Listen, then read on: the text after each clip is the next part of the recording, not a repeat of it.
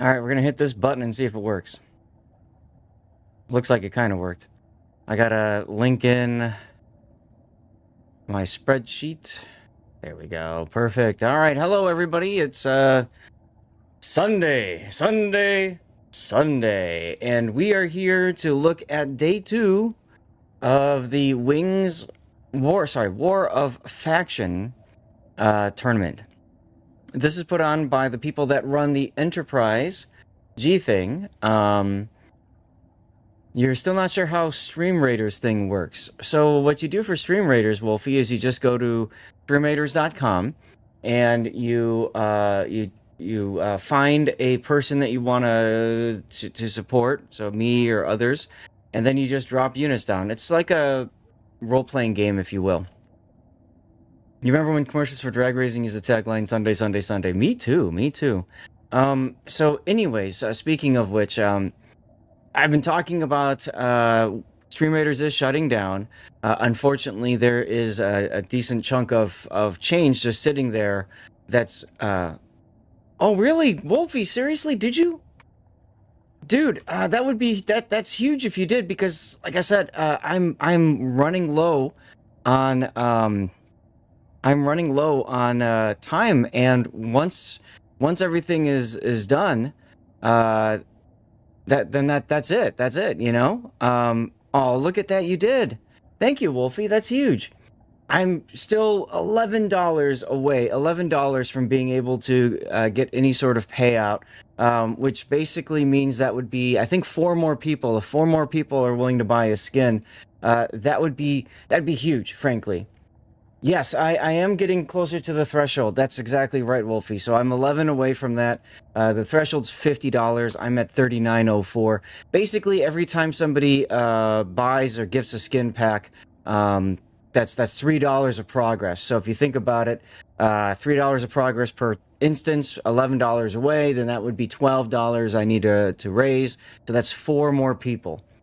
Thank you so much, Wolfie. That's huge.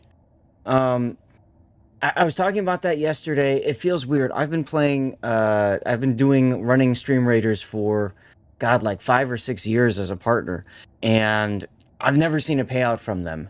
And they announced that they were going to close, and I'm like, okay, fine, let's take, and I saw it was like at $30 revenue, and again, $50 is what you need. And it's like, well, okay, so I guess I'm just going to lose all that money. But you, Classic, and others have been very helpful in supporting. So really, seriously, thank you very much. The payout difference is actually better. It's 70% on Stream Raiders as opposed to 50% on Twitch. So I know NBA just subbed. Thank you, NBA, for that. But if you guys do want to support me instead of subbing, you can always put $6 into that. Just to ensure I get a payout that way for this month, and that would be perfectly fine. Wolfie, that means I do owe you a sub replay. If you do have a replay you would like me to analyze at some point, please feel free to send it to me. Hi, Puddin', welcome back. Oh, I thought I had my mic off. Nope, I heard the clicking around there, which is perfectly fine. So you didn't hear me blowing my nose? No, I did not hear you blow your nose. Oh, thank God. We have about 11 minutes to go until the tournament begins. So real quick overview for today. We are going to be doing... Yeah, everybody say hi to Puddin'. Everybody say good morning to Puddin'. We've got 5 rounds. 1, 2, 3, 4, 5 rounds that we're going to play today. And then that will be it. Hey, FBB. So once that is done, we're going to move over to a sponsored portion of our stream. I'm going to be sponsored by Hero Wars today. I believe I've got the link there perfectly. There we go. I'm looking for 23 brave souls to click that link and get through to level 10. It's very easy to do. You don't have to download a program. It just runs in your browser. You don't have to sign up or register an account or anything like that. You don't have to spend any money. And it literally takes like 10 minutes, maybe 15. I timed it yesterday. I think it was about 15 minutes. Electric did it. It took him a little bit longer, but he was having fun, so he just kept playing. So if you want to support me, you're welcome to do that. But you know, we'll get to that part of the stream later on. We'll spend about an hour and a half, 2 hours on Hero Wars. After that's done, we'll switch over to World of Warships. We'll probably look at doing some replay analysis, or maybe we'll just play the game. It depends on how I'm feeling. But that's the plan for today. Ahoy from Tosh, Germany. Hello there, Funfeister. How are you? You gift your replay opportunity to a needy orphan or somebody of my choosing. By my mouth this is spoken, by my paw this is supported. Wolfie, that's awesome. I love it. I love it, love it, love it. I was gonna do something else. What was I gonna do? Oh, I was gonna post. I forgot. I was gonna post the stream information on the Enterprise Tournament Discord. I should probably do that, right? So people know that I'm streaming the tournament and stuff. Crap. Okay. I gotta go back and fix that. Puddin', while I'm doing that, what did we see yesterday? Ships. We did not see the sub, right? That Correct. I so desperately wanted to see. We saw a carrier come back into competitive in the form of the Enterprise. Right. Hey, Sea Donkey. We saw what species 8, whatever the hell it is, because I can't remember. Species 8472. Yeah, we saw that, and then we saw Section 31. I can remember that. Mm-hmm. With an interesting, unique lineup in the form of less ships.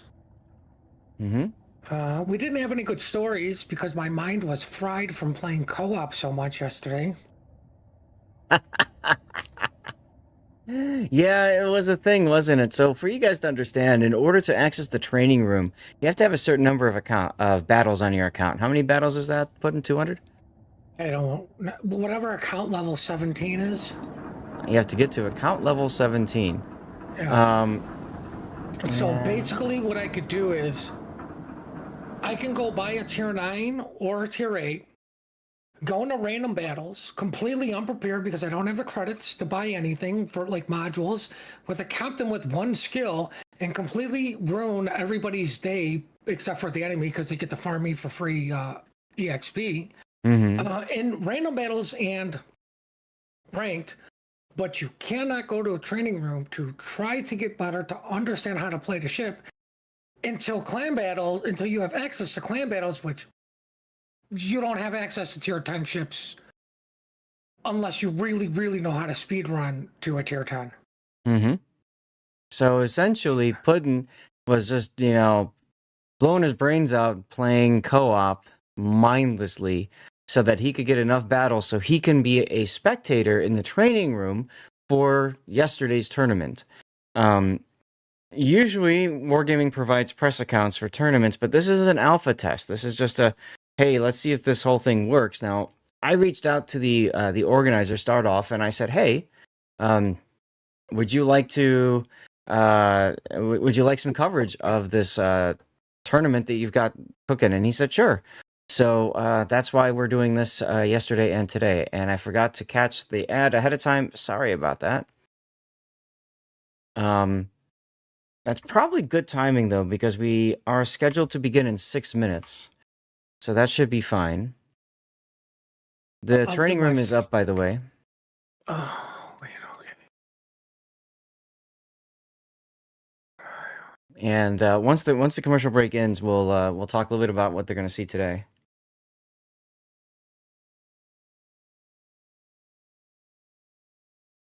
How are we looking over here? We're looking okay over there. I've got my Rumble chat up. I made a new friend on Rumble yesterday. That was really cool.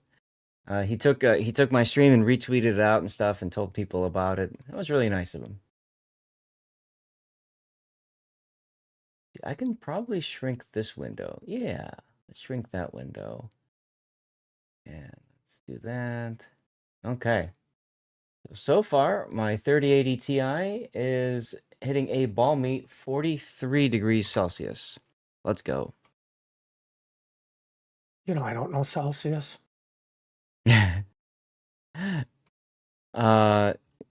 Just a few seconds left. Wolfie will probably let us know when the commercial break has ended, at least for him. And of course, 43 is very manageable. It will warm up once we get into battle. Perfect, FBB, thank you. FBB, I can't remember. You don't stream, right? You just moderate for Only Smed? Okay, so it says ad break. Next one starts in 16 minutes. This is always the tough part when we get started with the stream. And maybe what I should have done was be a little bit more aggressive with punching the 3-minute commercial break, like during the run up to the start. You just live in the Twitch chats. Gotcha. Okay. I wanted to make sure okay, fine. You can shout them out then, I guess. Not going to stop me from shouting them out. We'll get him to 50 followers before he streams. There you go. Now, yesterday... That's actually pretty funny. So yesterday, I was told at the end of the stream, at the very end of the stream, that my audio was glitching out, my microphone was glitching out. I went back and I listened, and I caught it as well. So there's possibility of a few things that that get in the way of stuff, but we'll find out. Looks like they are asking if we're ready to go. So, funny story. So I said, early? I guess. I had said that this is Fog of War. We don't know what faction everybody has. However, I could see that Unicorn has 5 players readied up. So I wonder if they went back to the original setup. If they went to the original setup for Section 31 of being only 5 players. I don't know where. There you go. There you go with the plus. I posted in the chat, and I'll do it again. There's the links. If you want to follow along and you want to see the different lineups that players can... For us. They were. That players can choose. Like, for example, Section 31. You can load up that spreadsheet and then look on the bottom, and you just move the tab on the bottom, okay? Okay, it looks like we have our first battle. Now let's get to the game screen. Now, one of the challenges for us today is going to be determining which faction is which. Now, New Jersey was hanging out in the stream last time and kind of giving us a little bit of information. So he might be able to tell us a little bit more, although I think we have the Klingons on the enemy team. It's funny, Puddin'. We've done this enough to where we recognize the factions, huh? Excuse me? We have Section 31 on the enemy team. Because you always go for... Klingons. Yeah, you're always rooting for Team Bravo. But let's take a look at Team Alpha here, the green side. So that's going to be Marceau and a Gearing, and then a Novosibirsk, an Annapolis, and an Ushakov. So that's 3 super ships and 2 Tier 10 ships, which is the Section 31 roster. Puddin', tell us a little bit about the enemy team, and how do we know these are the Klingons? Hanover Kurfürst. That's right, Hanover Kurfürst.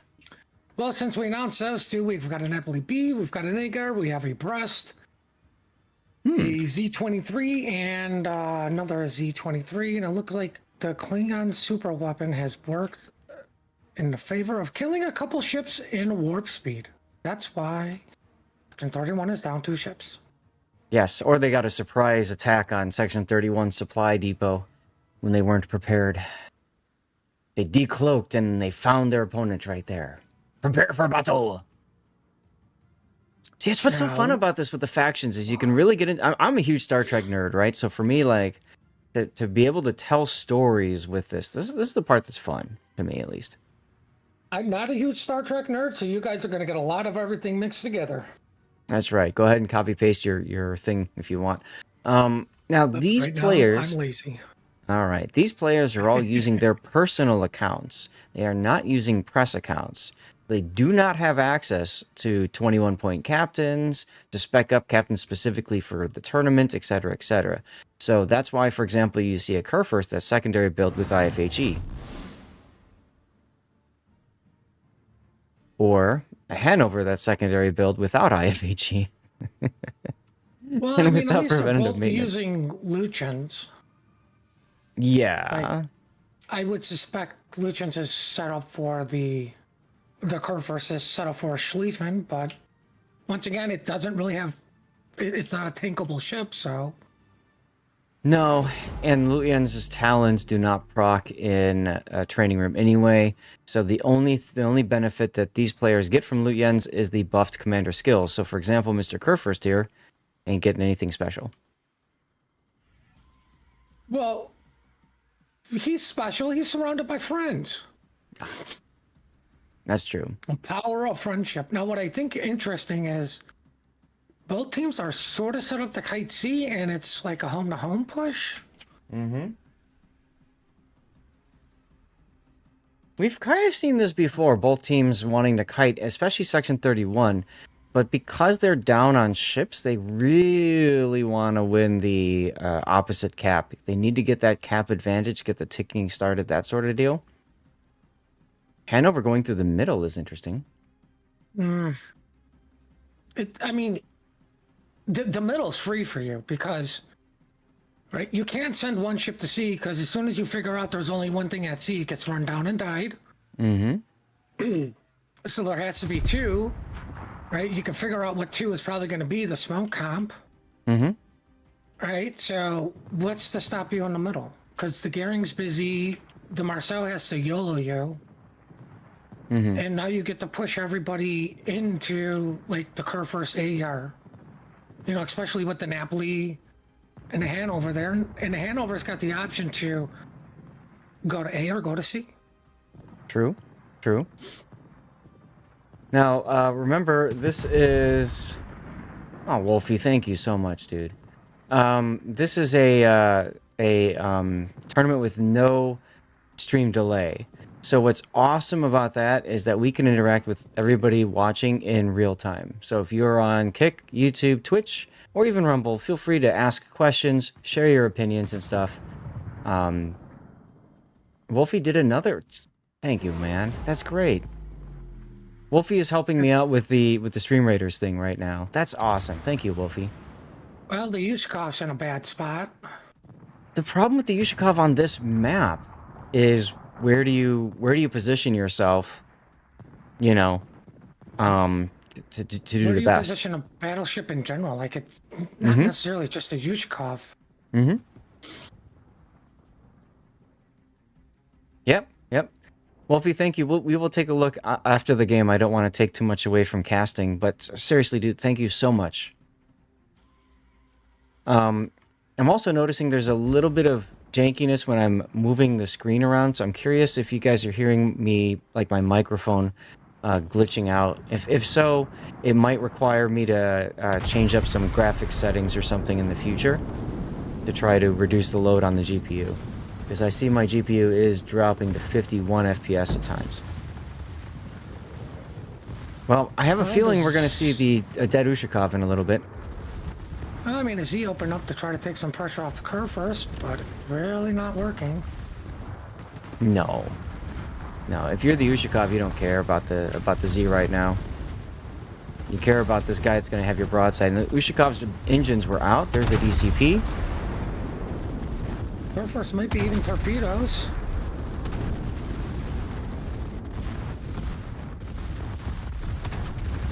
Another hit.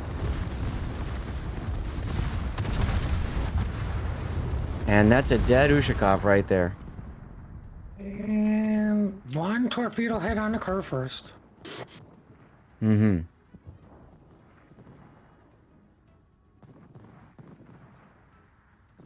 Well, I don't see the Marcel living too much longer, especially with him being lit. Hey, it's funny you say that because he just went dark, but still, yeah, I think it's going to be very difficult for him to have some sort of impact on the battle. Now, the Kurfürst could still go down. The Novosibirsk does have a shot on him, but he's broadside to the Napoli. Oof. Decent chunking there. That's almost a crime in itself. Well, if only there was a way to light him up with a magic button. But obviously, Captain Marv is a little bit more concerned about his broadside being, open to the Napoli. And this will be a dead Novosibirsk right there. Kurfürst finishes the deal. The enemy is about to win. Klingons do lose a ship at sea. Yeah, I was gonna say, while that was going on, we did miss that, but I mean, it's gonna take a while for them to kill the Prost. Section 31 has been scattered. Scattered? They turned into coral reefs. Pretty much, yes. I just hope the Klingons are able to get to them so they can send them to the prison planet so they can be more miners. Ah. You mean the moon of the... Yeah, whatever it was. Rurapente was the name of the prison. Trying to remember if that was on Praxis, the moon that exploded in Star Trek 6. Somebody watching can probably answer that question. It won't be me, guys. Really hit the break your hearts. All right, well, the Klingons are pushing on in.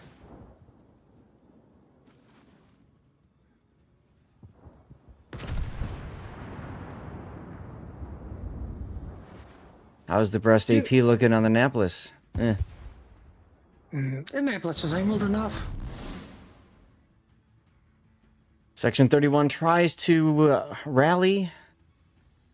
Yes, that was their key mining and energy facility. Exactly. It exploded at the start of Star Trek 6. The Undiscovered Country. Was it country? I don't remember.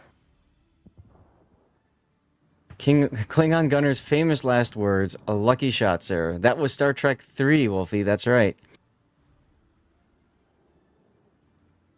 When they blow up the USS Grissom, an Oberth-class science vessel sent to go and do scans of the Genesis planet that was created after Khan's ship blew up, the Reliant blew up in Star Trek 2.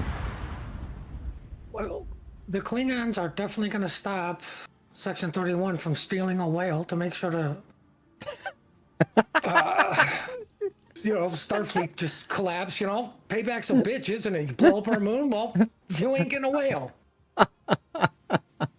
Way to incorporate Star Trek 4 there. All that we have left is Uhura dancing naked on the sand dunes.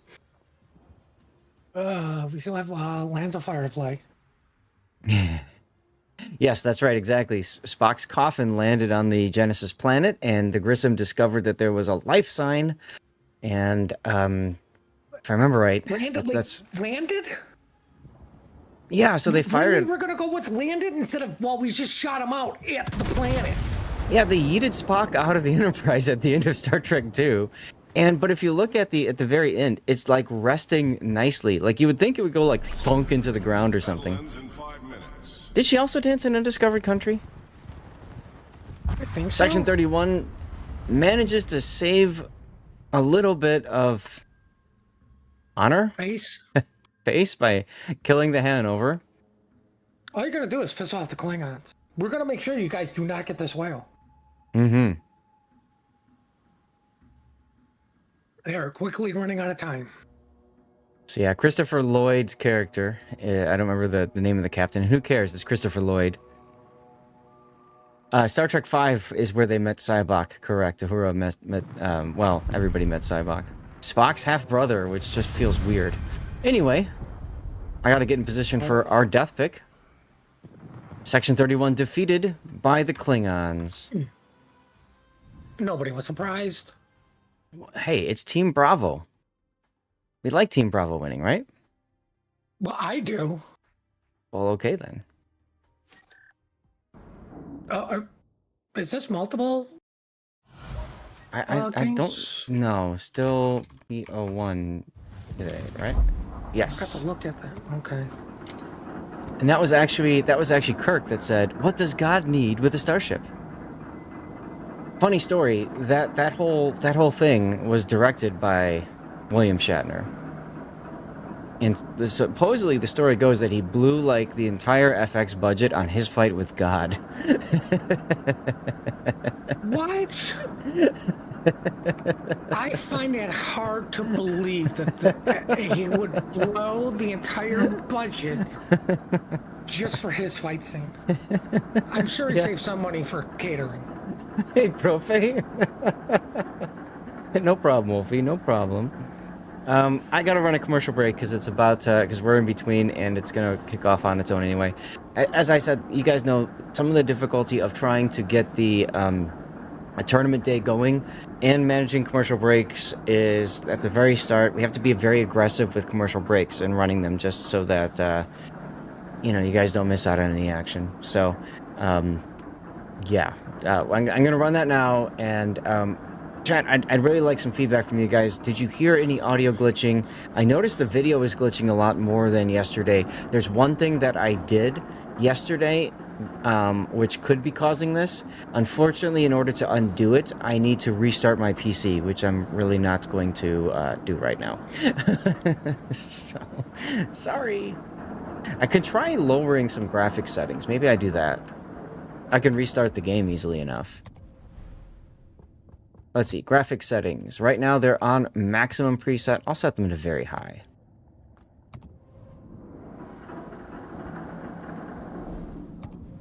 This game, graphically speaking, you don't really notice much of a difference between very high and maximum. Even very high and high, you don't notice much of a difference. But we'll try it like this and see what happens. Vamos a la comercials. Yes, sí. Los noticias. Noticios? Las noticias? I don't know. Anyway. There's a shout out for Profe. Make sure you go follow him. A history professor who's all about World of Warships life. When they're not dishing out history lessons, they're giving away loot and drops like it's going out of style. From battleships to tanks, this Chilean streamer has got you covered. Just don't ask them to detonate anything. Oh, goodness. Detonate anything anymore. Let's see. All right, my bot is running, so we should be able to yeet out some codes during the course of the stream. Oh, and I said I was going to yeet out a code or two if we got our goal met. We're very close now.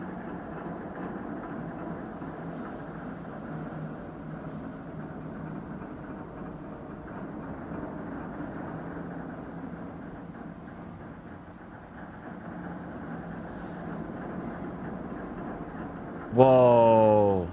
Wolfie.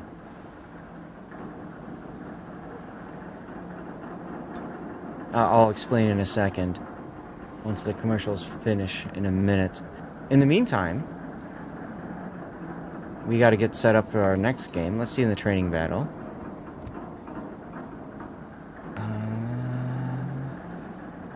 SFSO is our next team lineup versus FPL. We haven't seen them just yet.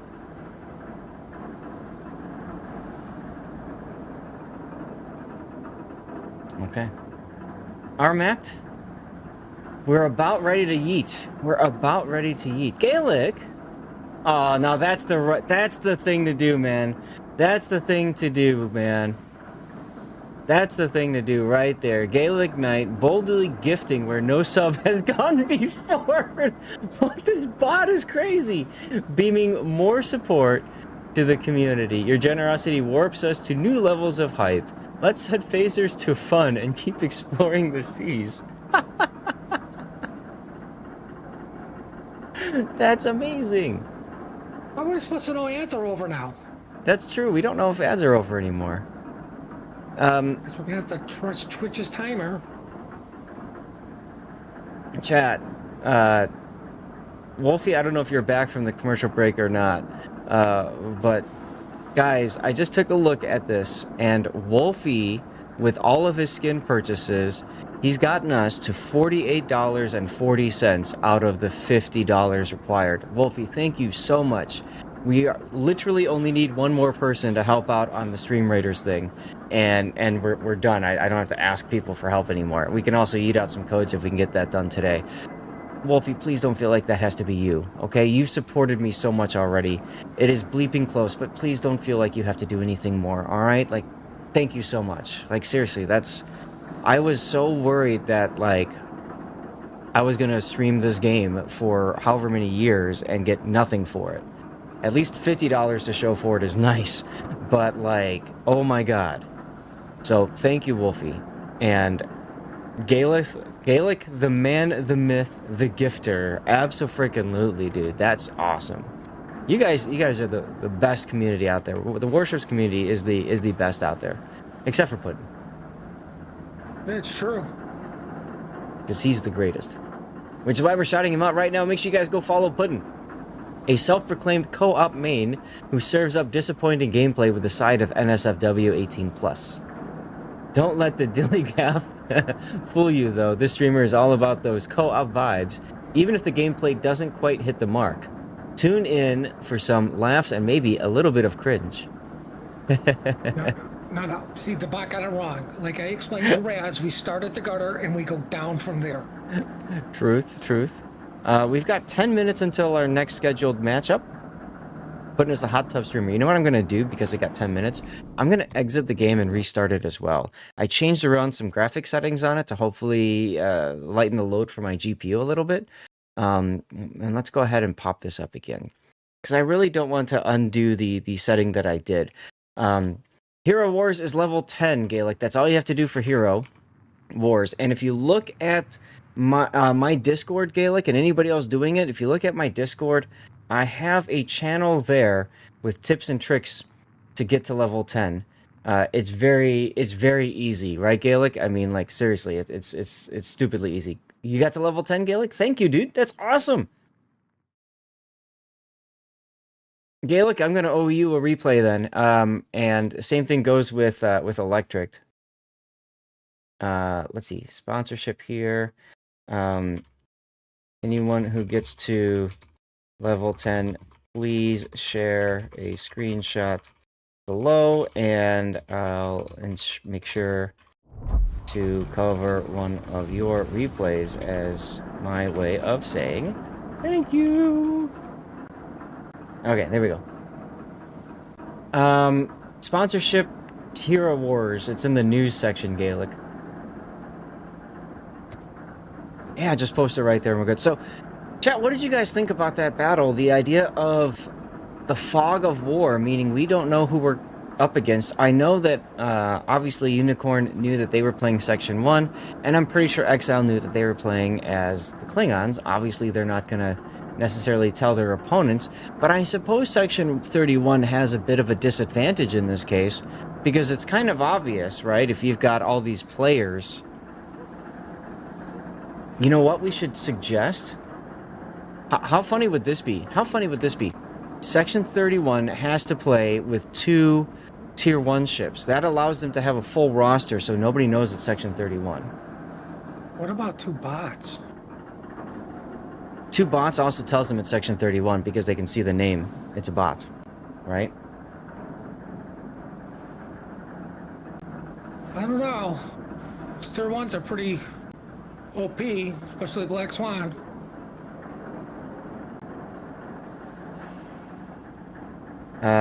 So 2 are required to play as level 1 ships.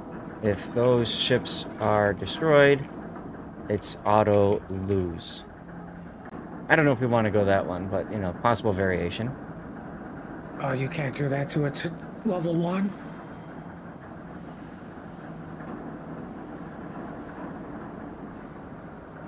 If those ships are destroyed, lose. Maybe make them higher tier to live longer.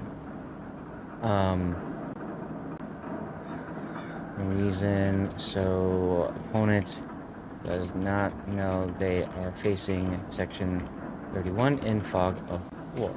Period. Wolfie, dude! Roll mommy too, you guys, thank you. Okay, that's it, we did it. We did it, we're gonna eat out a code just because of you guys. Let's go. What happened? Wolfie and Royal Mommy just bought skin packs on the thing. I can't even talk, dude. You guys are amazing. You guys are amazing. So it hasn't registered yet. It probably will in a little bit. But let's go.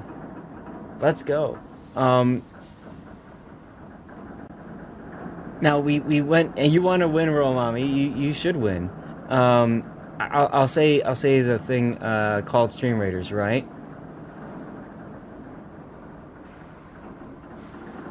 Well, that's true. That's true. And that's what I was thinking about, to balance that part out instead of it being tier one ships, maybe you make them, I don't know, a higher tier ship that's got good anti-air as a way to survive.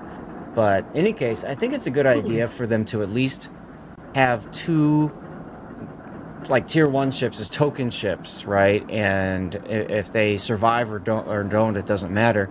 But you got to get rid of that player disparity. Otherwise, there's no way of knowing, um, how things are going to work necessarily. Here's an So idea for you. hmm The two players have to be a sub, and they can't go underwater. Like they do not get involved in a conflict per se, right? hmm So once everybody's dead, you know, you could technically just end the training room, but just send the subs in to die. Right. Training room is up, putting by the way, for SFSO. It's plasmatic.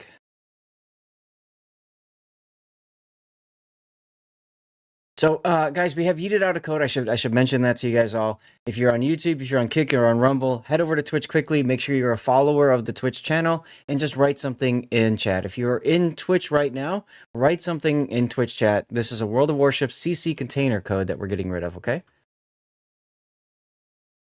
You don't know if Iconic just playing Heroes in the link I posted? I don't have the bot up right now. I can probably check it real quick by going to my Hero Wars scene. And the bot says 2. Wait, nope, it's doing an animation. So yep, 3. So that's it for you right there, going up to 3. Perfect. Thank you very much, Gaelic. Yeah, post the screenshot in the Discord if you haven't already done so. Gaelic, there you go. Perfect, thank you. I owe you a sub replay. Hey, Taro. So if there's any that you want me to do to prioritize, like during the after portion of the stream today after we finish Hero Wars, by all means, let me know. We'll get it done for you, okay? Hey, Stackra, how's it going? We are now in the training room, which is why it's gotten a little bit quieter in the background.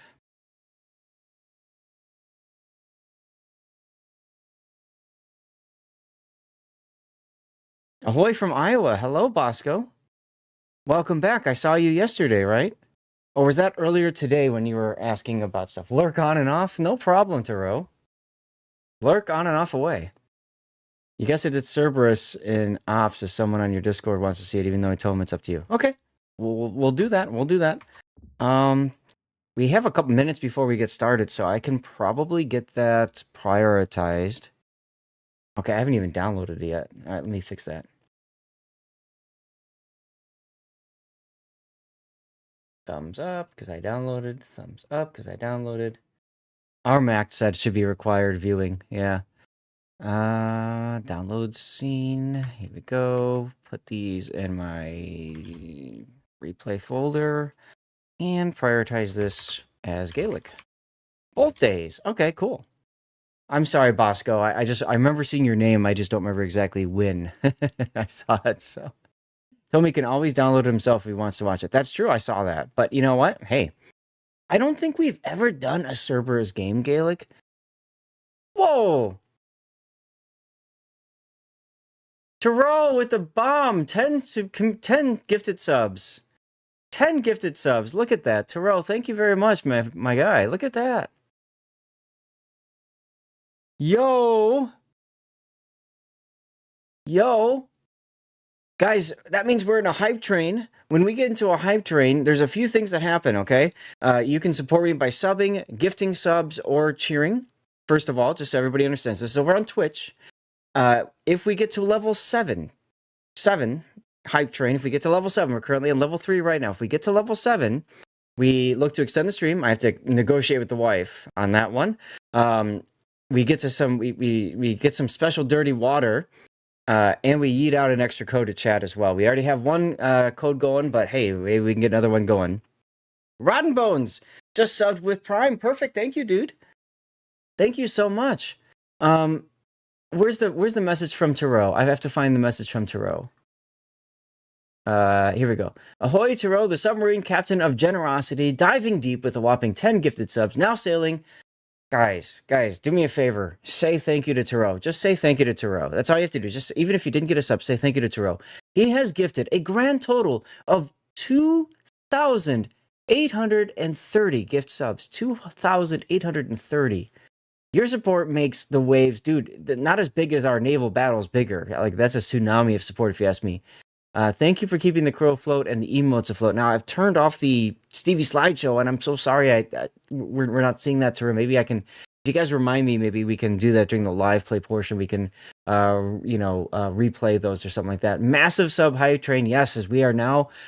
Look at that. We've gotten to level 4 now, thanks to that Twitch Prime sub from Rodden Bones. Rodden, thank you very much for doing that. Rotten Bones just hoisted the Jolly Roger support in our fleet like a true pirate of generosity. You've plundered our hearts and helped keep this ship afloat. Thanks for joining the crew and setting sail on this epic adventure.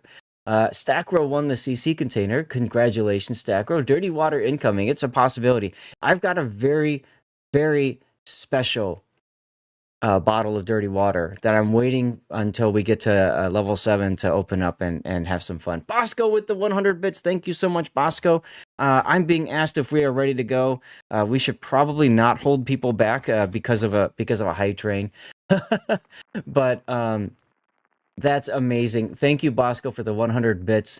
The newest hero of our fleet just launched a 100-bit torpedo of support. Your generosity sails us through rough seas, smooth waters alike. Thanks for keeping the chat afloat with your humor and your support.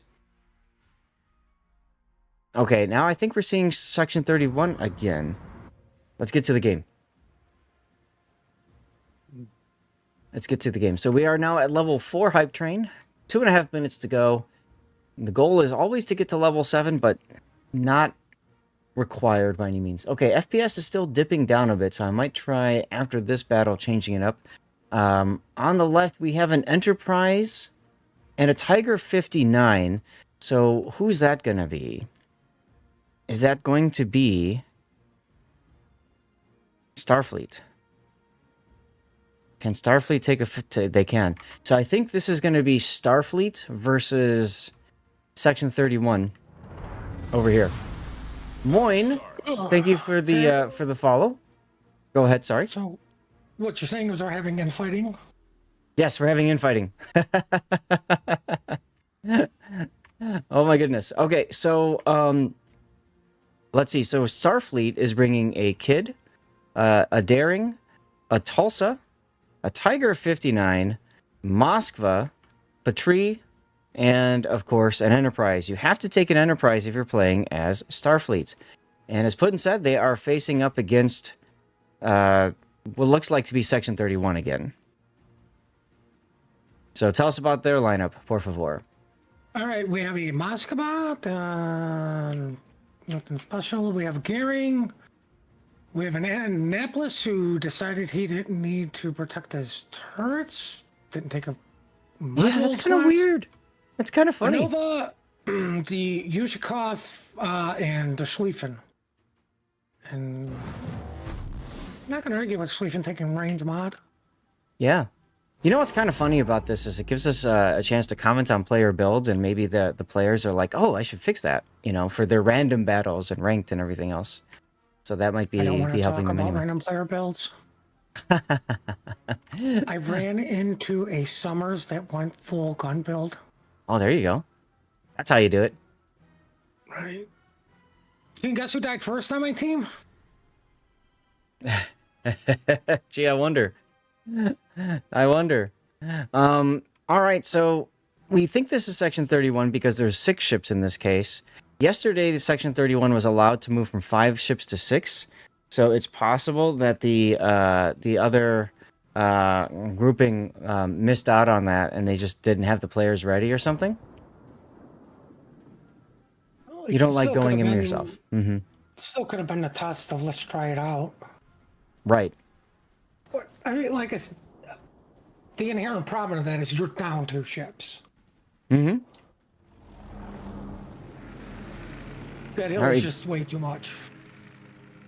Enterprise is chilling around. Gunboat Summers was the best summers. Absolutely, yes. Oh, we had all this going on. I forgot to run another commercial break. I'm going to have to snooze ads. That's fine. I got it in time.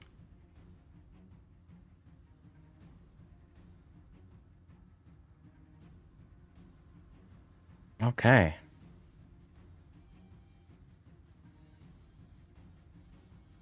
Well, they did pick up the Daring on Nova's radar, but nobody can shoot them, so whatever. Mm-hmm. But, I mean, that tells them that, like, the kid's on the other side. Right. Now, I like the Ushakov now, once again, kind of in the middle. That's okay as long as they know that there's not a big threat to his side. And he is currently being farmed by the Enterprise, which makes sense. We talked about this yesterday. There's just not a lot of defensive anti-air available to protect that Ushakov. So in this particular case, Section 31 allowed to bring 3 super ships and 3 tier 10s.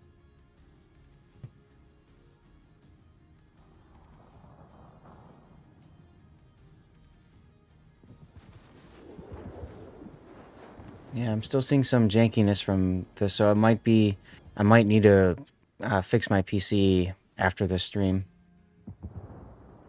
You redeemed the fireworks about 5 minutes ago, Wolfie. Unfortunately, when we have crazy events like what we just did with the hype train, it goes into the queue, and everything goes, you know, one thing after the next. And there goes the Enterprise bombers. Remember, they're it's tier 8 carrier. Are the planes themselves tier 8?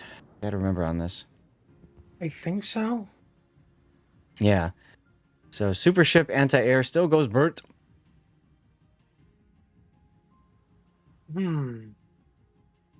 Like, I don't completely agree with the Enterprise just going after the Yushkov, because it's going to be a while. Yeah. But what I would have been doing is the Patre load DHE and start tripping the AA, potentially get the perma fire. Like, have the Enterprise come in, get the flood. Yep. And if he lets it go, great. But I would be flinging HE out of my Patre at this Yushkov. Do we I agree. have limited DCP still or no? Yeah, it's still limited. He's got 5 remaining. Meanwhile, over on the C-Cap, Revenge is in big trouble in the Tulsa, trying to back away. Never mind. Schlieffen just ended him right there. So, Well, SFSO's on the back foot. I don't think that's how Revenge works, Revenge. Just saying, like, you guys are trying to rein in Section 31 with their budget, and you're like, no, we need that $7 million toilet seat. You are not going to take that away from us. Okay, well, With that, poor kid's just going to get run down. Yeah, this matchup between Section 31 and Starfleet, we were talking about this a lot yesterday. Having a carrier, some people might say that's an insta win for that team. They get the vision, but the problem is that takes a hull off of the board. And that hull off the board means that's one less ship that can go and cap or contest a cap, because you're not going to throw an Enterprise into a cap. It's also one less ship to really tank incoming enemy fire, because you're probably not going to put a carrier up on the front lines. I don't think it's a carrier problem. I think it's the tier of the carrier. He just can't dish out the damage that he needs to be effective. It literally is going to come down to dot damage for the Enterprise. Because while we all laughed at AA as a joke, imagine if that was a midway. He would be getting some very brutal strikes off. You know, but like you said, you saw those AP bombers come in and just get yeeted. Like, that's 0 damage. And sorry, AP bombers on the Yushkov, I don't think are going to do much. No, with its deck armor and everything, they'll probably just end up bouncing. Yeah, so I mean, like, sadly, you would have to cycle your rocket planes, which are even weaker, and hope for a fire, and then come in and get the flood, which is why I say I would have the Patre just be slinging the HE.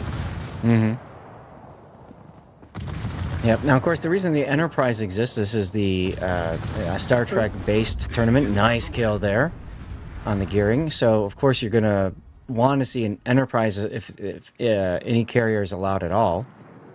Ooh. Moskva, Rottenbones caught broadside to Mini Bjorn's Moskva. This could spell doom for him. And it does. What's going to happen over here? Plasmatic going for Novo. No, he's going for the Yushkov. Can he do it? Oh, Yushkov Yes. screwed up. Yushkov fired a little too early. And Plasmatic was ready. Now, Plasmatic plays a lot of battleships, especially secondary battleships. We've seen him do that in tournaments, so not surprised at all that he could pull off that hit. And just like that, Section 31 overextended, essentially. They were really well set, and then they just kind of pushed when they didn't need to, I think.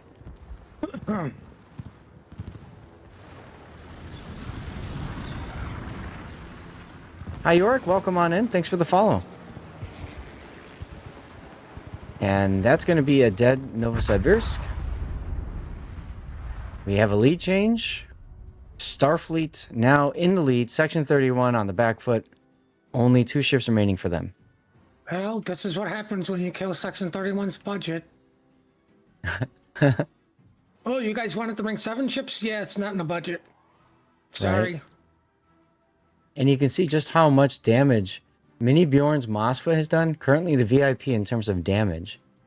How much has the Enterprise done in damage? 51.5. That's actually pretty good. Bad. I was going to say that's not bad. 3rd place for the team. The enemy is about to win. Just in terms of raw damage. You pick it up, Daring. You got to do better than the Enterprise, buddy. Come on. I got faith in you, Chewie. You're the only Star Wars fan here.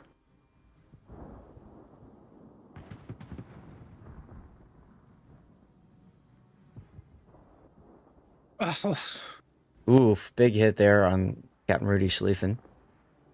Oh, right, the red ships can't hide. Absolutely. 1.5 minutes remaining in this game. Well, I mean, the carrier also will say you can't hide. But I find it interesting they didn't send Indianapolis with the gearing to kill the kid, and, like, that could be the difference there. Mm-hmm. Yep. I fully expected them to overrun that flank when the Tulsa died, but they weren't able to get that kill on the kid. Some brilliant work on tag teaming the gearing, keeping the gearing spotted, and finishing it off with the carrier. I literally just caught a commercial break that was about to start 10 seconds early, so I snooze that again. I wonder who's Stackrow, number you're one welcome. on the team for damage. I wonder if it's the Patre. Right now, the Patrie does have the highest damage with 169,000 giggity. About to become 170 with his next salvo, assuming he gets one off. Chewie putting up the smoke. I like this. SFS knowing that the game isn't over just yet. And of course, if Plasmatic goes down, there it is. Time extension, 30 seconds added to the clock. Repeat first down. I don't know what kind of drop the Enterprise is going for there. I think just leaving us too close to the islands, which means this is... Oh, he should have just recalled. Yeah. It's all right. It's good practice for him. I mean, there's not a lot of... We don't have that many tournaments with carriers involved, right? So to have a tournament like this where people can practice, I think it's great. Of course, the Enterprise has to prove us wrong, knock out the engines, and hit the Schlieffen, so... What do you know, streamers? That's right. Streamers know nothing. All right, here's our death pick for this game. A sinking Patrie. This tournament after the first game. And I just realized I never updated the stream helper. I apologize to both teams for that. This is SFSO versus FBL. So there we go. We got a little distracted in the in-between section just a minute ago. Okay, go back to port. What did you guys think? That's our second look at that. I'm going to have to kick off a commercial break right away. How much time do we have until our next? It's currently 40. And we're scheduled 50. Okay, we got 10 minutes. I'm going to run a commercial break now, get that out of the way. Here we are back again. That's right, Blue. Welcome back. How was dinner last night? I'm going to get that break running. We'll probably have to kick in or fit in another commercial break just before the start of our next round. So just keep that in mind. While I'm doing that, big thanks to Bosco for the 100 bits again during that hype train.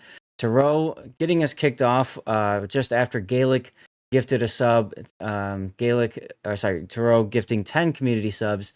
And then we also had Rotten Bones subscribing with Twitch Prime. So thank you very much for that, Rotten Bones, during that last hype train. It looked pretty ugly, but it was delicious. Hey, who cares if it's delicious? That's what matters most, right?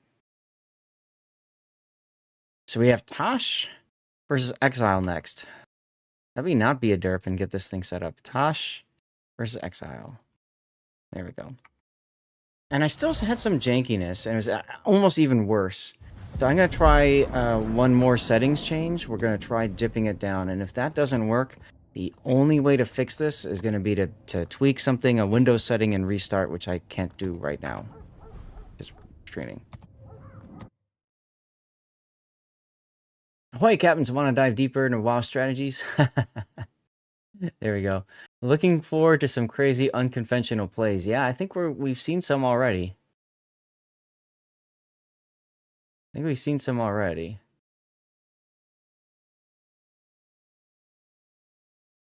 How do I level up my account?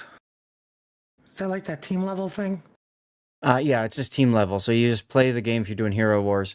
And I posted in the channel. All you have to do is, like, when you finish, you go to your daily challenges, and like when you finish the tutorial, you've already finished enough of those. You just redeem them all, and you get XP boosts, and your team levels up to like 9 when you're done.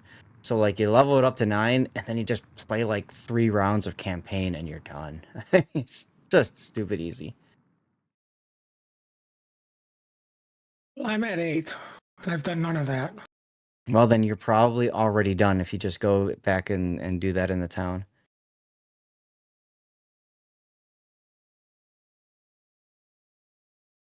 All right, room is up for us to go into. That's right, because it's Tash.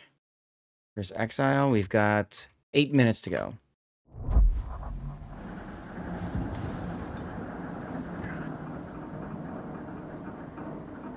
So Tash's room host is always going to be Bismarck.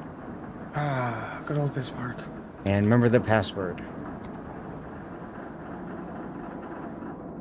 Here we go. Okay. Oh, God. Looks like Tash might be... No, they're not. Be right back.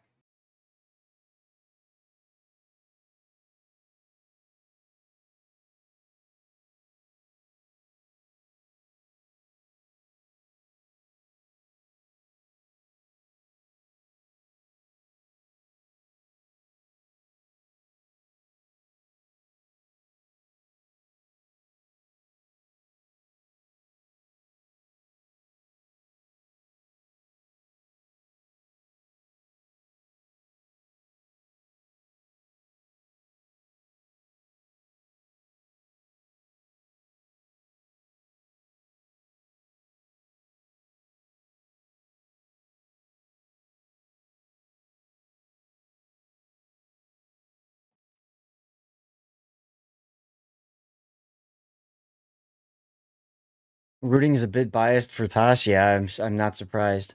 They currently, well, I'm not going to say anything, but you know, we'll find out how things go with that. Welcome back from the commercial break, everybody. Bosco with a 1,000-bit cheer. Thank you, Bosco. Just when we thought our stream couldn't get any more epic, you sail in with a cheer of 1,000, specifically a party 1,000. I have no idea exactly what that means, but wow, dude, thank you. Launching the biggest celebration in World of Warships history. Your support is the wind in our sails. Thank you for making waves of joy. Look at that, waves of joy. All right, we have a full roster, 7 players. So we know that Tosh will not be playing a Section 31. I really, really, really hope we can see the Romulans play, because the Romulans are the only team that can bring a sub. I really hope we can see the Romulans field a sub sometime today. That would be amazing if we can. What do you guys think? You want to see a sub in the tournament? I do. And we know my feeling on submarines. We do. 5 minutes to go until we get started with our next battle, everybody. And the commercial break is 37 minutes away. So assuming the battle starts on time, we don't need to run another commercial break, which is great. Raise hand for sub. I want to see a sub in a tournament. I want to see everybody suffer, because I suffer in random battles myself when I'm playing, right? Many of you guys do as well when you play the game and, there's subs. So let's see some super unicums. How about a battle with 7 versus 7 subs? I mean, can you imagine if the Romulans, as their faction, because of the cloaking device, was the only faction allowed to run subs and they could literally run any sub they wanted? I think we know which sub Puddin would go for, right? Yeah, FDR.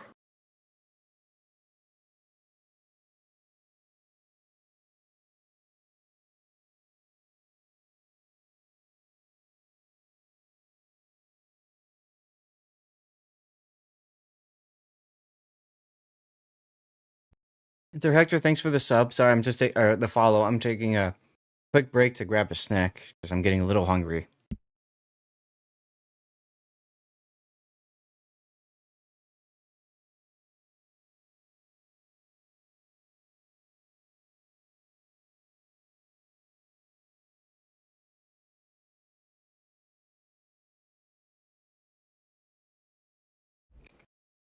Bosco, that is true. The Klingons also have cloaking devices, and technically, the Federation has 2 cloaking devices, right? Technically, they have 2. They got the one from the episode with Pegasus, right? And that one's a special cloaking device because it can go through matter. And then the Defiant in Deep Space Nine has a cloaking device as well. So technically, they have 2. You go watch the Ocean Surface for the same thing. I'm sorry, what? I just need to get to level 10. Yes. And, well, they didn't steal their cloaking devices, Wolfie. They technically developed the cloaking device on their own, they claim. And they violated the Treaty of Algernon? I think it was the Treaty of Algernon that forbade the Federation from ever developing cloaking technology. Right. And then, so we just go with we stole it. We didn't develop it, we just stole it. I mean, they made it better, though, because it could go through matter, so. What kind of snack we got going on? Give me a sec, I'll show you a full one here.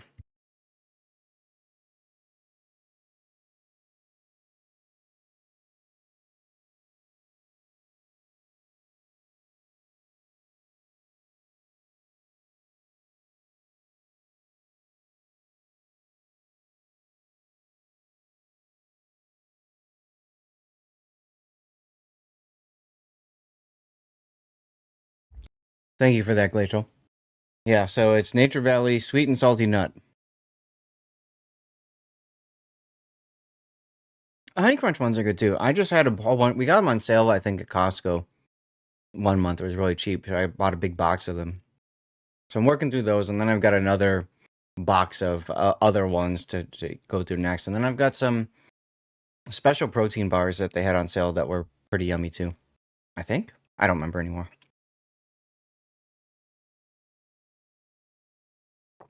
But what's nice about them is that they're compact, so they're great for travel and snacks and stuff like that. So, hey Bosco with the sub too. Look at that. You're doing everything. You just cheered 1,100 bits today, and then you've subbed. Thank you. Ahoy, Bosco. From Iowa, the stealthy supporter. Just like Klingons with their cloaking, you've snuck in with a sub to support our fleet. Your preference for Honey Crunch only makes your taste and snacks as sweet as your support. Let's sail on the high seas of gratitude. Is that bot crazy or what? Blue, thank you for the follow as well. Christian Niker 84 and Der Ector, thank you very much for the follows too.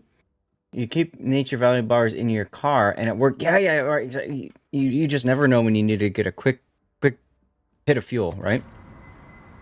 All right, let's get into this next game. And of course, Stream Raiders demands my attention at the worst possible time, but that's okay. Let's go. Taro! Oh my god. Taro with another sub-bomb. Gifting out 10 more subs to the community. Thank you very much, Taro. Generosity isn't just lurking at all, it's sailing at full mast into the spotlight with those 10 gifted subs making waves in our fleet. Your emote game is as strong as your support. Put in! What? Look at this, Tash. Tash is the Romulans. Tash is the Romulans. We know this for a fact. Let's go! Alright, so the Romulan faction, run by Tash, is bringing 2 I-56s, 2 subs, our first submarine in a tournament in World of Warships. You've seen it here today. That means this is their home map. That's right, because their home map... On their home map. On their home map, they're allowed to bring 2 subs. On their non-home map, they can only bring 1. That's correct. So each faction, I believe, also has a home map. So they also have a Yu Yang. This is a Smoke Yu Yang, a Smolensk, an Encounter, a Conqueror, and a Svea. So I believe the Romulans' big thing is obviously stealth, right? So that's going to be either submarine or the ability to smoke. And that's probably why the Yu Yang is running smoke instead of radar. I don't think stealth and conqueror go together. Oh, you're right. Okay. Well, maybe it's concealment. Maybe it's good concealment. Stealth would be good, but I mean, like, yes, the conqueror has really good concealment, but I would go with one of the Italian things that got smoke. We're super into testing this thing and play around the settings. Well, yeah, you might as well. So what's Exile bringing, Puddin? The mighty Klingon fleet is bringing a Z-23, an Appleby B, a Hanover, a Brest, a Kerfurs, an Aegir, and another Z-23. Like, why not a Z-52, guys? Just one time. Well, when you have a mix of tiers, my guess is that they're trying to make it so that the higher tier ships go to the ships that need to survive the most. So that would be like the cruisers. Their Hector already detected though, and look at this just mountain of ASW coming after him. I was looking for a Hector, not the sub. Meanwhile, Hanover already taking some I-56 torpedoes. They really, really love to shove this Hanover straight in the middle of every map. They do indeed. Joker barely dodging these other torpedoes with the Napoli, but there's more on the Hanover. Hanover takes more torpedoes to the face. His Hydro is active, his DCP is down, he is flooding, he's on fire. He's trying to heal through that. I'm going to go out on a limb and say he's not going to heal through this. Now, there's a possibility that he can... No. that he could, what? Live long enough to eat the YY torps or the sub torps? Live long and prosper, right? All right, so start off detected now in the I-56. Here comes some more ASW. Tosh go, Tosh! I'm still waiting for this ASW to come in. Well, it just 50% down, I was and looking then at the other guy. Well, Z23, of course, has Hydro. I'm surprised that Der Hector isn't diving like super deep. There he goes finally, so that he doesn't get detected by the Hydro. Hydro will detect submarines that are at periscope depth and above, and will not detect if you're below periscope depth. So you're at like 30, or crash diving even. Fun fact for more love for submarines: they'll spot your torpedoes no matter where they're at. Like it doesn't matter the depth. Now the other thing is the Hydro will detect permanently out to 2 kilometers from that destroyer. So if you're in a Hydro destroyer trying to go after a submarine, the best thing that you can do is charge it and get over it. If you can charge it and get on top of it, then that will absolutely nail whatever that submarine is. So if you have a hydro ship and you're playing the game on randoms or something, if it's safe enough to do it, try to charge and get over them. Not an easy feat, but if you can do it, it's usually a free kill. Deepwater torps coming in on the Napoli, they miss. He ate one. He did eat one, yep, I see that now. Well, Napoli's going to easily dodge these sub-torps. Yep. You love you some sub-hunting in British destroyers. The problem with British destroyers is they're just so slow, it's difficult to get on top of that sub. That's why I like using German destroyers for it, because you got the engine boost with the hydro. Oh, Sama pops his radar. Yep, so it does pop the Let's see. radar. This I-56 will spot all these torpedoes that are coming across. The I-56, you mean, yes. Yeah, that thing too. Bonus points if you ram ASW, right? Or if you ram without it, ASW, yep. That's one reason why it's always a good idea to take a ramming flag. If you don't know what flag to take, you got a spot open for a flag, just take a ramming flag. Start off. Oof. It's going to be forced to surface in a sec because he's running out of dive capacity. Well, the Germans seemed, I mean, the Klingons seem to be very upset that they killed the Hanover. And they're just, they're just going, oh, you think the wall of Stalin is brutal? Here, we're going to take the wall of German. Yep. Start off is detected now as the Aegir takes a Yu Yang torpedo and goes down. This is probably the end of the I-56. If I'm start off, I'm just using my guns until I die. I don't think he had time to. He didn't really have time to. He got the breast. So now this Vea is forced to just kind of back off and keep kiting away. We haven't talked about the other side of the flank, but now it's an encounter and a Yu Yang versus a Z-23. These guys need to just push W into them now so they can help their teammate. Zvea. Never mind, he's dead. Oh, because Bismarck is hiding in the backfield there. That's why. See, full health battleship. You always yell at that full health battleship when you're at the end of the game, right? Well, he's playing into the detectability of, the faction.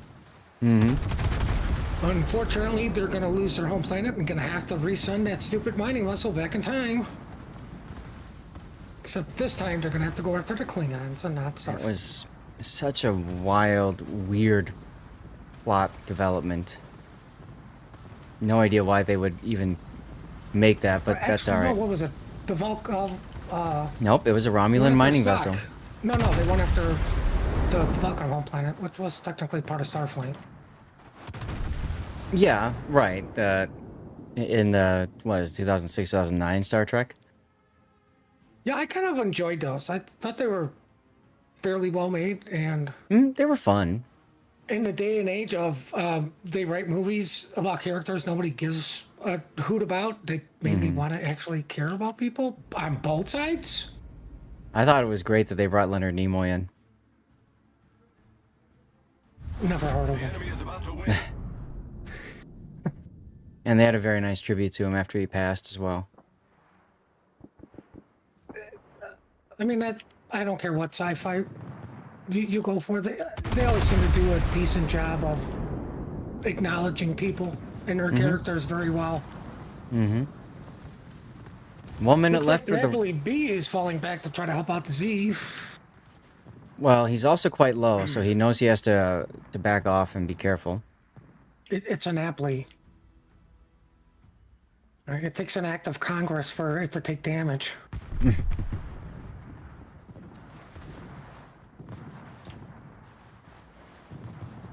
Conqueror trying to burn down the Kerr first.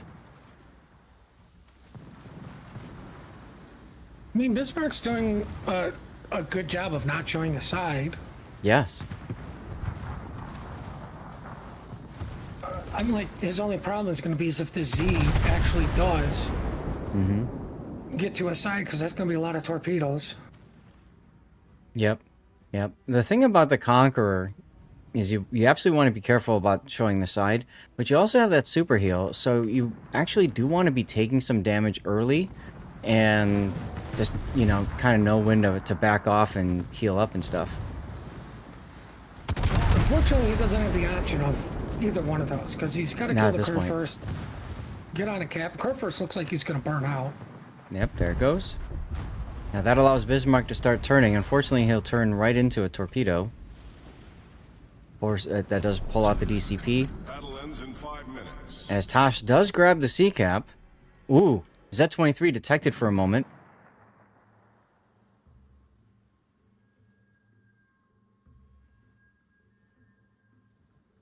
Tosh can still pull this off if the Z-23 gets killed. Frankly, if both Z-23s get killed. Let's get the other fight in the background there. They know that this is such an important kill. They're actually throwing Christian into this, knowing he's going to be detected on Hydro, so that he shoots his guns. And if he shoots his guns, they can approximate where he is, and they could look for some spicy kills there. No guns for a while. Tells him there's probably torpedoes in the water. Oh, he just barely dodges that. Oh, Napoli's involved. Napoli's involved. Stormgren detected. They need to trade him out here. They don't want to trade if they can help it. All right, there you go. So Tosh gets that kill. That's another time extension. Stop rooting for the green team. Oh, Conqueror goes down. That's it. That's GG. That's done right there. Conqueror gets torpedoed by the Klingon Bird of Prey, Klansman 19. Wow. Is not the Bird of Prey like a cruiser or a battleship? No, it's a scout ship. Oh. Although technically there is a enlarged Bird of Prey that does classify as a heavy cruiser. I don't know these things. Ah, you're good. Better to be lucky than good. That I gotta say, the TIE Fighter, baby. We're gonna do it all wrong here. That was. It was one interesting heck of to a good see. battle. That was one heck of a good battle. Absolutely. Yeah, probably the best battle I think we've seen this tournament, and part of that, of course, is because there's subs involved, right? I feel like the subs didn't have a huge impact. Mm-hmm. But if you think about it, if they weren't subs, I think Tash usually wins this. Mm-hmm. They were looking very strong at the end. Yeah, that's what I'm saying. Like, because, at this point, subs, I would use as spot for the DD to smoke up the DD, let them shoot. Mm-hmm. But, we could probably go back and look at it and analyze it a little bit better in more detail. Okay, I'm done with you. Yeah, I think it's just the growing pain of how do we use a submarine in a battle, like in a tournament environment. Go make yourself a sandwich, Wolfie. And yes, Duckman, there's no delay. So, how do you work out a submarine in a tournament environment? And I'll tell you what, the Klingons are probably the best faction to go up against as a sub because all of those ships have hydro. Well, most of them do, right? Yeah. I mean, like I said, it was one real heck of a good game, but I think it also shows, like, to hide Section 31, just throw in a couple subs and just be like, you can't do anything, right? You can't fight. Like, the most we'll let you do is scout. Yeah. I still feel like for 31, just throw a tier 1 in or something, because then they're just not helpful at all. How influential was the sub that game? I mean, they got the Hanover killed very quick early on, and I think they, if they utilize them a little bit better, I think they probably would have been fine. Not start off. I don't remember the other I-56 player, but he loitered around in Z-23 Hydro for a very long time. I don't know why. So I think it comes down to tightening up your play styles and figuring out exactly what's going on. We didn't spend a lot of time looking at the player builds either for the subs. So So that could be part of it too. If he doesn't have watchful, for example, that is such an important skill to have, especially in competitive. You have to know if you're about to surface into radar or if you're surfacing into hydro. I mean, like, I'm gonna go back to the original statement. It's gonna be growing pains Mm-hmm. because you're gonna have to figure it out. Mm-hmm. And it sadly was literally one game. Like, we don't know if these guys typically play subs on like we don't know if they're sub players. Yeah, And that matters an awful lot too. that's Right? You right. just don't throw anybody into a CV. You need a Right. CV player. Right. And it's the same thing with these subs, but I think this requires to go back and do like a full analysis of it, which is going to take a lot of time Mm-hmm. overall. But like, it was interesting. It was really, really interesting. Yeah. You know, like I said, I think if those two were surface ships, maybe this is a different game. You know, because it also is going to change the way the other team plays. Mm-hmm. Right? Like it put it, two subs literally changed how they played. Like, yeah, we have all the hydros. Once we find one, just, yeah, rush it down when the opportunity arrives. Blue, no problem. Take care, dude. I hope you had a good time. And it sounds like your teammates had a good time too, playing through that battle. And remember, there's no this isn't for money or anything like that. It's literally just to test out the lineup. So this tournament in its as you're seeing it here, of course, will be tweaked, and the hope is that the tournament will be launched in the fall of this coming year. In the meantime, they also have the Enterprise tournament, the next iteration of Enterprise, which will be starting up. I think they said in May. Fingers crossed, indeedy. You're actually glad to see subs in the tournament now. Yeah, I know, right? It's they've been in this game for what, 3 years now at this point? So, yeah. I'm glad to see them in a tournament, but sadly, it's the wrong tournament. Yep. Yep. All right. Like, for anybody back in the day, the dark days of RTS CVs, they were always in COTS and supremacy and all of that. Right. Carriers were always there. Right. Wargaming took over. People hate carriers, and now carriers aren't even in a tournament. Mm-hmm.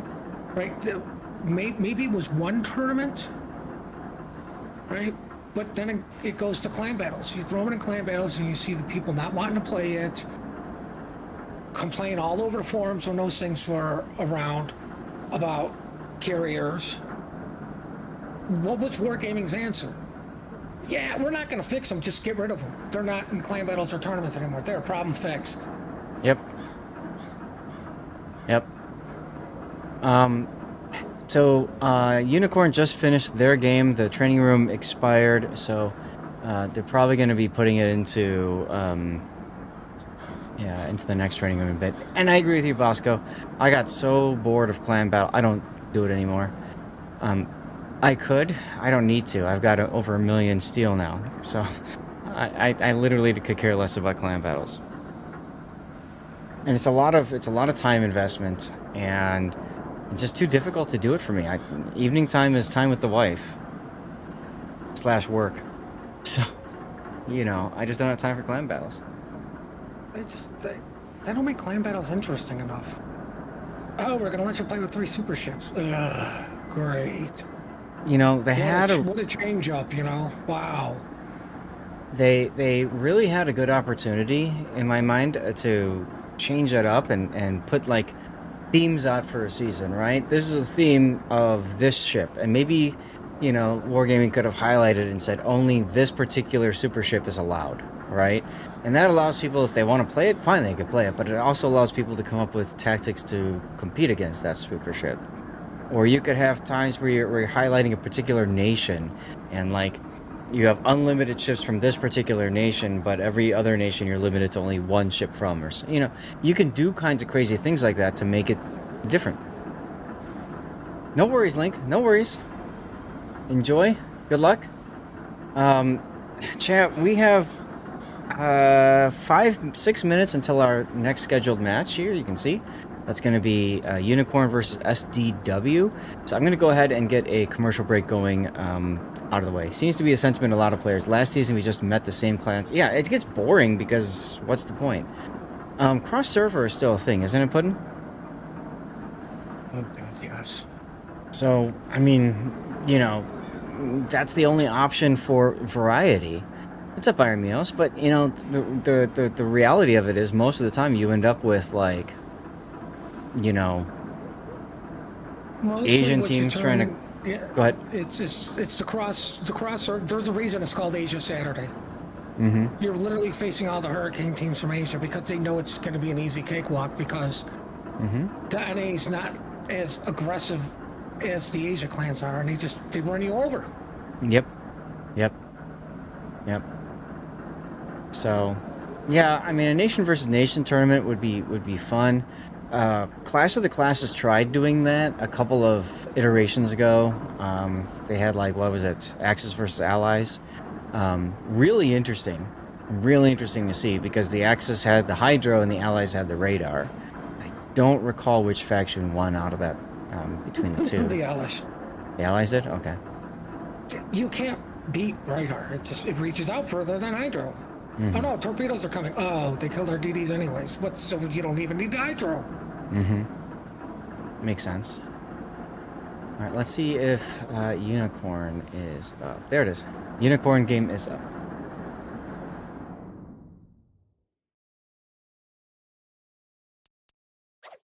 So chat, we have I should wait till commercial break ends. I'm just gonna go ahead and get this started.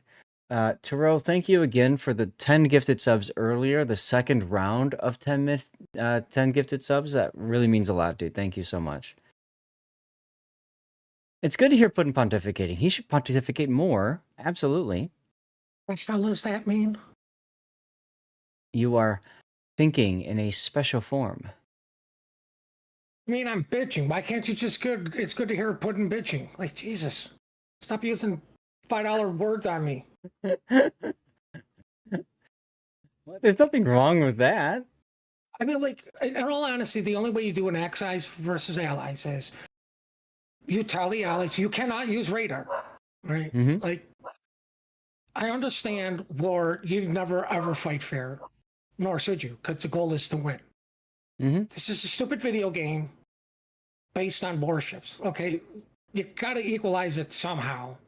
Mm-hmm. You know, so it's not literally just a steamroll. Okay. Yes.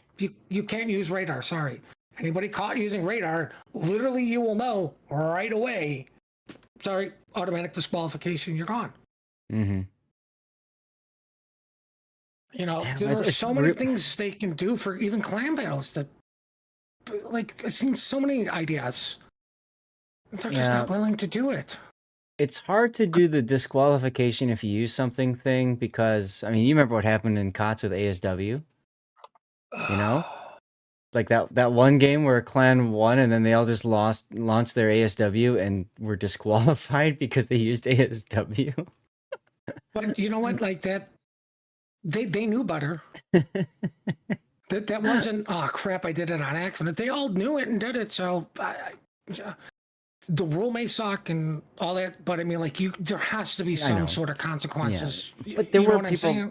There were people that were accidental too. Now that the commercial break is over, I want to mention too, what about turning off a particular consumable in clan battles? What if you have a clan battle season where nobody's allowed to use radar at all? Or turn off multiple. Turn all of them off. No consumables. How crazy would that be? In all honesty, if you're going to do that, go to a lower tier. Well, that too. Because the big thing would be the heal. Mm-hmm. You know, who's popping defensive fire? Yeah. I mean, that could be a lot of fun. I'm going to suggest that to Wargaming. Because they tried doing the support consumable thing, and that completely blew up in their face. Oh, God. That was hilarious. So, everybody just go unique Petro. Tiers. I mean... No. Uniball, That was probably the most painful season for me in clan battles when I played. God, no. Oh, there's a smoke cloud in front of our smoke cloud. Everybody shoot into the smoke cloud. Whoever's Yeah. got the best luck wins. Right? Right? Like, oh. Yeah. Like, But I mean, like, I'd love to see a game, a season where there's no radar whatsoever. And how does that impact things? How does that impact ship choices? How does that impact, whatever? Or, you have a season where there's no smoke allowed. Well, smoke would be a consumable, so you wouldn't even have that. Well, I mean, you can. What I'm saying is, you could turn off specific consumables, or you can just turn them all off, right? But you can have seasons where you turn off a specific one. Like you can call it like hardcore mode or something like that. Like could be fun. But I mean, like we're saying, there are so many new and different options for them to try, and the only option they're going for is get to tier 10 and tier 11 as fast as humanly possible, so you can participate in something nobody really participates in anymore except for a few players. Like I don't agree with this. Like I agree with using clan battles as seeding for COTS, because the goal of COTS is to become a prestigious tournament, which literally means it's for the elites, right? But you could look at it as clan battles is your regular season, like take whatever sports you want, and people are based on where they end up at the end of that season as far as playoffs go. Yep. And then the playoff teams fight each other. I think that's what COTS needs to turn into, instead of here's the participation award, as we're dropping. Sorry. Yeah, we are dropping. One thing I want to mention, an idea I shared on the CC Discord, was why not make it so that the lowest tier, lowest level of clan, they have the higher tier ship availability. So they're the ones that can play supers, and then you go from whatever the lowest is, storm or gale, right? And then you move up, and then now you get to typhoon or hurricane, and suddenly you are kind of gimped at a lower tier. If you're a true hurricane clan, you can't just go around and be clubbing a whole bunch of lower tier groups, because you've got that big tier disparity. Anyway, let's get into the game here. So this is going to be let's see, Unicorn versus SDW, which I still have to fix in my thing here. But Unicorn is going for, or has been assigned, Section 31. And you can see that there because this time they have 5 ships. 2 of them are tier 10s, that's the Marceau and the Gearing. And then 3 of them are super ships, that's the Annapolis, Novosibirsk, and Yushikov. But what do we have to the opposite team here for SDW? I have no idea what faction they are, but we've got a Kaba, Shimmy. I think that's the first one we've seen all tournament. A Talon, Stalingrad, Moskva, a Yushikov, and an Ohio. Shimi. Like, ooh. I was going to say, it looks like they're going to hard push C and kite A. Maybe. I'm seeing a lot of people in this tournament yesterday and today not running flags. And just a reminder, if anybody's in the tournament and listening, Training Room does not deduct flags. So there's no reason to not run flags in a training room. I mean, sadly, this could literally be one of those. They weren't prepared for somebody to play an Nutstra, and he's the only one who's got it. May have just bought it, threw in a captain, at least threw in some modules, and be like, well, it's start time, we gotta go. Okay. I believe this faction is the Borg. I see Ushikov on the list. I see Nusashimi on the list. Let's see, it's Kava. Kava's on the list. Stalingrad and Talon. Yes, this is definitely the Borg. Now the Borg are interesting because the Borg have a ship designated as the Queen, and that is done by one of the refs or whatever. If the Queen dies, it's an automatic loss. In this case, my guess is New Jersey is going to be the Borg Queen, being in the Ushakov. Yeah, I do believe they randomly pick a player, Mm-hmm. and then obviously that player picks a ship.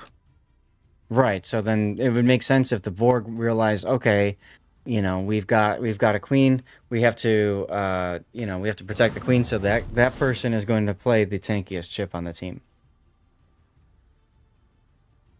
Like that would make the most sense to me. But what do I know? It would be, but I mean, you know what? It also turns into a real mind game. Mm-hmm.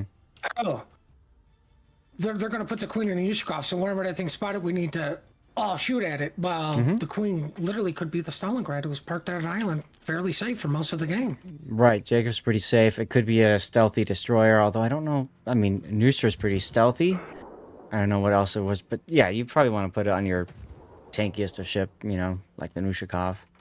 Yeah, but I mean, like I said, this is where the mind game comes into play, which is interesting. Like, I would... it'd be nice if we knew, but even with the delay, if we're talking about the queen and somebody's listening and they go, oh, that's the ship, like, they literally just wait 5 minutes and then just eat something at it. Yeah. No flags equals economical and friendly, I guess. Listen, we're not trying to save the environment here. All right, it was already too late. Starfleet failed to get the whale. It's already over for them. There you go. T. Krieger, that's a good point, too. You get into the training room and you completely forget that you usually don't run flags on your ship, on your personal account for that particular ship. That is very true. But hey, once upon a time, we didn't have mods that allowed you to fix things in the training room. We didn't even have a mod called Tournament Ready that tells you if you are readied up without flags or upgrades or commanders or all three. You know what I find out interesting is the battle for Section 31's budget has come into play here because they're only down to 5 ships, not to 6. Mm-hmm. That would actually be really interesting. What? If Section 31 faces Starfleet, it's technically a budget battle. And if Section 31 wins, they can pick up an extra ship. Like that really, like that makes that game like really mean something.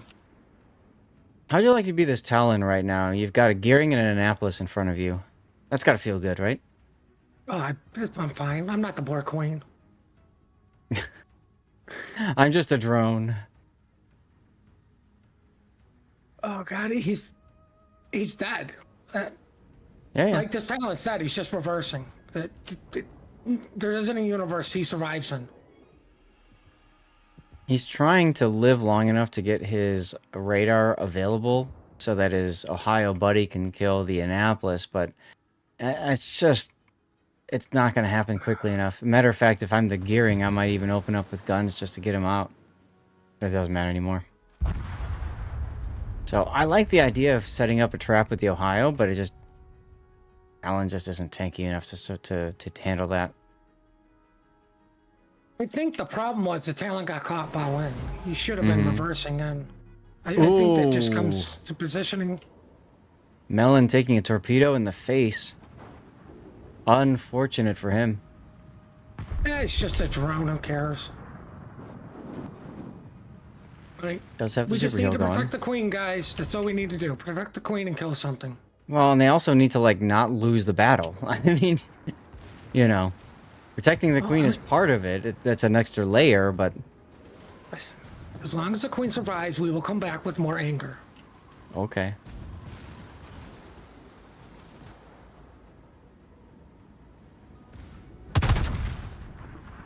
Marcel's spotted. This could be bad. Well, yeah. New Jersey's Ushakov gets involved on this. Helpful hint for people. If you're ever fighting a French DD and he gets low like he is now, just sling AP at him. It will bypass French saturation. Mm-hmm.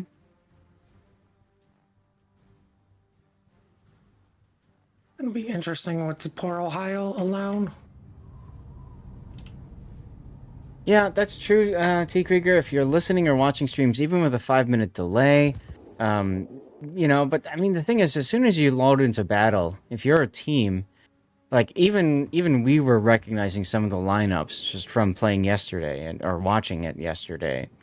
So I mean, there's at a certain point, like even if you think about it, when a battle finishes, you have to report the post-battle results screen, right?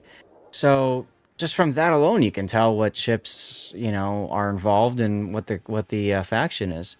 So I think it's just going to come down to how they want to utilize the factions. If a particular team is assigned a faction throughout the tournament, one thought is they can Marcel get goes good. down. Yep, one thought is they can get good with that faction, but the other thought is that other teams know how to counter that particular team when they face them. It's no different than football scouting their team, their opponents or whatever. So, Like, the only thing that would make a difference, even with the delay, like I said, if we knew the queen was. yeah. Because we would definitely be like, oh man, okay, how are they going to protect the Yushkov, right? We know that's the queen. We Right. 100% confirmed it, right? Yep. So, like I was saying, you wait 5 minutes. Melon. He's just eating all sorts of torps. Melon is just like, nom nom nom torps, nom nom torps the whole time. But, I mean, that could be, get down, Mr. President. Mm-hmm. Like, let me eat one for you. But I mean, like, that's the only thing that would really matter in the delay is right. the Borg, who's the queen. Right. And we don't know who the queen is. They don't tell us, and that's a good thing. Keep everybody guessing, and then at the end, they can reveal it in the training room. That would be nice, like who is the queen, just so we can share it with the chat. But anyway, looks to me like the Borg are going to defeat Section 31. I mean, they are looking really strong here. Well, it looks like, we probably should have noticed with the Stalingrad with his node towards A to help out the Ohio. Mhm. Like, they were prepared to lose the Talon, but what I think is hilarious is you're having Ohio in reverse playing Ring Around the Rosie with the Gearing and an Annapolis. I like it, honestly. I like it a lot because... How often do you really see that? Not at all. Backing up. Let me just keep backing up.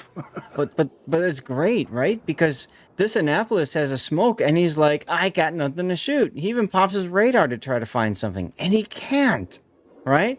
So he's waiting for his buddy in the Gearing to spot the Ohio for him. Meanwhile, the Ohio's guns are looking, and he's sussing out that this Gearing might be approaching.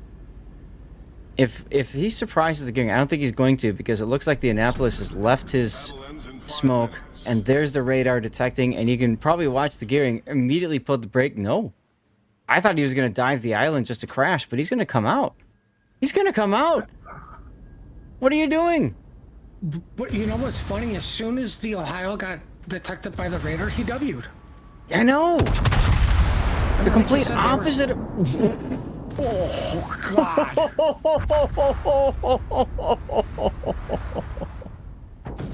This might be a trade, but this was hilarious to watch.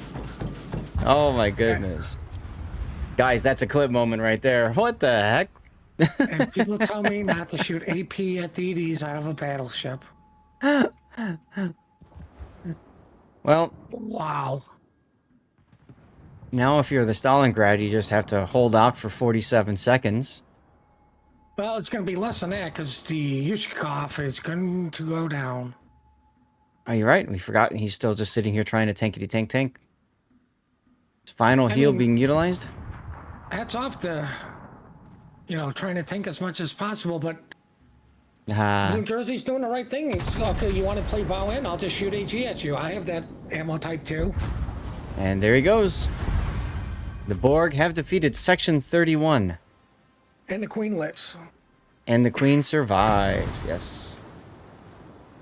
So let's see. Unicorn was Section 31. If I don't write this down now, I will forget it. And have to go searching through the VOD later for the answers. No, thank you. Cthulhu, thank you very much. That's right, a sacrifice for peace. The Stalin was the What did I say? You said it. You said it. But let's play the mind games. Awesome. That's awesome. What I mean, like, that brings such a different dynamic to this battle, right? Like, Yeah. everybody's going to assume biggest, tankiest ship is Queen. I'm like, well, why not the Stalingrad? He's a tanky ship. He's beyond well protected, right? That is a position you would put a Stalin or a Moskva to play. The Queen was the Stalingrad, Wolfie. Stalingrad. It's not like they're not involved in the battle. That is too funny. That is too funny. Well, we are waiting for the next training room to load up, guys. This is our last scheduled game. It's 10 minutes away. So we'll go ahead and do a quick commercial break. This is an opportunity for you guys to, do some self-care stuff, stand up, walk around, have some water, whatever you need to do. I know I need to stretch and kind of work through that. I thought the Queen is assigned by the ref, not the team's deciding itself. My understanding, T. Krieger, is that the Queen is randomly assigned on that team. And then the team can choose where they put the Queen, what ship. That's my understanding. Because the only other way to do it is you send, here's who's going to be what ship, and then it gets randomly drawn by the ref. I do believe New Jersey said the player is randomly picked through whatever randomizer they use. Yep. Which means, okay, then the team gets to pick what ship they're going to play. Because like I said, if you pick a DD, it's kind of not good. Because you saw how many torps the Natsushimi ate. And, the DD's got an awful lot to do. And then you're going to throw in, well, you got to be the Queen. Good luck. Don't take any damage. Right. By the way, do the spotting, screen for torps. Yep. Make sure the other DD dies. Yep. Like, little bit too much. Yeah, the ref decides who the Borg Queen is, and then and we'll tell them at the match start. Dormgren says, okay. Oh. So if that's the case, interesting. I kind of like that too, because then there's no room for sneaky, like, oh, the ref doesn't like this person, so they're just gonna, or whatever, right? Like, technically they could still do that after they look at the lineup, but either way, I think if the ref, like, as soon as they hit the battle button while the game is loading, and then the ref's like, "Blah, this is the Queen," like, I think that's the way to do it. Then you get rid of that part of it too. I think it should be done before the battle. Because like I said, you could get screwed over by whatever randomizer they're using, and it's now your smoke DD on the kite side, it's like, Right. I definitely, maybe, like, we don't know the full rules either, really. No, we don't. Like, we're just throwing out what we think and suggestions, possibly. I like that it is random. Like, they're using some sort of randomized program. Right. But I do like that you decide it before the game starts. Like, you could do it while you're in the training room. It's just, trying things out. That's right. And there ain't nothing wrong with that at all. Well, I'm getting my coffee and pee. So you guys, moment of silence and weather reports. There you go. Yeah, what's the weather like where you guys are at? Feel free to share. And are you enjoying the tournament? Or is there something you would like to have changed to improve? Let's get the commercial break going.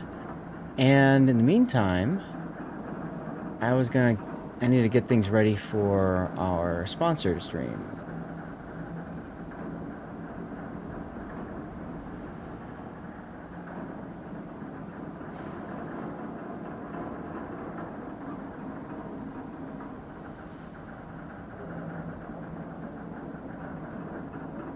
Sunny after a tornado warning last night. Oof.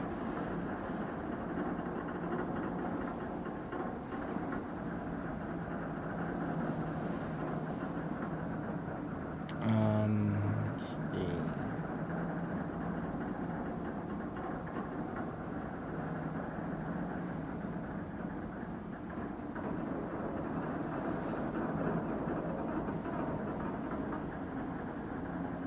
we go.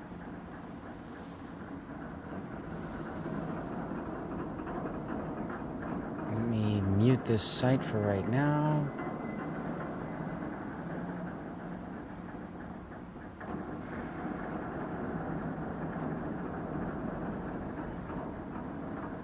Good. Okay, I should be the correct account now. Dark, dry, with slight overcast and about 2 degrees Celsius. Gotcha.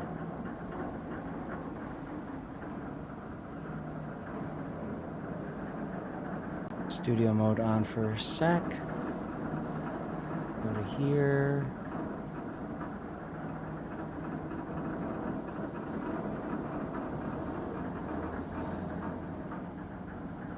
Because I'm playing a browser game, I have to, like, adjust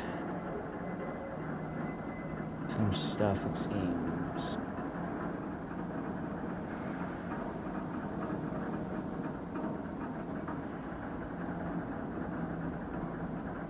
Can I move this one? No, I can't. Maybe I can make this... Ah, that would help. Okay, make it full screen.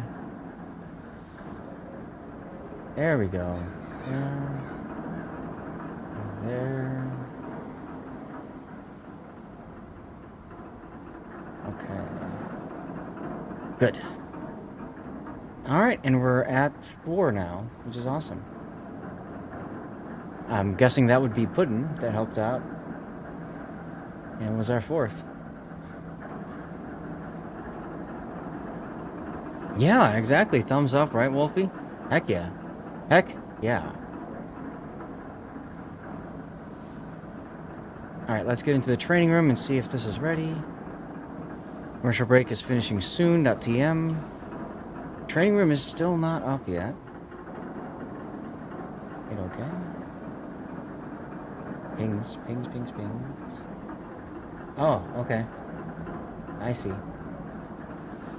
Sam. We have to search for Sam.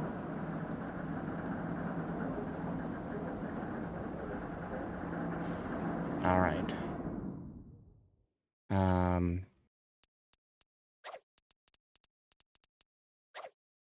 Alright. Puddin', if you can hear me, training room is up and available. What's going on here in this page?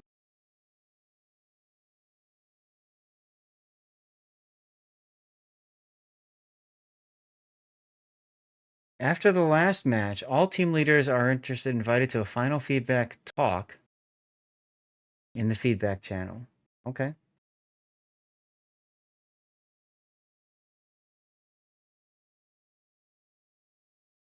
"45 centimeters of snow coming down, Rostro." Wow.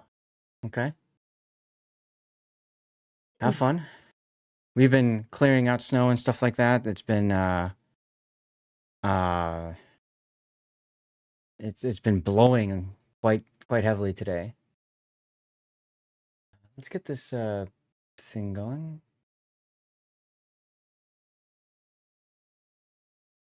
Oh, what? Game is up. Look for Sam. Search for Sam.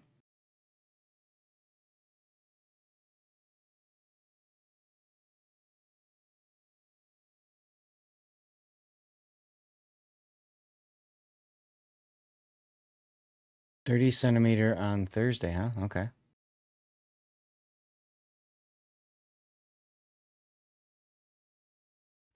How do I get rid of this?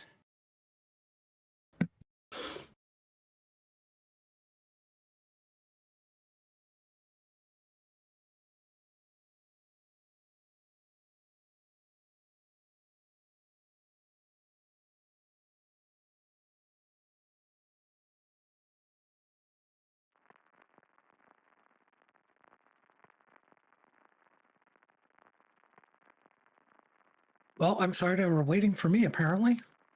Yeah, that's all right. Ah, there we go. Okay, that helps. Cool. Okay.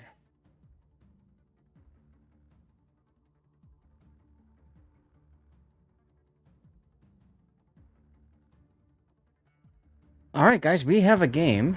Oh, and we lost Stream Raiders. I got to turn that back on. Don't worry. Remainders is going to be gone soon enough. Well, that is true. That is true. And thanks to awesome people like Wolfie and Royal Mommy, we don't have to worry about that so much anymore. It feels so damn good. Thank you again, guys. Okay, so let's get into the battle here. So this is going to be... Did I update the thing? Exile and FBL? I did. Good. Whew. So we've got Exile. I see a Schlieffen and Ushakov, a Gearing... Gearing, Novosibirsk, Annapolis, Moskva, Schlieffen, and Ushakov. I don't think we've seen a lineup like this yet. Tell us about the other team, Puddin'. Well, for Section 31, because it's the only one I know because less ships, is Gearing, Nova, Yuzhkov, Schlieffen, Annapolis, and Moskva. That's what it is. I just haven't seen them play this before, but you're right. There's 6 players. I should have caught that. That's Section 31. And then opposing them is definitely going to be the Klingons because Kurfürst and Hanover. We've got Aegir, Brest, Z-23, and Napoli. Thanks, bud. I got things reversed because I was focused on so many other things at once. Well, we can blame string riders for that. Yep, absolutely. So, Klingons... Ooh, this is interesting. Yes? You have a lone Z-23... Oh, no, there's the Agar. I was going to say, it looked like just a Z-23 heading to sea. Mm-hmm. Wouldn't be actually a horrible idea.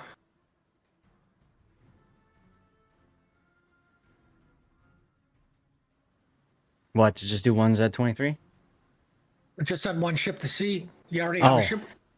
You already have a ship advantage, so make it even bigger on the other side. You want to win. Mm-hmm. So that means today we have seen a lot of the Klingons. That's 3 battles of Klingons. We saw 4 battles of Section 31. 1 of Starfleet. 1 Borg. 1 Borg. 1 Romulans. So we haven't seen... What we didn't see was the Free Borg. Free Borg and Species 8472. We haven't seen either of those. Or the Vulcans. We didn't see the Vulcans either. Good point. And I'm not supposed to be the Star Trek nerd here, guys. So Klingons doing the typical aggressive push. Everybody works on one flank. I like the decision to move the Brest up to the corner there. It's a very strong position at this little bump out. Peninsula, whatever. I can't believe I have to say nice things about Team Alpha, but I like the idea of not putting the Hanover in the middle of the map to die right away. Mm-hmm. Yeah, that definitely helps too. But of course, he wants to go broadside to everything that's got really good AP, so maybe life choices still aren't the smartest. Yeah, well, you know. I think he's trying to go into a kite away position in case he finds the bulk of the enemy push or something.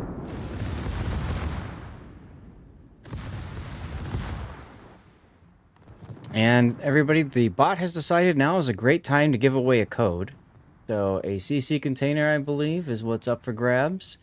All you have to do is be active in chat. This is on Twitch only, so if you're watching on YouTube, Kick, or Rumble, please head on over to Twitch. Make sure you follow the channel and type anything you'd like in chat. Getting in the middle of the fight and taking out as many enemies as possible is honorable. That is true. That is true. That is the warrior spirit, right? Well, I like what both teams are doing. Like the Nova and Moskva are taking care of like the 3-4 line, 1-2 also. Well, you got the Yushikov that is trying to control the middle, but Team Klingon is like, okay, you know, we got 2 ships versus the Yushikov. Kind of have 3 ships versus the Nova and Moskva, even though Hanover did back off for a bit. How do we feel about like, Napoli sap secondaries on Ushikov here? If they're doing damage, great. But I think the overall goal is you want the fires to get the DCPs down to guarantee the kill. Right. But you're not getting that with Napoli SAP secondaries. Nope. Yeah, well, I give people 5 minutes to enter, especially for those who are maybe watching on YouTube, Rumble, or Kick, if they want to get over, if they don't really use Twitch that much, they can, they might need to figure out what their login is, or if they have to create an account, whatever. I just want to give people time.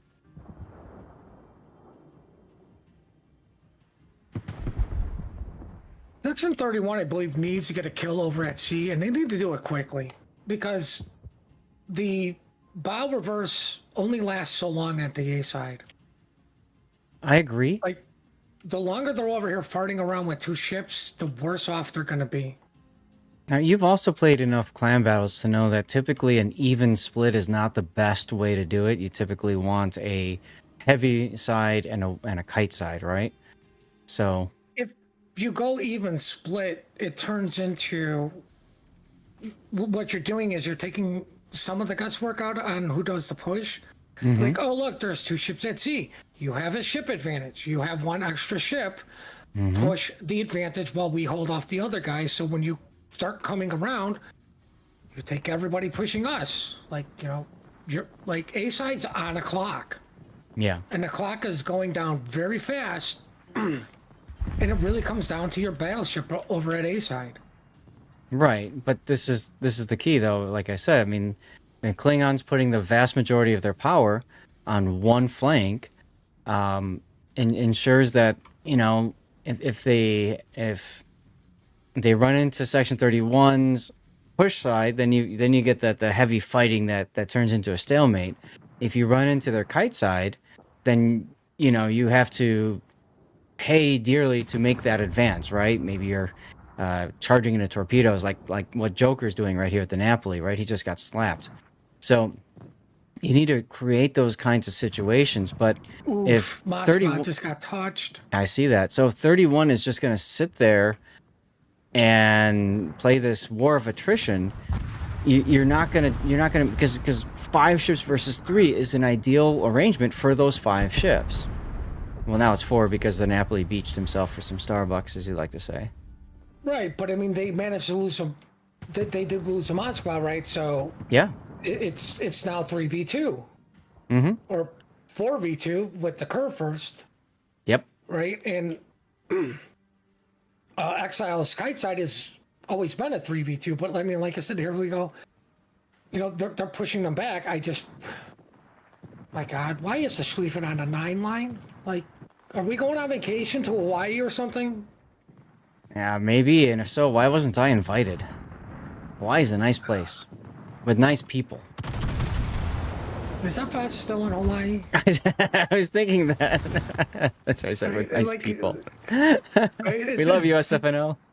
Oh, I mean, definitely. But I mean, it's like, your Nova's low now. Oh no, the Kerfers finally had half health. The horror, the humanity of that. This Nova's just dead. I don't know why the Hanover doesn't have his secondaries on Nova also. To be honest, they should be focusing one, right? And you got the secondaries crisscrossing. Never mind. Kerfers just said, fine, you don't want to help me? I'll just do it myself. Stupid super ship. And Wolfie, Butter. that's exactly what I'm saying. You have to have a hard push side and a kite side. If you're Section 31, that means 4 players or 3, depending on their setup, against and 2 on the opposite side. You typically don't want 1. You typically want at least 2 on a kite side, because then you've got 2 ships to work well with each other and coordinate. Ooh. Yeah, I saw that. Got touched.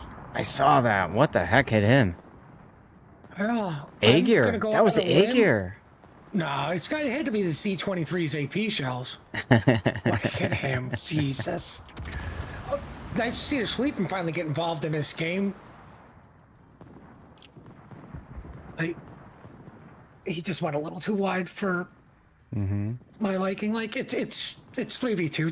Just shove yourself. Just W. You have to commit.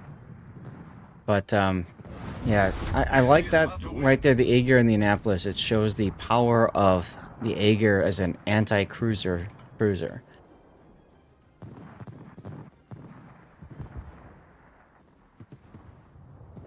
Ooh, we have a Gearing versus Kurfürst matchup. And the Kurfürst just spoke.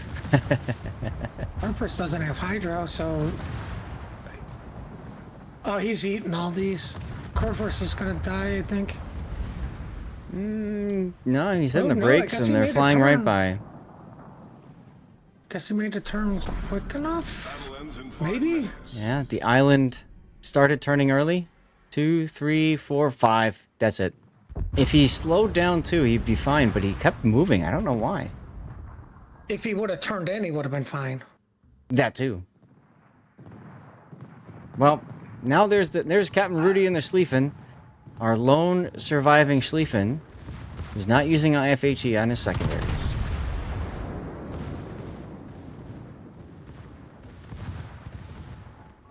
Which is fine, by the way, if you want to do that, but protect him, at least, with preventative maintenance.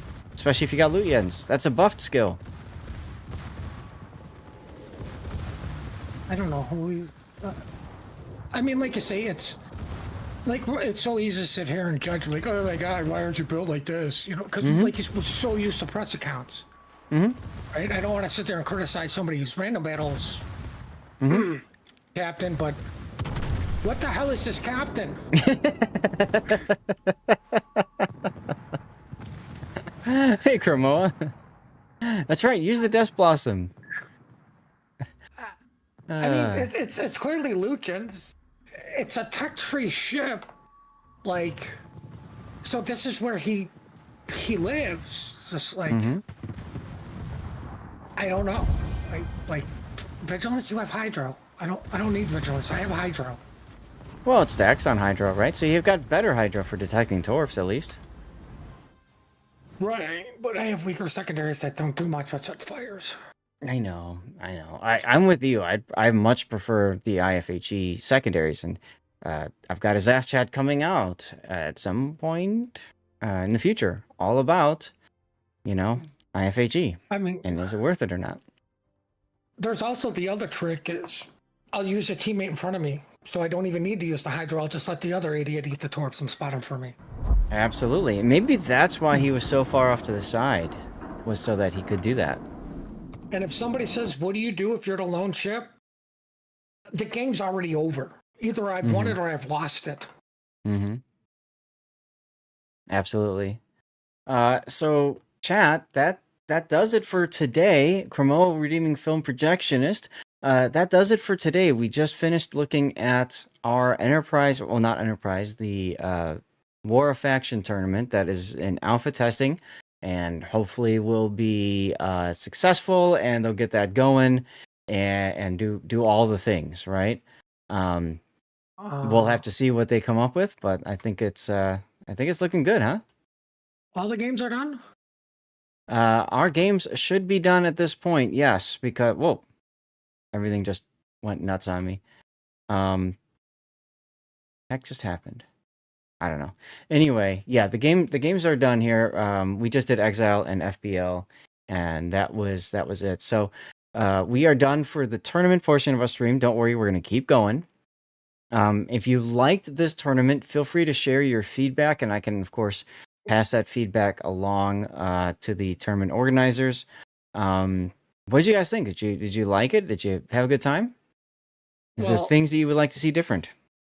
I'm going to say this, hoping that at least somebody from the tournament is here. With all my bitching and complaining and whining about team freaking co-op games just to get to training rooms, I wouldn't have done it if I didn't want to be some part of this, at least streaming it, giving feedback. Like, I wouldn't have done it without it. And I like this concept. I really like the fog of war idea. I like the Section 31 idea. I like the Starfleet, have to take an Enterprise. Yep. I like that the board, you have to pick a queen. I like if you're the Romulans, I'd like to see them forced to play the sub, just have some sort of sub gameplay and tournament to see what kind of difference it does and does not make. I like the idea that everybody's got a whole planet. Like, a map, like this is our home. concept. Like it would just be interesting for like Starfleet and Section 31 because they're technically the same faction. You know, it's a faction within a faction. Mm-hmm. But like, yeah, like if Section 31 faces Starfleet, guess what? We can call it a budget battle. Section 31 wins it, they get a little bit more. If they lose it, guess what? They don't gain a budget. I guess would be the best way to do it. Mm-hmm. Don't want to see 4 ships instead of 5. God. But I think I agree with Wolfie. You don't have the cookie cutter thing of, oh look, they took the meta, right? They took the whatever whatever ship of the month it is in COTS, right? Like one season was like everybody took a Svea, another one, Petropavlovsk whenever it's not banned, So it's like nice to have a much more varied lineup, and I love the idea of trying to put a narrative behind it, even if it's, Even a if silly we who made it up, cares? I mean, it just You know? added something to it. Right, like the Got Starfleet. a few chuckles. Right, exactly. And ultimately that's where it's at, right? It's all about trying to have fun, you know? So, yeah, I like it. I liked it a lot. I thought it was a lot of fun. So, um thank you for the organizers for giving me the opportunity to stream this and showcase it. And chat, look for this to hopefully come out in the fall. And keep an eye on my Discord. I have a news channel, series of news channels. One of them is all about tournament updates. So if you want to be involved in this tournament, other tournaments, not just COTS, feel free to join the Discord and just don't mute that particular channel so that whenever there's a tournament update that's there from the various Discords, you can see that and then you can get involved in it. Do they have to join the Screen Actors Guild? No, that'd be hilarious though. I was going to say the answer would be no because we can't afford a strike. Right. That would be problematic.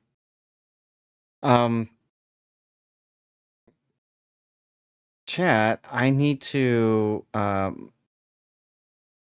think. See, I got a call from my dad. So he left a voicemail, so I'm gonna play that real quick. We're gonna shift gears and do some Hero Wars. That's a sponsored portion of the stream. And after that's done, we are going to switch over and do some replay analysis. Maybe play the game, maybe not. We'll see how things go and timing and that sort of thing. It's 1 p.m. Hero Wars is about an hour and a half, 2 hours, something like that, I think. So it shouldn't be too bad. And then we'll go from there. Family is most important. So yes, so I'm going to go and take a look at that real quick. While I'm doing that, I'm going to put us on the Be Right Back screen here.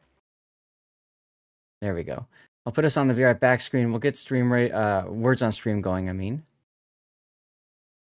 And this will give me the chance to also, like I said, take a look at what's going on with my dad.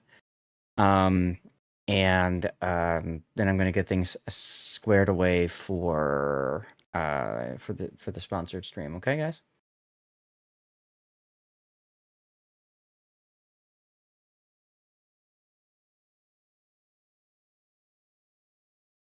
So be right back.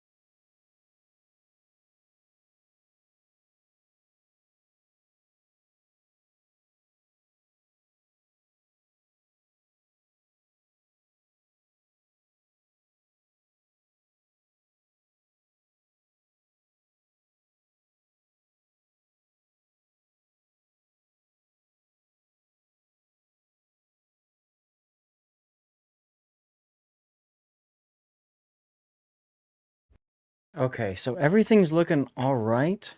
I just, I guess he had some update about my sister. So, he said it's not a big deal. I can call him later. So I'll give him a holler later and see what's going on.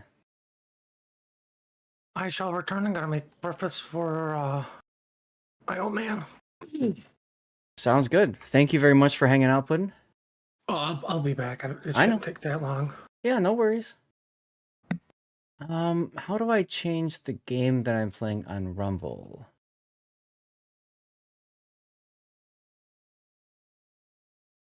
Or am I not able to?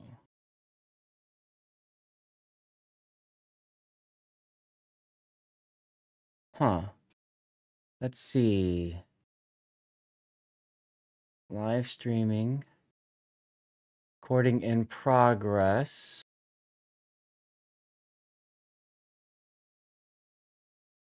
I don't know if there's a way to change. I don't think there's a way to change the game that I'm playing in Rumble. That's all right. I guess I'll just leave it this way. We have 13 people tuned in over on Rumble, so that's pretty cool. Is that right? Yeah. Okay, cool.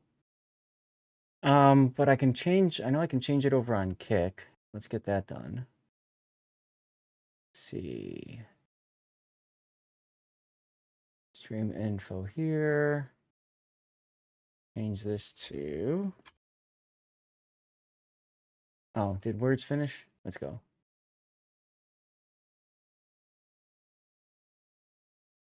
Hero Wars over there. Change now on...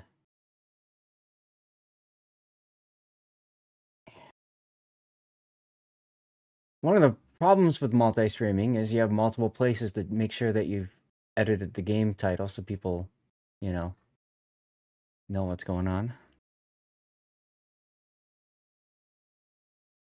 Hero Wars over there.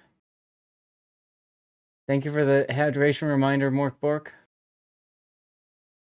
And Hero Wars over here.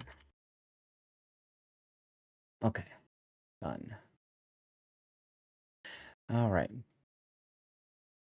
So once this finishes, I'll turn autopilot off. Finance, nice job there, Wolfie. Lower that, put this back over here like it was before. I can close out of this window and this window.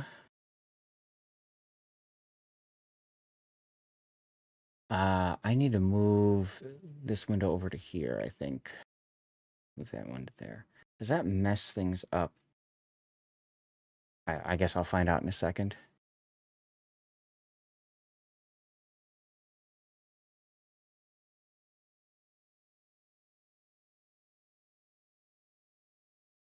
Can I just... How do I navigate? Okay. Up and down buttons. Got it. I can do that. That's easy enough. Okay, this is my first time doing Hero Wars on this monitor setup, so that's kind of exciting.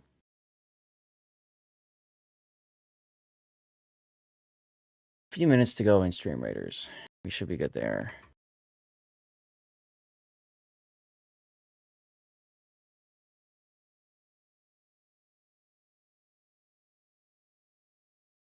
Awesome. GG indeed, yeah. I apologize I wasn't helping as much there. I was just trying to get everything set up. With all due respect to Hero Wars and everything, of course I want to get this sponsored stream up and running and get this completed and then start moving from there to the other stuff that we have planned for today. Now I need to... Yes, okay. I'm looking at the window here. I'm looking at my vertical channel for right now, so I'm trying not to ignore you guys, but I got to make sure... There we go. I think the game looks okay on vertical. So welcome everybody to the sponsored portion of the stream. That's of course very important for you guys to understand. This is a sponsored portion, which basically means that I get rewarded in some way, shape, or form for essentially doing what the sponsor wants me to do. In this case, that will be to show off to you guys Hero Wars. This is the third or fourth time that I have supported Hero Wars and done a sponsorship with them. And I do it because, frankly, they're good people. They make it very easy to do sponsorships.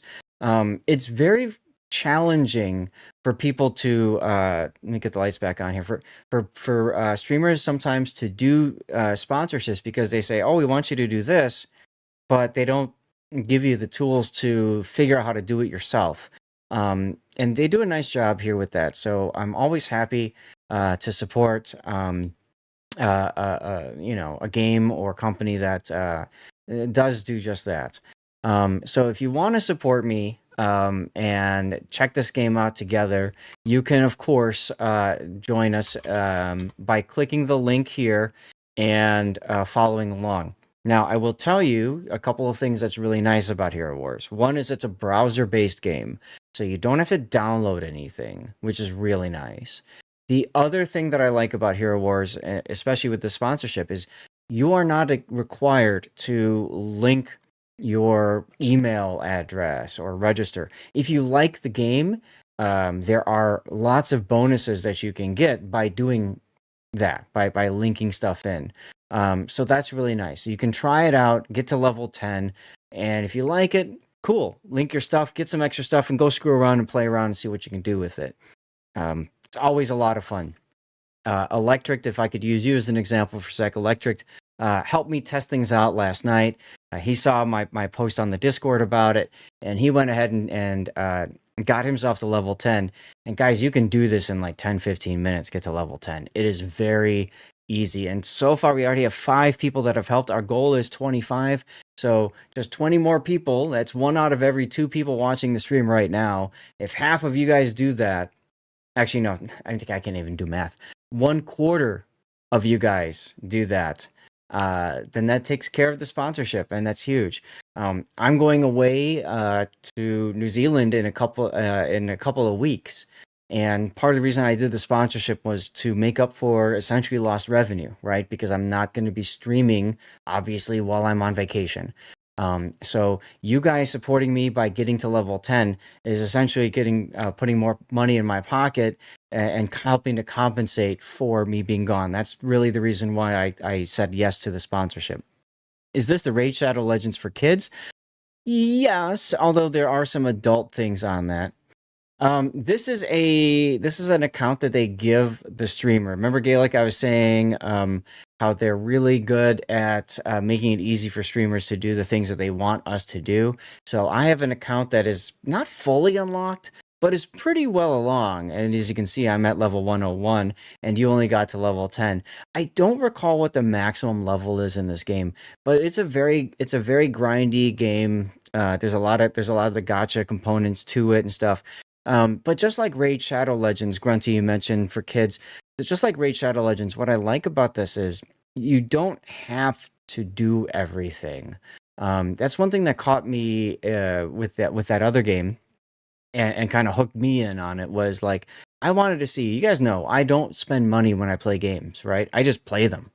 And I wanted to see how far could I get with Raid. And to a certain extent, I did that with Hero Wars once, although I did get... I got stuck someplace and, then I got distracted by other shiny. That's how it works. So anyways, if you guys want to test it out with me, feel free to check out Hero Wars. There's again the link there. Like I said, browser-based and all that. So it's very easy for you to do. And in my Discord, I've got some key information for you there. There's a channel on my Discord. The channel is called, it's under the news section. Wait. Yeah, it's under the news section, and it's the sponsorship Hero Wars, okay? Now, in that channel, I'm offering this to you guys as my way of saying thanks. Morkbork, hey, thank you for raiding on in. As my way of saying thank you guys for doing this, if you do the thing and you get to level 10, please feel free to screenshot your game and post it in that channel on the Discord. Okay. And if you post that in the Discord there, what I will do is I will as my way of saying thanks, I will give you I'll treat it like a subscription to the channel, which means I will prioritize one of your replays. Okay. The pathway to the arena looks dodgy. If you're talking about like the actual, you talking about because there's a sword here. The latest patch on WoWs looks different. Yeah, it should now show that we are playing Hero Wars and not World of Warships. I am planning on going back to Warships once we finish the sponsored portion of the stream. So feel free to stick around if you guys want. There will be at least one code given away during the process of World of Warships code. So, sometimes people like to leave and then come back later. That's fine if you want to do that. But if you want to hang out at least and support me for Hero Wars, it would be very much appreciated. Even if you're not playing the game, it does mean a lot that you're just going to chill here and hang out. And like I said, when it comes to the when we get to that portion where we have giveaways and stuff like that, you've got a much better chance of winning.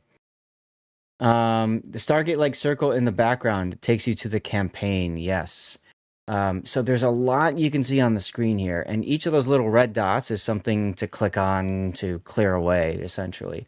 What's fun about this game is that there's really something for everybody. Many of you guys have seen Hero Wars. You probably just don't recognize it. If you've seen those ads on YouTube, they do a lot of YouTube ads with puzzles and stuff, and somebody failing the puzzles. That's going to be Hero Wars. Yeah, and then you've got the arena gate that almost looks like the Eye of Sauron over here, right? Admiral Morkborg, by the way, thank you again for the raid.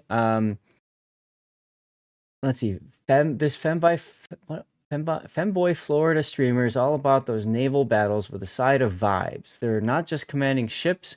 When they're not just commanding ships, they're probably vibing to some tunes or stacking up those drops. Don't let the 18 plus fool you. This VTuber's got a heart of gold and maybe some ship metal too.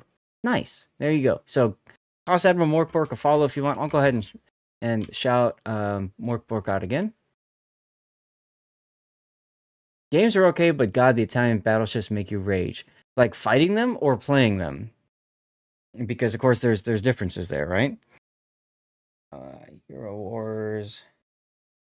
I gotta just write that down so I know I gotta flip that when I do the stream. Playing them. They can be frustrating. Mork, of course, if you've got a replay you want to send me to give you some help on that, I can do that. But for now, we're gonna go ahead and focus in on Hero Wars. And there's a few key things that you're going to see. We've talked about the campaign. That's kind of like the main missions that you can do. There's the arena, which is a PvP area. And then there's the Outland up here. Now, the Outland is a boss rush mode where you get lots of awesome rewards for beating them. And we're going to take a look at a couple of those during the course of the stream.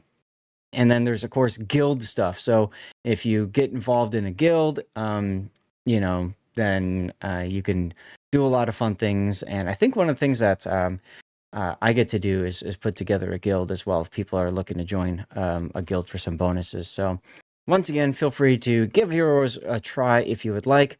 Our goal is just 20 more people checking the game out and getting to level 10, which frankly doesn't take much time. It's a lot of easy clicking around and stuff. One thing I will suggest to you guys is if you do this, go to the settings cog, and you might want to turn sound down a bit. Or if you're doing this on like Chrome or Firefox or another browser that supports it, you can right-click the tab and select to mute the tab. And that, of course, helps with just some of the noises and stuff. You actually used to play Hero Wars when it first came out. It was just 2 devs making the game at home. Even used to live stream them making the game back then. Now it's an actual company, so we don't get to see behind the scene anymore, sadly. That's good to know, Joey. That's good to know. Yeah, exactly. Turn the music off. The music is a little bit on the loud side, but there's a whole lot of different settings that you can put into play here just to help your overall experience. So we're going to start off by showing you guys a cinematic. The one thing that's nice about Hero Wars is that they have a lot of story in the character. So when you pull a character, you can choose to read their backstory if you want. And so you really get to learn about who these people are and stuff. So I'm going to go ahead and play the first video. There's a series of videos that we're going to watch today, and so let's get that started here. Let me tell you my favorite story. Once upon a time, in a faraway land, The devastating war showed no mercy. Everyone you know will die. Everyone you know will die. That's a good feeling. Our land is screaming in agony. The justice you've been craving. Your dominion will burn. Let the great storm purge the world of its misery. it is far from over. They do a pretty nice job with their character designs and animations. Let's just say it that way, shall we? So that's our first video. There's a series of videos that we're going to take a look at during the course of the game, of the sponsored stream. But that should at least get you an idea of kind of the set the tone, right? Oh, hold on. You need to wait. Video number 2. Okay, anyway, I was like, where's that screeching coming from? All right, so anyways, we're going to start off by looking at the campaign and the arena section. So in the campaign, you have a series of chapters. All right, and as you work through those chapters, you get ratings based off how well you do on each level. So if you like barely eke it out, you get 1 star. If everybody lives, I believe you get 3 stars. That sort of deal. You have boss fights at the end of various chapters, and then you get, as usual, stuff and things as you complete the different portions of the campaign. A lot of these things are stuff that can be used to level up your character. Sometimes you can get stuff to get new characters and stuff, so it's kind of nice. So we're going to go all the way back to level 1, and we are going to start by facing off against the archdemon here. So we're just going to go ahead and get started. And I guess we're going to use our normal. Now, this is this is going to be a cakewalk, guys, because these are all level 100 characters. And this is the first boss of the game. So, like, I can literally, look, ma, no hands, and it just goes and does the thing. Look at that. Look at how easy this is. I mean, it's just silly. It's just silly. On the bottom, these are all special abilities that get charged up over time. And you can click the button to activate their ability, but the boss died already. That's hilarious. Yes, they start at level 1, and then they grind their way up. So I got to level 100 already. Yay. So we fought that, obviously pretty darned easy. I'm going to hit continue. And there should be a way to play. Maybe, is this what I'm thinking of? Or is it a different spot? There is a, yes. This is what you guys are used to seeing on the YouTube commercials, right? And you pick the wrong thing, and all of a sudden you lose and all that. How do you get credit for me playing Thudtwit? Get to level 10 is all you have to do. All you have to do. Play and get to team level 10, and when you get to team level 10, if you want, screenshot it, post it in the Discord channel that I've created. So okay, so we've done the water, and I know let's go ahead and stand up on here and let's grab that. Oh nope, we just failed because we burned the rope. So it's kind of fun, like it's a way to, what can we do to? Oh, we just burned ourselves. How can we like solve the puzzle, right? So we're gonna go up here, and then we're gonna drop that. Then we're gonna pull up the water, and then we're gonna go with the rope, and then we're gonna go up the rope and grab the money and yeet. This is what you're used to seeing on those different YouTube commercials. You can access different puzzles during the course of the campaign. So I just wanted to highlight that for you guys, because to me that's always part of the fun of playing this game is working through the different puzzles and that sort of thing. So we're going to move on to chapter 3, and we're going to find, what is this? The Scorched Lands mission. So it's just after the bridge. Here's the Scorched Lands, okay?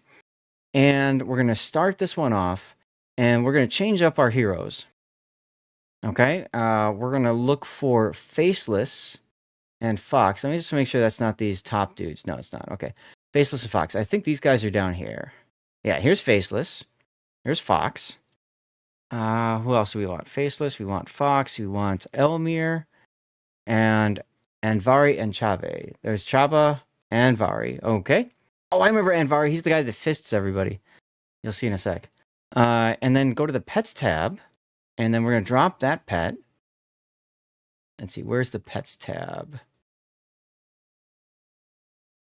I think I have to close that. No? Hold on. Where's the pets? Maybe I have to hit to battle and then go from there. So Fox, I think it was Elmir, yeah, and Chaba. And where is... Whoa. They had a collaboration with Teenage Mutant Ninja Turtles? That sounded like Faceless, for a second there. You're happy for the devs since they made the company up from scratch themselves. Also a bit sad, it used to be more personal. Got to see the dev work. Yeah. Oh, I see it now. It's partially hidden underneath my my chat HUD for you guys. As a matter of fact, maybe I can just pull this over to the side. That's better. Okay, I can just do that way. I'm playing in windowed mode, so it's a little bit easier.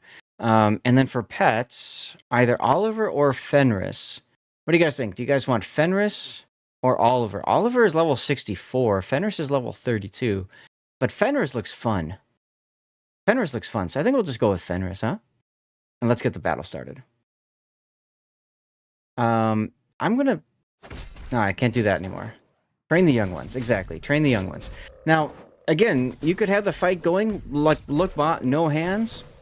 Or you can get involved with stuff. Thanks. Thanks, Cthulhu.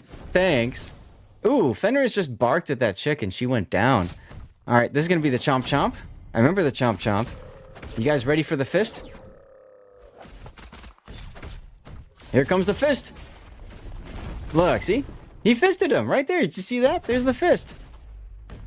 I'm the one who says things. Yeah, but you're the one that clips things. You know, you don't have to clip them. Jeez. And then this, I don't remember what that one does. Chomp Chomp again. And do that. And then we're going to go ahead and roar. Thunderous roar. Knock somebody out. Keeping it family friendly in the sense that we get everyone to be in the family. That's right. That's right. So there we go. So we just went through that one here. We could take a look at maybe one more. But that's the Scorched Lands one we were on. I'm going to go ahead and turn the music on. Let's see. Music and sound design. So music, in-battle music. We can set it to like 20%. Set it to 20% here in the regular scene. Right, just to get some ambiance going, right? I don't know. Is the audio sounding okay, by the way? Is it too loud or... let's go ahead and play this one because this is like the hardest. And let's not use our weaklings. Let's go ahead and put our level 100s in. Let's go to perfect. Great. Thank you. Do we want Biscuit, Albus, Axel? I think we're going to risk it for the Biscuit, huh? He looks fun. You're happy with the voice settings. Good. Yesterday I was clipping out a little bit. Am I still clipping out?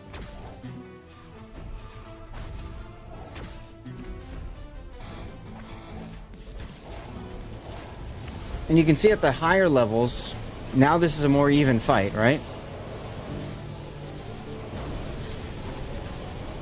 Music is a little bit loud for my taste, so I'm going to turn it down after this battle is over. Give me just a moment for that. Icy Storm. I walk away for 5 minutes and you already got max level characters? Yeah, well, that's just how we do it over here. God, I am so slacking in this game.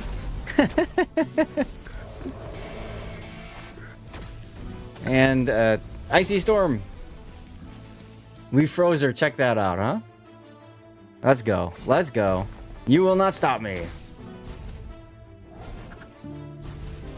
And that guy plays tunes. What does this guy do? Fountain of Blood. Well, that sounds like a Solaire fan to me. That's right. That's right. All right. I need to turn the music down a little bit. But anyway, you saw Maddie J do some unboxing, which included a Yeti Orb microphone. Nice. I'm using a Wave 3, and it's been fine.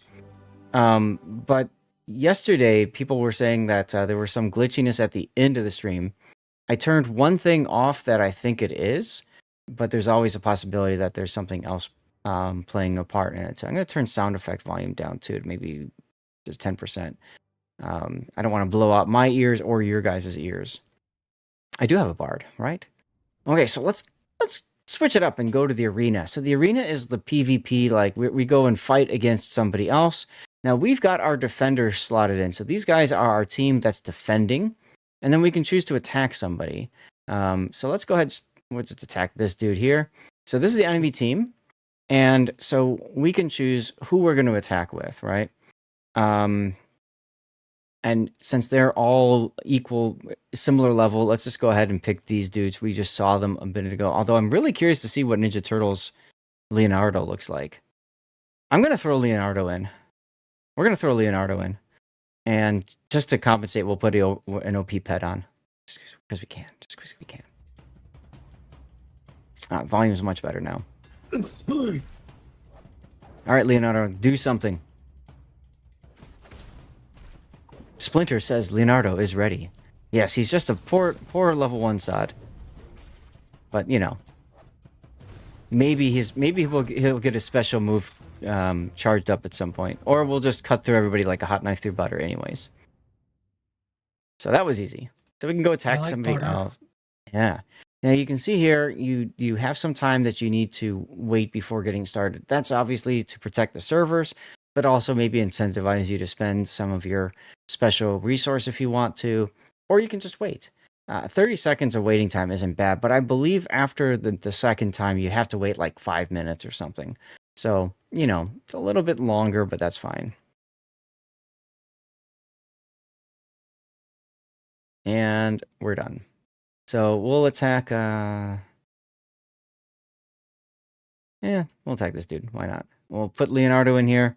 Leonardo can be assigned a patron pet, too. That's cool. Let's put a patron pet on this guy, too. Albus. Merlin on this one. Get rid of him. That's Merlin. We don't have Axel, so we can put Axel on as our overall pet. I have no idea what that does, but that looked fun. So this team is probably going to be an even match for us because we've got a level 1 Leonardo without any equipment or whatever. But we do have the pets. Or at least the pet. So that seems to be working quite well, actually. Alright, hot knife through butter again. This is one of the challenges, is sometimes it's too easy to... Oh, hello. She was really big for a sec.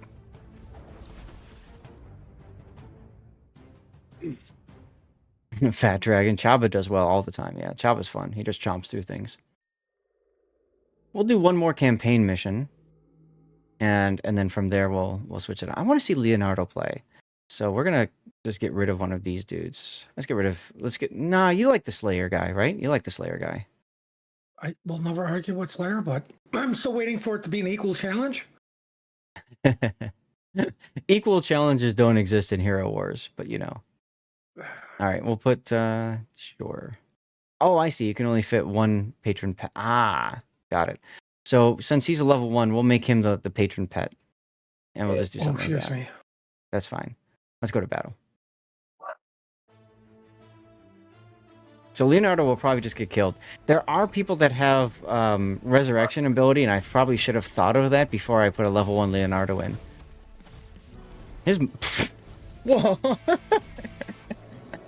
He just got one-shotted. He just got freaking one-shotted. Oh my goodness. And I like the animation. He goes down into the sewer. Yeah, that's cool. I really should have brought somebody that could revive him. Oh well. That's unfortunate, isn't it? Let's see, what time did we start this? We started this at about 1:15? Something like that. I don't think we can handle watching Leonardo get one shot up more than once. Poor guy. Well, maybe I can spend some resources to level him up a bit. If only Splinter you will. had some sort of resources. I'm sure I do. All right, harp chick. Freeze. And we got like frozen flower guy. Bye. Now you'll note, because Leonardo died, we didn't get 3 stars. Oh, see, Leonardo, just from that, Leonardo leveled up to 5. Let's go. So we got some quests here. We can complete quests to get stuff and things. Another thing that's kind of fun with the game, especially when you're a newer player, pretty easy to do that. And you can see I'm just completing all these quests and getting stuff and things. And we like stuff and things over here, especially this reward. This is good for leveling up characters and stuff. I wonder I who just said you're go going to for it. level up. I don't know. I went to the summoning atrium by accident, so I'm back out of that for right now. Are you going to summon somebody? Screen freezing. Momentarily. Okay. Weird. So we go to heroes, and let's go find Leonardo. I could probably just search for him too. There he is. Or it just... Oh, it's all the Ninja Turtles. That's interesting. So, Cowabunga is their main thing, and then we're going to spend some EXP to level them up a bit.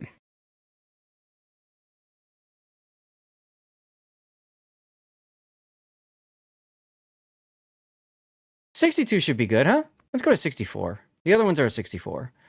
Equip him with all of the good stuff. There's only one number at 60 you need to go to, and that ends with 9. Okay, fine. We'll make the Ninja Turtles level 69 just for you, Puddin. Oh, nope. There we go. Okay, I finished another quest somehow. And we're gonna click that. We're gonna level these up. So Cowabunga goes up to level 21. We get different abilities based off of different ranks. Not sure how to get to the rank part, but you know, that's okay. I believe you got to equip them and promote them. You're probably if you had right. A shield, if you had a shield and the crossbow, Mm-hmm. I think you can promote them. So Merchant Camp 3-3. Okay, so I can get a shield from there. So it tells you where you can go to get the shields, of course. So that's kind of nice. So I guess we're gonna go here and try to get the Imperial Shield, so we can upgrade our hero turtles. And just so that we can, should we try soloing with the Ninja Turtles? Let's do it. It's a level 4, so it should be possible, right? I don't know. Look at Leo go. Oh yeah. This Bad is. feeling about this. Oh, well, you're fine, Puddin'. Don't worry, you'll be fine. Well, I meant for the other guys. Oh, we can see the Cowabunga. All right, Cowabunga next turn. See, there's 3 different phases, 3 different waves. Here we go, Cowabunga. Cowabunga! Oh, okay, so it's the same attack, and then it freezes them and stuff like that. Got it. Icy Storm. Do I have any rat characters? That's a good thought, Cthulhu. I'll have to check on that. I like the theming idea. So they start with the Cowabunga, and then they put people on freeze and stuff. And he's actually quite low. He might get killed here. No! Icy Storm, save! Whoa! Oh, that was so close. I did get a shield, though. I did get a shield. Alright, so we can equip with the shield now. And is there anything else? Skill points available? Crossbow. Crossbow. Right. Crossbow. So we can create one, or we can try to find one, it looks like. Well, go ahead. Just go ahead and create one. You need to find all items to craft. Get now. Okay. So we need to get a lucky arrow. So let's go to Blinding Lights. Good song. Love the song. Now, we almost died last time. So we should probably add some security. Do we have a rat character? Let's see. Do we have a rat character? I don't see a rat character. I mean, we could do Chava. Chava's fun. Let's just put Chava on in there. He'll probably die, but that's okay. Let's go. To battle! Now, after you complete the game too, you can also just set things to auto, and then it will just automatically use the skills as they become available. If you want just an easier experience, just a more relaxed gameplay experience, you can totally do that. Oh, Chava just got wrecked. Oh well, he did his tanking. People.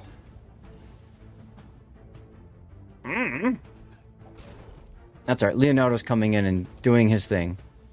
Cowabunga! And you can see when you have them do their auto stuff, it's a little bit easier. But, you know, you don't have to play the game on auto. Uh-oh, Leonardo might die.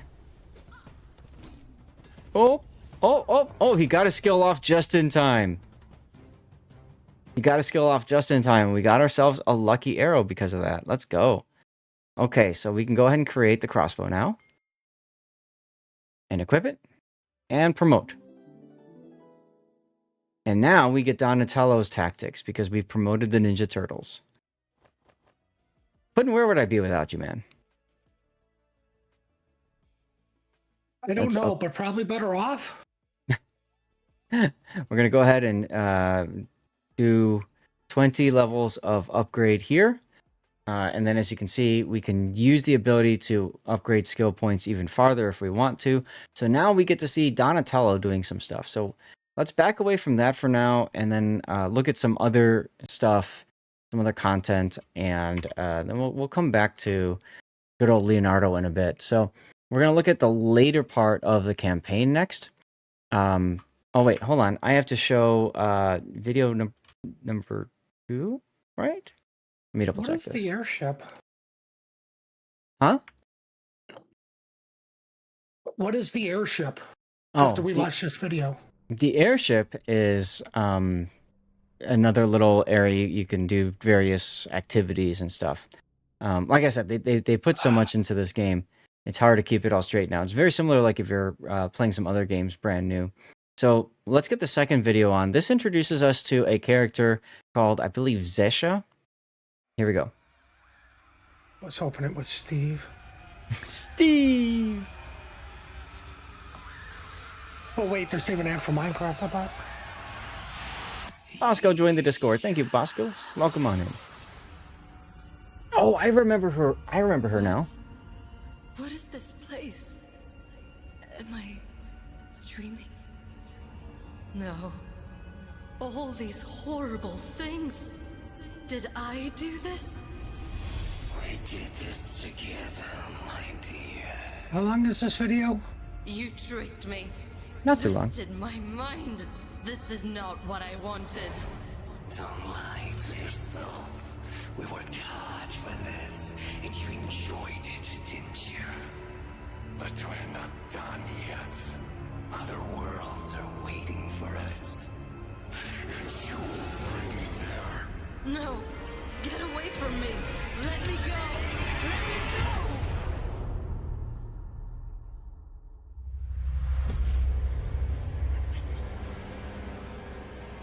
As you wish, my dear. Freaky, huh?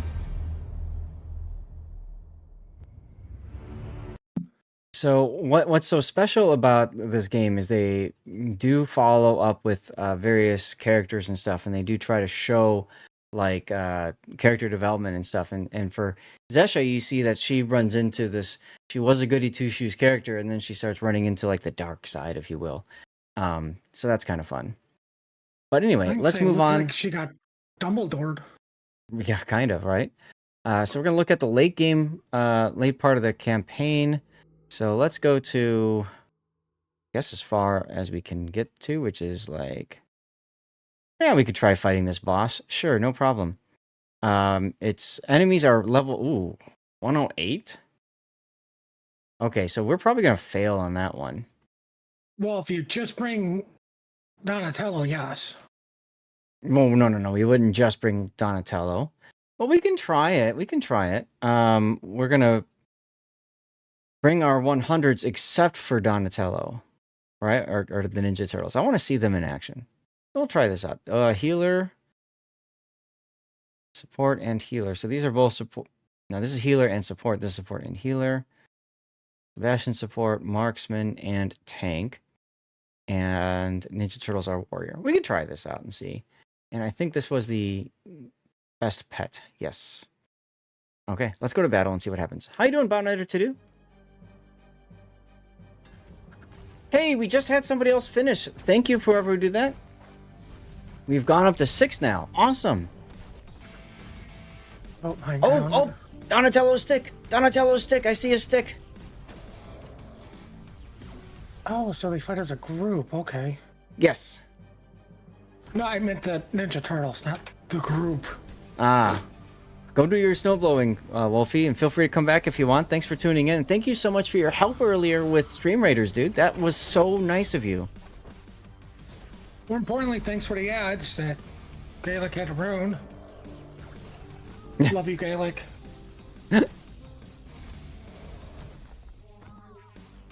So you can see, again, with auto, it does make this game a little bit easier. These are level 100 characters. Wait, but this is a boss, I think. What did you do? You gifted Wolfie a sub, so now Wolfie doesn't report in chat whenever there's a commercial. That's what Puddin's getting at. He's just making fun of you. Oh, the turtles have gone down to the sewer. I believe they went to go get some pizza. I could go for some of that too. So we got some loot, some stuff and things. We got a soul stone for Helios. Yeah, that's right. You are the East German, aren't you? So we did defeat that. Did we do this one? No, we did this one. See, so we got 2 stars to get us some progression there. So not too bad. We have a minute left to go in our for commercial break, just FYI.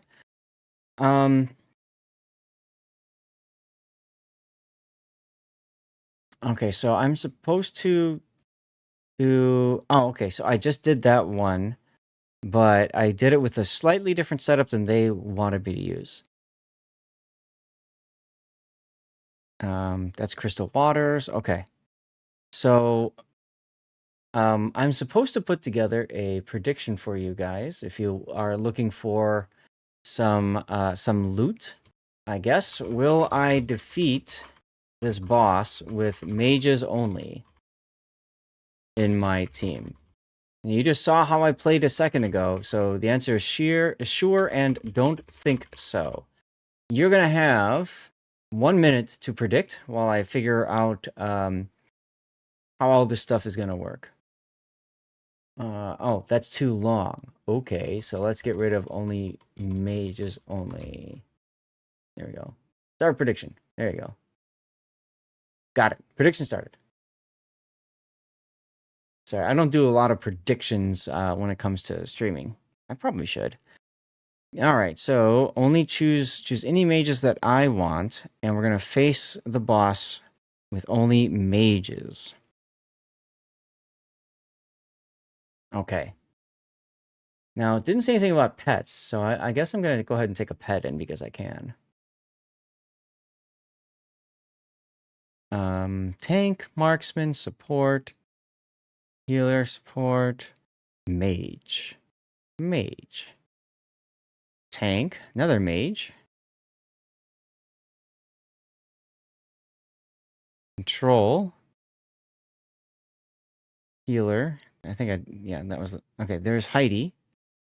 Ah, and Phobos. I remember pulling Phobos before. So these are all level 64s, guys. These are all level 64s. Something tells me we ain't going to make this. So we'll find out.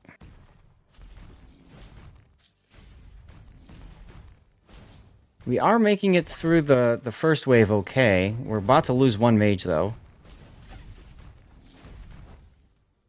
There she goes, or he.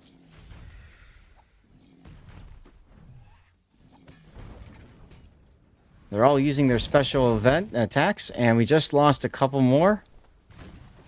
And I could have electric. That's a good point. That's a good point. I forgot about that.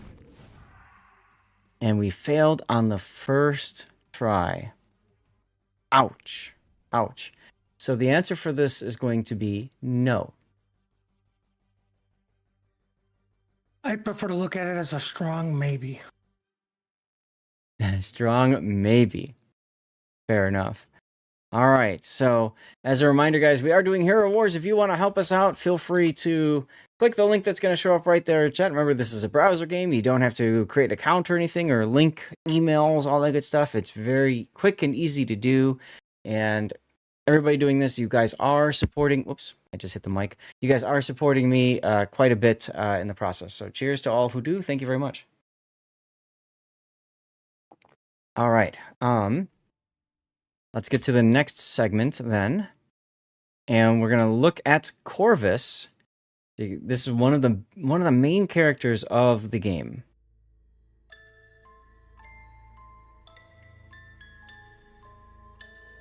They say the legends of the past are meant to teach and warn the generations to come. Let me tell you my favorite story. Once upon a time, in a faraway land, ruled the great King Corvus. Mighty, wise, and kind, he was the true patriarch of his nation and a loving father to his only daughter, Princess Morrigan. The father's duty is to protect the family. When the kingdom was struck by a dreadful enemy, Corvus could not let himself hide behind the castle walls. He faced evil in the decisive battle, fighting side by side with his mightiest warriors. His army was victorious, but the price was horrible. The father had raised his daughter well. Morrigan, too, was ready to sacrifice everything for the family. Heartbroken, she locked herself away in the royal library, hoping to find a way to deal with the death itself. The candle flame was her only light. She scrutinized ancient tomes, one after another. She believed that the answer was close. She only had to dare break the old rules. Days passed, then months, years, until one day. Legend has it that the pain had driven her mad. They say Morrigan never left the library up until the very end, trying to open the gate to the realm of the dead, but to no avail.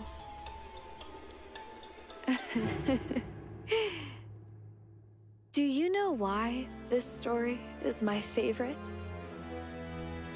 Because it is far from over. It's King Corvus is yet to take back his throne. Yeah, Duckman, it's a, I don't know if you would call it eldritch horror, but I mean, there's definitely some dark undertones to it, which is kind of interesting, right? But you get the idea that the character development and stuff like that.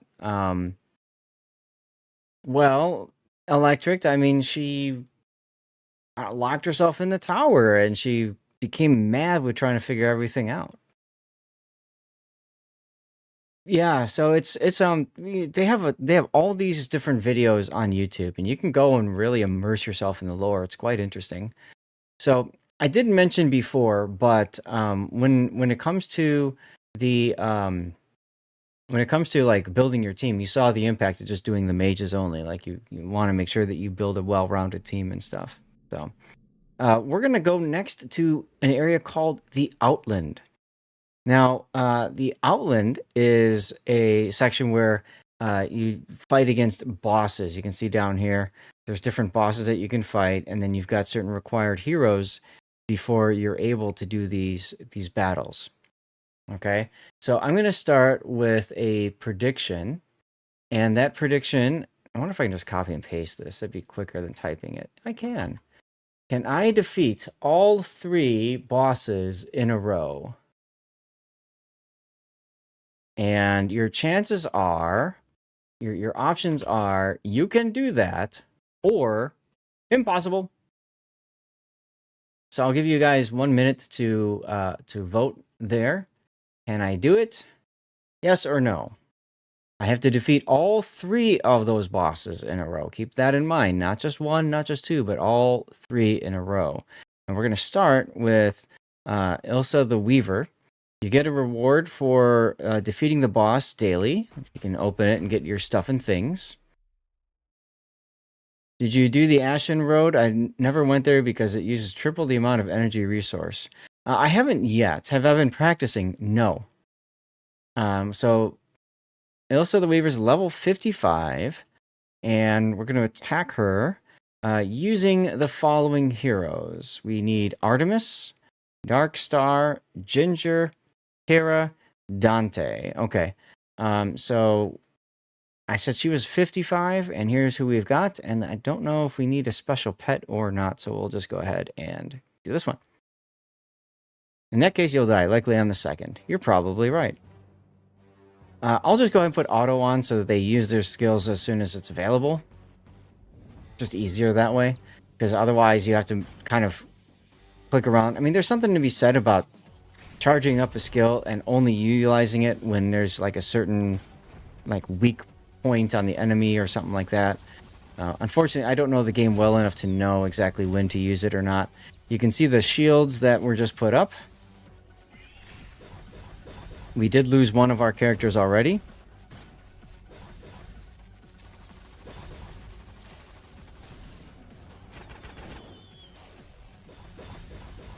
Oh, Elsa's down pretty good damage there. About 60% health. Tiny spiders, I know, right? Freaky. ThudTwit, I saw your question earlier, sorry. Yes, if you want to post on the Discord, you can.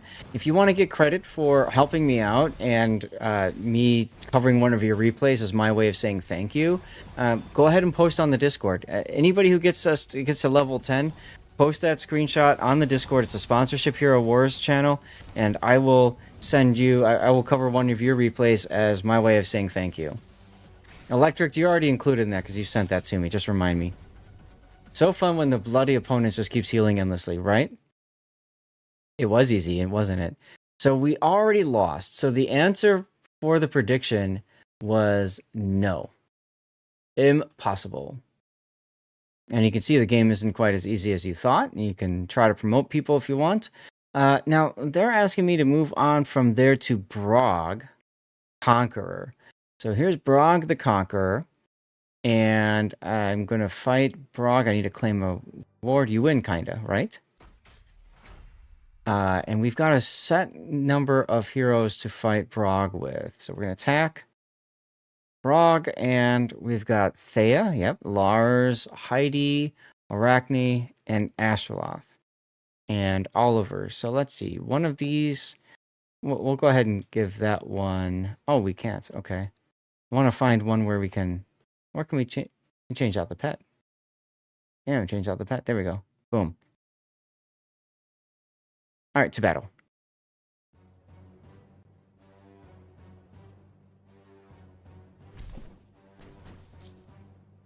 Now, this is like the level down, so it should be easier. But you can see there's a number of things that he's immune to.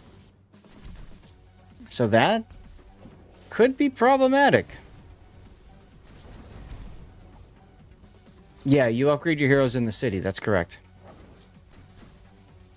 I mean, not really losing that much hit points there. But we do have a good healer. And I remember picking her up on my account, my test account earlier. Yes, Tunip.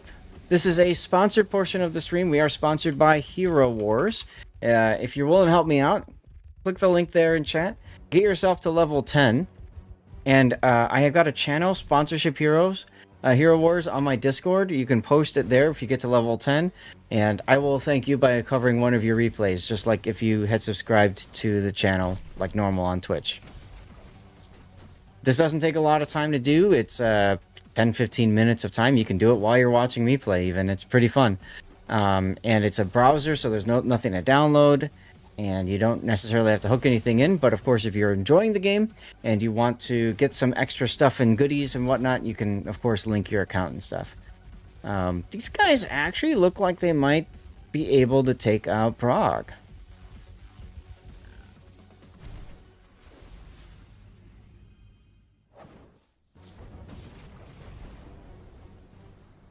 Brog is down to a third health now. There's like an ultra tank. He just doesn't take a lot of damage until whatever. Interesting.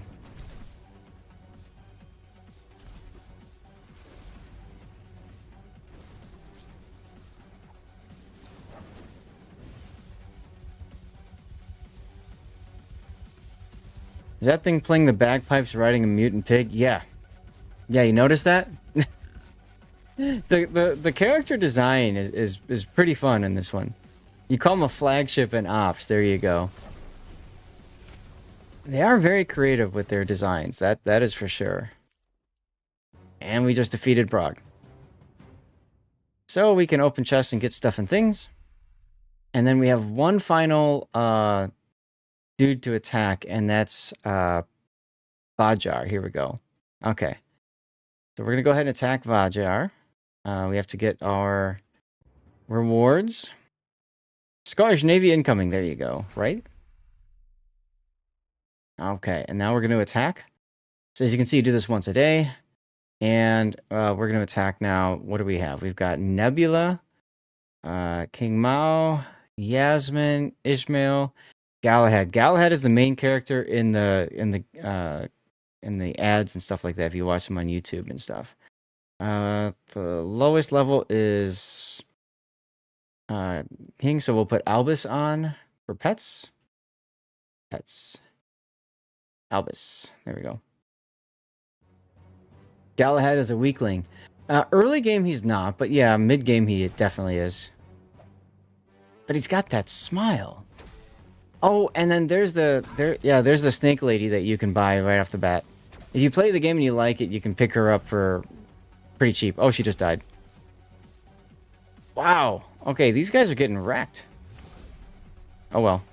What does this button do? Cinematic or something? If you want to win, don't use Galahad. Yeah, he's taking a nap right now. Oh, right, but she's a level 100, so she's just going to solo the boss. I forgot about that.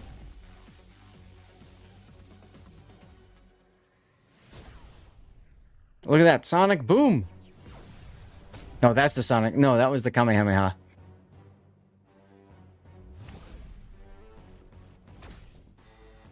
That's the pet helping. Oh, okay. Okay.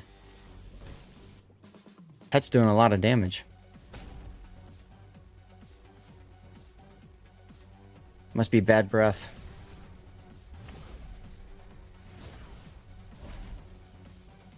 What's up, Jimbo? Info. Ah, okay, so here you can see Yasmin did the most damage and then died. Galahad did nothing and died. Ishmael and King Mao died. Albus, yeah, the pet. The pet is what won us that one. Huh. That's cool. All right, open chests. Now, they do also have the link for Discord, so if people get stuck on places, they can go and join a Discord and ask for help and that sort of thing.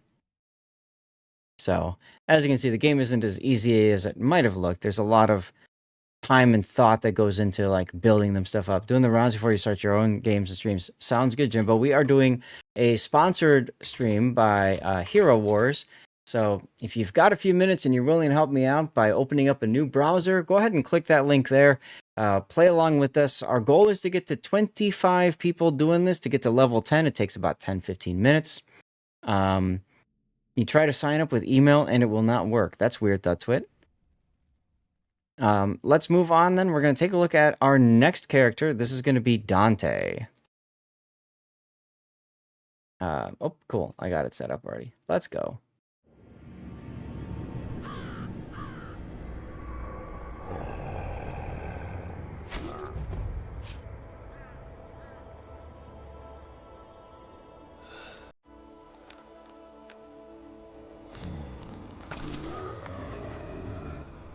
Yeah, neato indeed, right? Like I said, the story in this is pretty fun.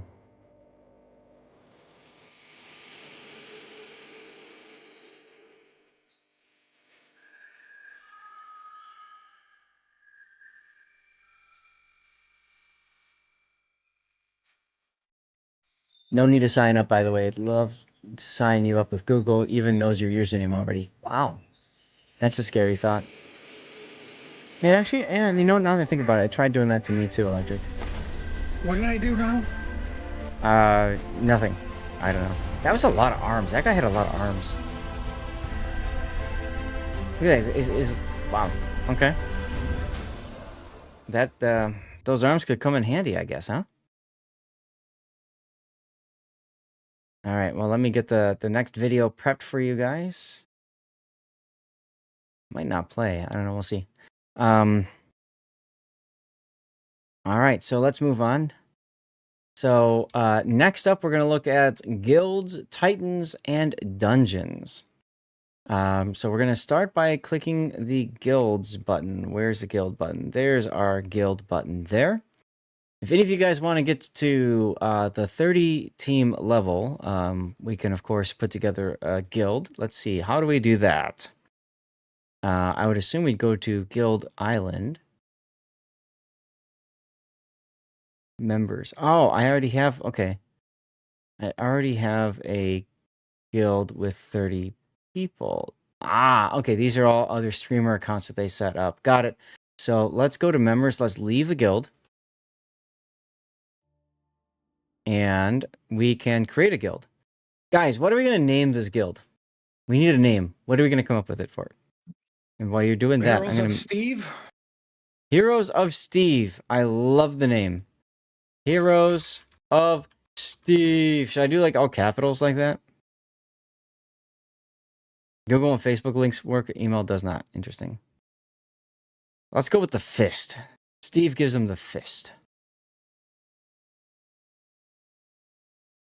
A pink fist.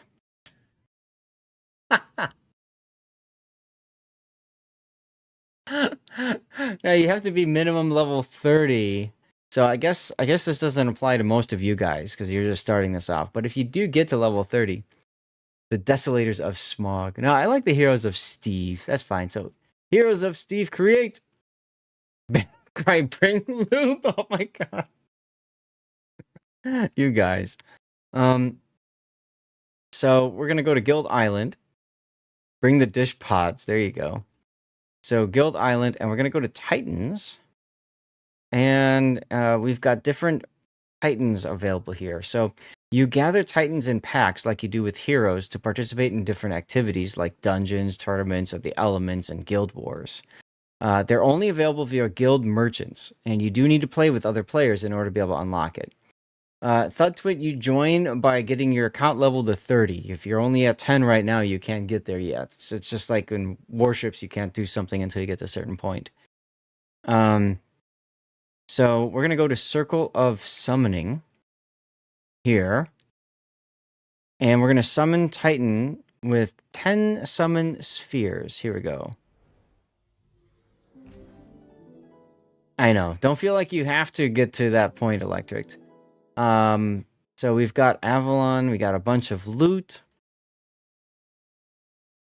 Return. Okay, so now we'll go back to the Guild Island menu. And we're going to click on... our Titans again. And we're going to click on a random Titan and upgrade him. All right. So who do we want to... It's a heartfelt you, right? Seriously. I think Heroes of Steve shall use Angus, Protector of Nature. Yeah. Also really yummy meat. Let's go with Angus. And I am supposed to level up my Titan a little bit. So I'm going to use some emeralds. I think, yeah, we got plenty of emeralds. So we'll level them up a couple of times. What is this soulstone saying? Oh, that's that thing. Okay. Okie dokie. And skins and artifacts. Skins and artifacts. Ah, skins here. Yes. So there's the default skin. And then you can unlock different skins based off of your spending. So we'll go ahead and upgrade him to a different skin. Now, this gives him a boost in health, too, which is interesting. And then artifacts. So we've got different artifacts that we can put on him. We can upgrade them. We can upgrade his spirit. Let's go ahead and upgrade his artifacts. We don't have enough. We have enough for this one. We definitely have enough for this one. So let's use this one first. Ta-da! We level that up. And...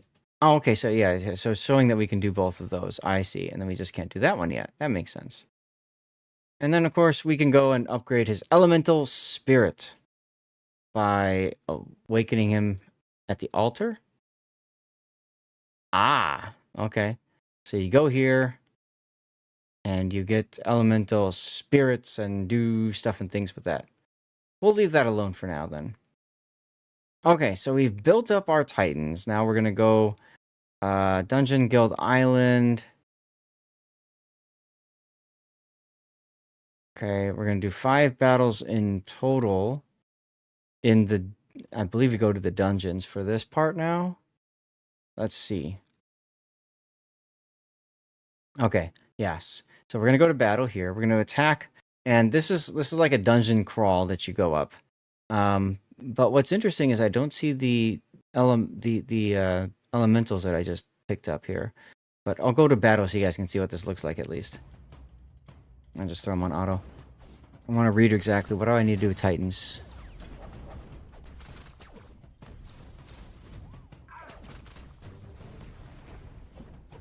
Click on dungeon. Okay, so I'm doing this right. Going in a dungeon, click on the doors. Yes. Gather your team. Use heroes and Titans packs with similar power levels as your enemy. Got it. Okay.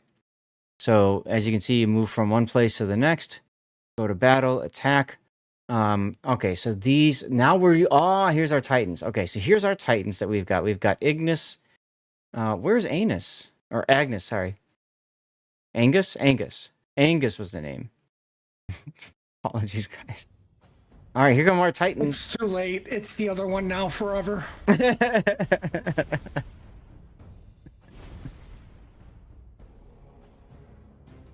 Well, that was an easy win for our Titans. And then I guess we go from there back to... Yeah, we go from there back to our normal team again. A Freudian slip from the leader of Stevie's Pistons. There goes the family show. God damn. Oh well. Alright, that's another win. Obviously, we're a little over-leveled here. Because these are 44s. I know, we need to bring the Ninja Turtles back in with level 69. But that makes it even more busted. So, I think to... speaking of... Let's bring Anvari in here. We already have another warrior. So that's fine. There. Remember, Anvari's the one that's got the fist. And we wouldn't be the fisters without the fist, right? Although these guys are kind of working their way through already anyways. Maybe what I should do is not put on auto and instead leave it empty. Too late now. But next time.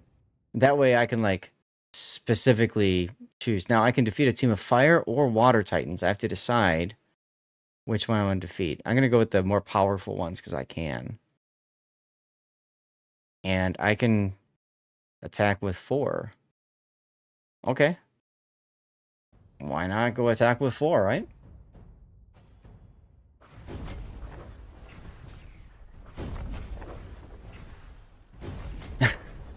Thank you, Cthulhu. Thank you so much for clipping that.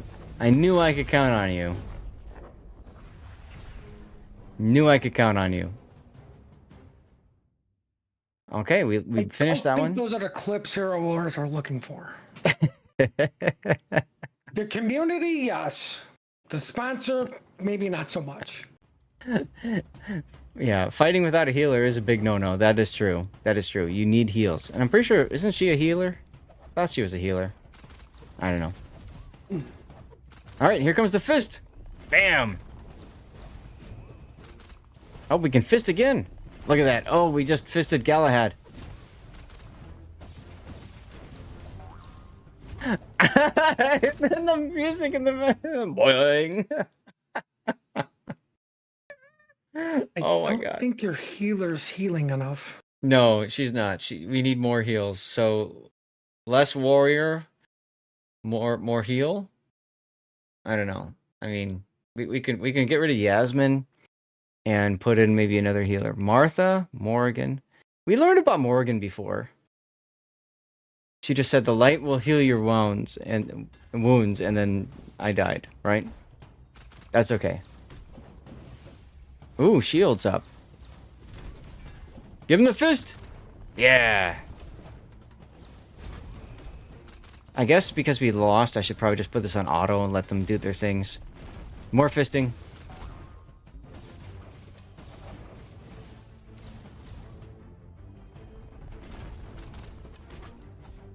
I think we're going to win this one. But you can see there's the importance of the team composition, right? Having that healer, that second healer, Morgan, coming in was clutch. So this is like a dungeon crawler, right? You just work your way down as deep as you can get. We'll finish this. I'll just put this on auto too. Let me look at what we need to do next. I forgot to do the predictions. That's okay.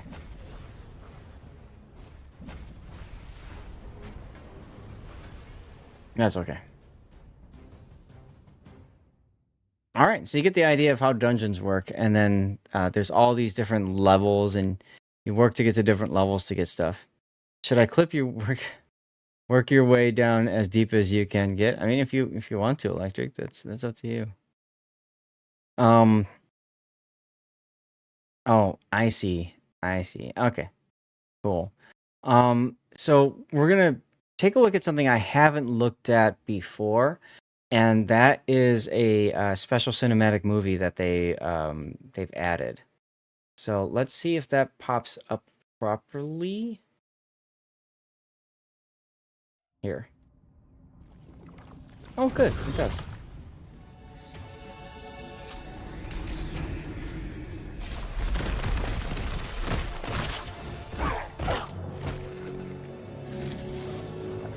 It's been a while since I last bled. Not bad, you two. Seeing you bleed isn't enough, you bastard. Just yield already, pal. Okay, this is a very different art style. Strongford Prison isn't that bad. No need for more bloodshed.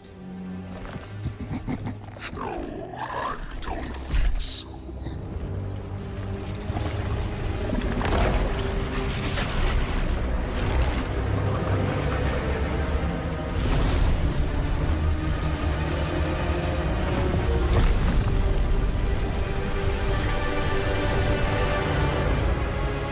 There's no other way, brother.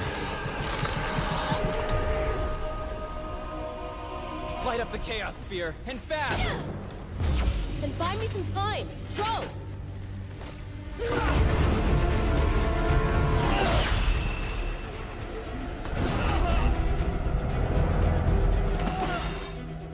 You can put them in the Discord from now on. Great, thanks.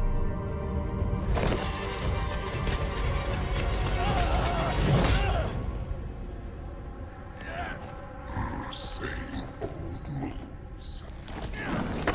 Catching the sword with your hand, that's it's normally pretty painful.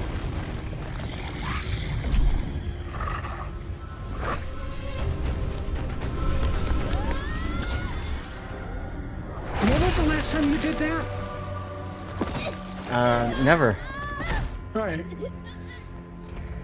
She's looking like she's in trouble. I think we need a puzzle. Remain my puppet.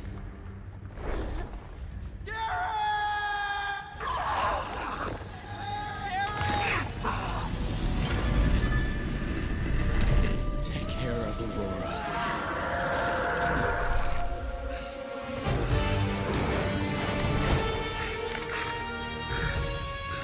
What did you do to me?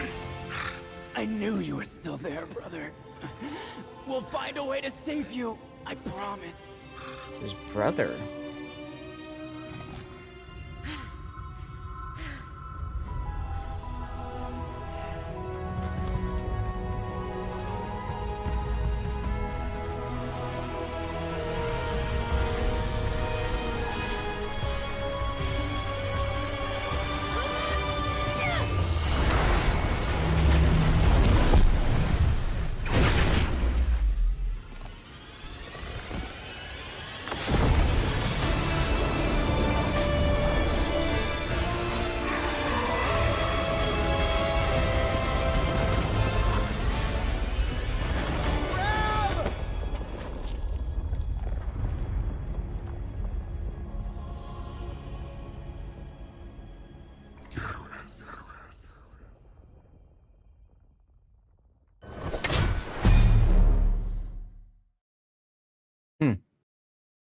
So this is a brand new movie about the game.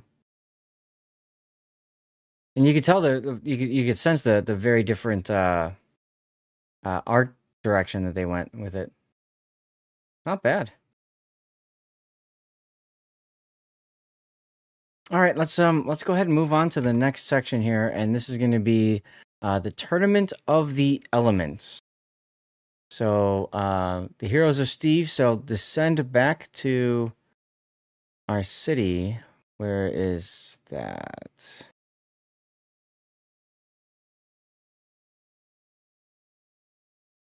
Maybe I have to hit escape. No. To city. Here we go. There we go. All right, so we're gonna go back to the city here, and oh wait, no, I was in the wrong spot. I had to stay up in the guild spot, the Celestial City, which is the guild spot. I see. Okay. So we're gonna go to Titan Valley, and here's where, of course, you can level up your Titan's artifacts to make them stronger. And you can participate in the Tournament of the Elements, where you can compete with other people's Titans packs, essentially, facing you off against other people that have, similar kinds of Titans, but maybe you built them a little bit different or whatnot. So we're going to go into the Hall of Fame. And, we get an attendance prize. That's exciting. And, of course, you can get to the top of the leaderboard, earn trophies, and other kinds of goodies. If you get to a certain place in the list of the leaderboard. So they have all that information in the rules and the different positions that you want to be in, all that good stuff.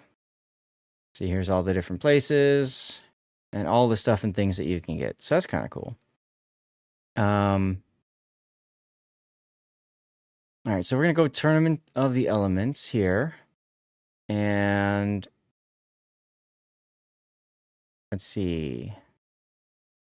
I'm going to back out of there for a second. Where am I supposed to go now? I'm supposed to click change below, but I don't see where it says change. Next tournament elements begins in... Okay, so maybe I can't do this yet because it's closed right now. Okay. So we're going to have to skip this part of it, I suppose. That's okay. And then we'll look into the next part, which is Fafnir.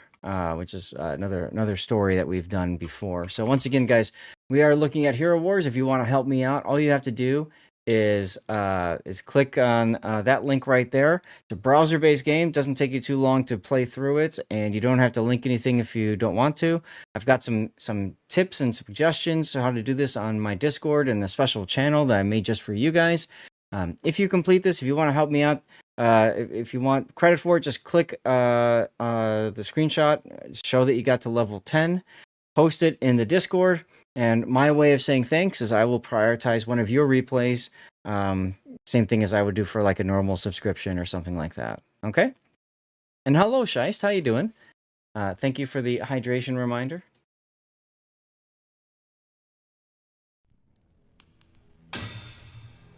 Let's learn about Fafnir. What makes a truly great smith? A desire to aid his people, even if they walk the wrong path? Is it dedication to his craft, no matter the consequences it brings? Or is it a burdening gift to create something exquisite, yet disgustingly devastating? I used to think so, and I was wrong. But now, I can clearly see the answer. A good smith can make a powerful weapon, but only a great one will put it in the right hands. If you truly walk the way of honor, then I'm with you.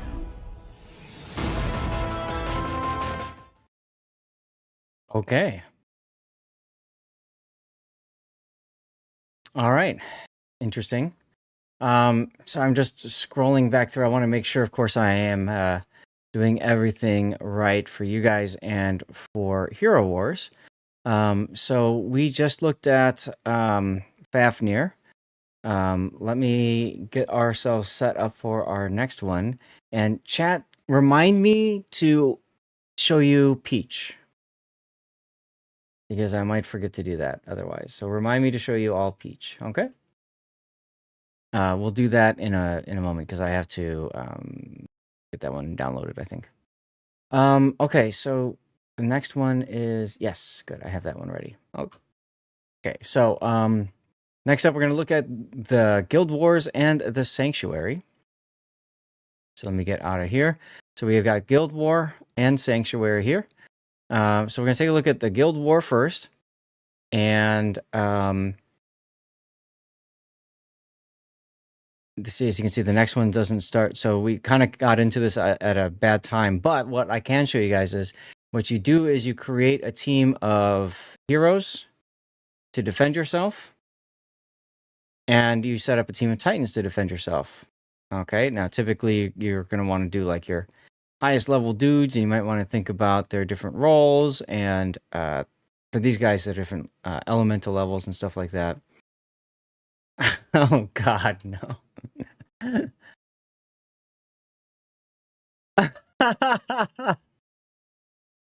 Oh my God, Electric. What the hell? Good job, Electric. And so you can plan tomorrow's defense and boom. So as you can see here, we've got the different levels that we go through. And of course you need a full guild in order to play this game mode. And I just exited the guild and created a new one. So I wanted to show you guys kind of like the high level stuff, right? The like the in-game things that you can do. So you realize that there's a lot of depth to the game. It just takes you a good amount of time to get here if that's something you really want to get to. So we're going to get out of the Guild Wars menu here. And let's see, from here, we're going to look at the Clash of Worlds. What did you just join into? A lot of fun, Tune-Up. A lot of fun. Whoops. Move up to Silver League or higher. So this game mode is in-game content for true hardcore players. So that's not us. And might not be you guys, but maybe it will be someday. So there you go. Let's get back out of here. And where is our Sanctuary? Is that under the city? Ah, here, Sanctuary. This is where you've got your pet stuff. So we're going to click on Mara and level her up a bit in the Sanctuary. So where is Mara? Here's Mara. So we can promote Mara, collecting stones. We can buy stuff with that. We can also level Mara up. And so that gives, obviously, Mara more combat effectiveness in the game and stuff like that. Let's get out of that for a second. And we're going to go ahead and take a look at adventures. Now, when you go and you do adventures, this is your opportunity to invite a player, for example. So there's a co-op feature that you can play with friends if you enjoy that. So you can create a group here and begin. And now we're working our way through this level. I remember doing this. So guys, we are going off on an adventure. We're going to go and attack number 2. And you can see the enemy team here versus our team. And let's just go ahead and go to battle, see what happens.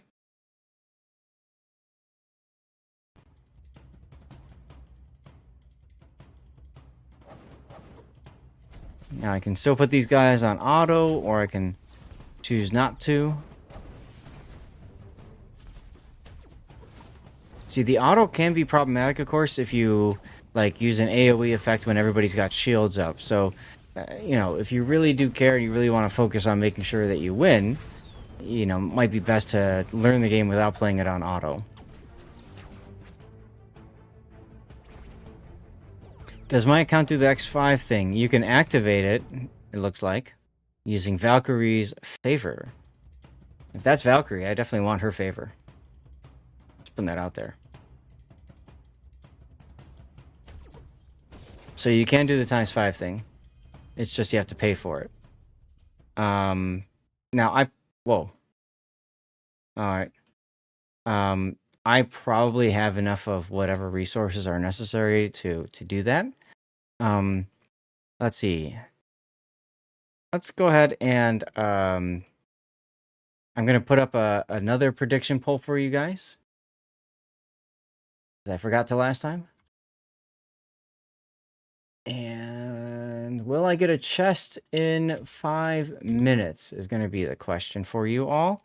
The answer choices are most likely or never. So we'll start the prediction now. Thank you, Puddin, for your Always try to trust here. support you. Yeah, I love that. It took you one day to get all the resources. Like, I don't think you need a chest. Let's see. Can we unlock this? Let's see. Activate. If this is going to ask for money, I'm going to say no. No. Okay. We're not going to do that. But that makes sense, I suppose. If you really like the game and you're grinding the heck out of it, it speeds that one up. Will Zach get hair on his chest? No. It's will I get a chest in 5 minutes? Wait, that sounded bad too. I don't know. Tune-up, we are doing... Huh? It sounded better than your Titan. It did sound better than the Titan. Tune-up, we are doing Hero Wars right now. You can help me out by clicking that link right there. This is a browser-based game. Does not require you to install anything. You don't have to link accounts or register or anything like that if you don't want to. If you're enjoying the game, of course you can. And all you have to do is get yourself to level 10. Which, guys, again, for all of you, that only takes 10, maybe 15 minutes of your time. And I've got some hints and some suggestions for ways that you can do that in the Sponsorship Hero Wars channel on my Discord, including if you finish your level 10 and you want to show it off, please feel free to share that in the Discord, and I will, of course, prioritize one of your replays as my way of saying thank you for helping me out. Speaking of which, we are down 2 people. That's not good. Well, that's good for me. I picked no. Well, that is good for you, because we just failed. Alright, so the battle is over. We were defeated, so we get pushed back. Okay. So we're going to try again, and this time, I feel like winning. I like to win. In the words of James T. Kirk, I don't like to lose. Well, I Battle. mean, as long as it takes over 3 minutes. Electric says, now what will I use my mountain of channel points on? I don't know. Are you telling me to raise the price just because of that? All right, now we're cutting through them. Let's go. Done. All right, so that's 4. Move on to 5. The poll didn't show for you, Tuna, probably because I made it for only like 30 seconds, so you missed the poll.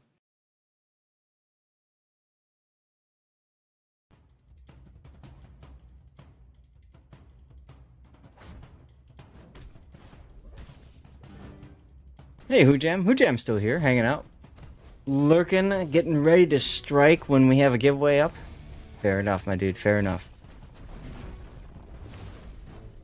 Oh, I should probably turn auto on so they go use their stuff.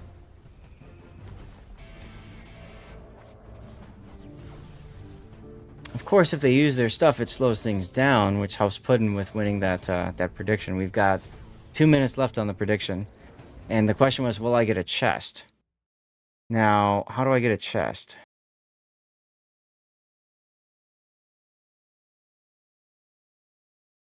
Oh, down here, down here, down here. I see. Okay, let's go this way. Let's go with your damage resistance. Why not?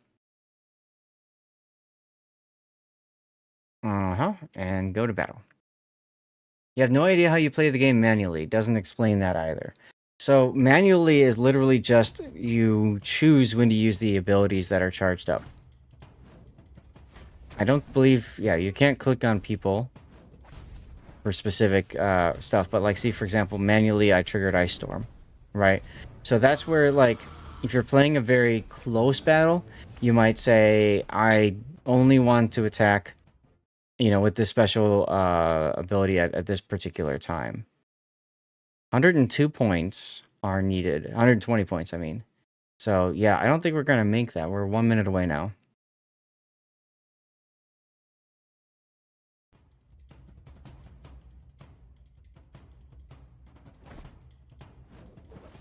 But it's kind of a neat idea with the adventure, right? You go around, you choose where you're going to attack, and then you choose specific buffs maybe to shore up weaknesses in your team or something like that.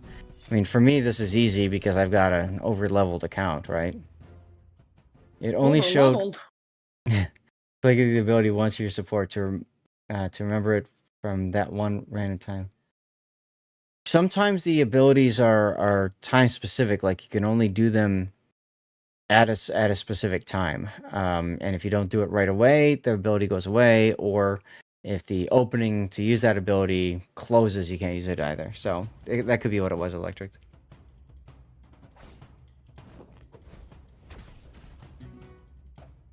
Alright, now while this is going on, I need to... I thought I had downloaded the Peach video, but I guess I did not.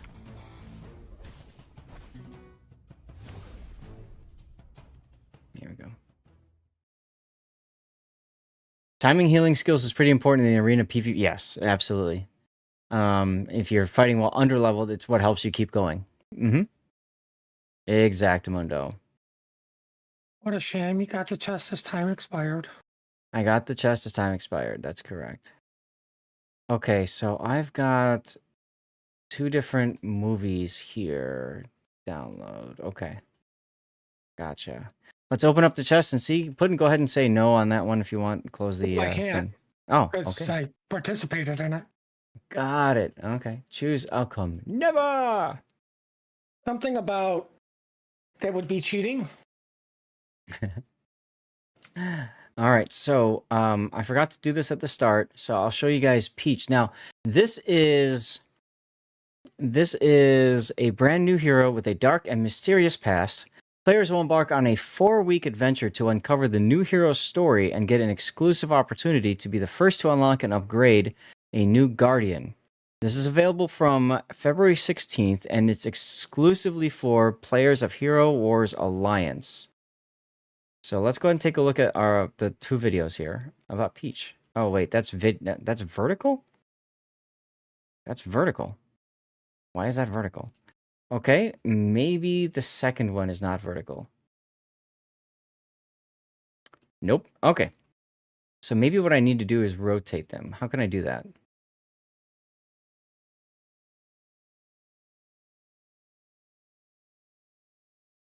Give me a sec, guys. Let me put this up here. Transform. Oh, it's locked.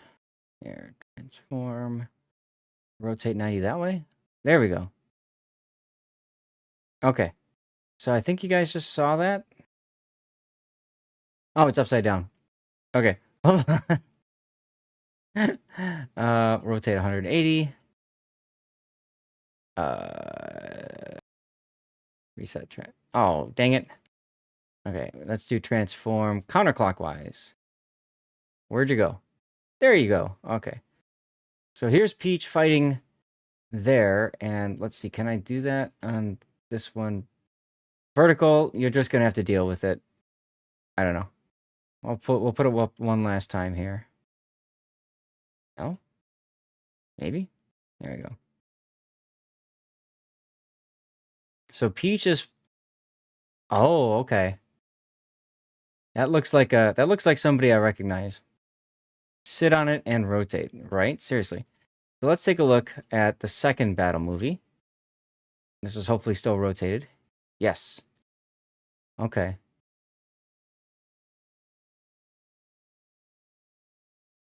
Huh. Well, okay. So there's Peach.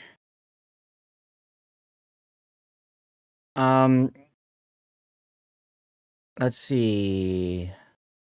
I've got 2 other assets to pop up here, and I don't... Okay. Let me pop this one in real quick here.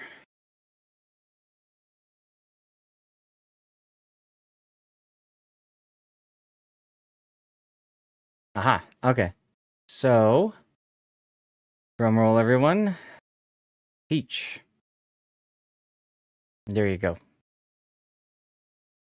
So that's Peach. Looks a lot like Harley Quinn from the Batman DC Comics stuff.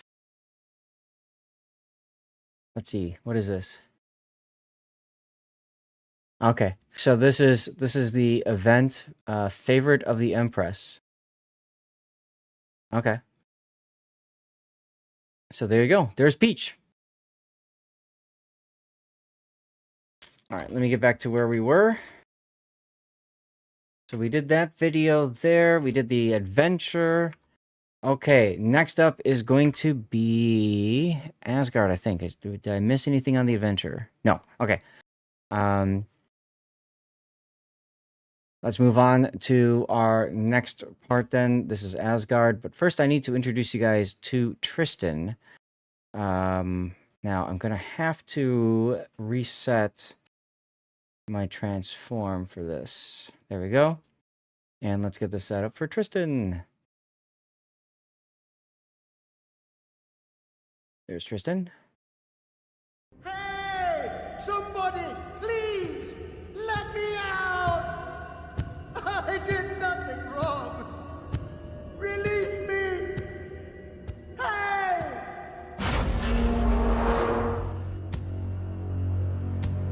You! I've sacrificed so much for Dominion. And this is how you pay me back. Right? Tristan? What a pathetic ruse. Show yourself, fiend.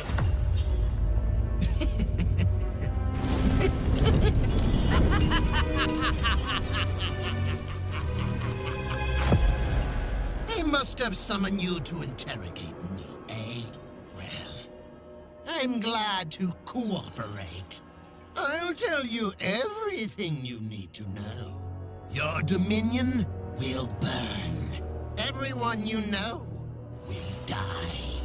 And there is nothing you can do to stop this. Ooh! So we finally get to torturing! What is this cute trinket of yours? Why don't you take a closer look? Recognize someone familiar? It can't be. What did you do to them? I made them cooperate. Just as I will make you. No, please, I'll talk. I will, promise. The Archdemon, he's planning We to... know, and we are ready. As for you, you will serve the light now. Embrace your new purpose.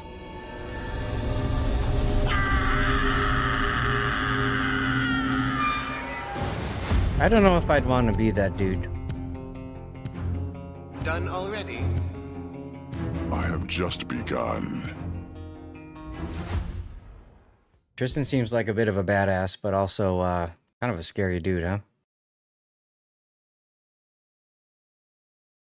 All right, let's move on.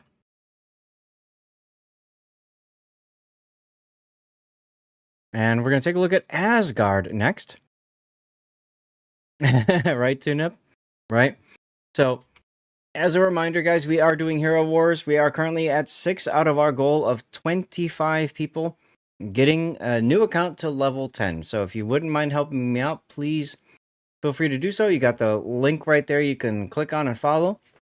Please only do this once. I just want to make that clear because, you know, problems happen if there's plenty. The stay arcade, you recognize that, huh, Tunip? Good guy with mind control seems very off. Yeah. So like I said, you can help me out there if you download, you don't have to download the game because it's just whatever. Asgard, Mortal Enemies of Steve. That's right. You can absolutely play the game, get yourself to level 10, and it does really support me quite a bit. So if you're willing to take some time to do that, it would be very much appreciated. Like I said at the start of the stream, in a few weeks I'm leaving for a bit for vacation, and because I'll be gone, obviously I won't be streaming. It's part of the reason we are doing a sponsored stream today, is to kind of help make up for the lost revenue from me not streaming while I'm on vacation. So If you do the thing, go ahead and post it like Electric, Thudtwit, and Gaelic have done already. And I will, of course, prioritize one of your replays that you send in so we can get you covered, okay? It's my way of saying thank you for literally putting in 10, 15 minutes. It's that easy. Right, Puddin'? What? Sorry, I didn't have the TV volume turned up. All right, so next we're going to look at Asgard.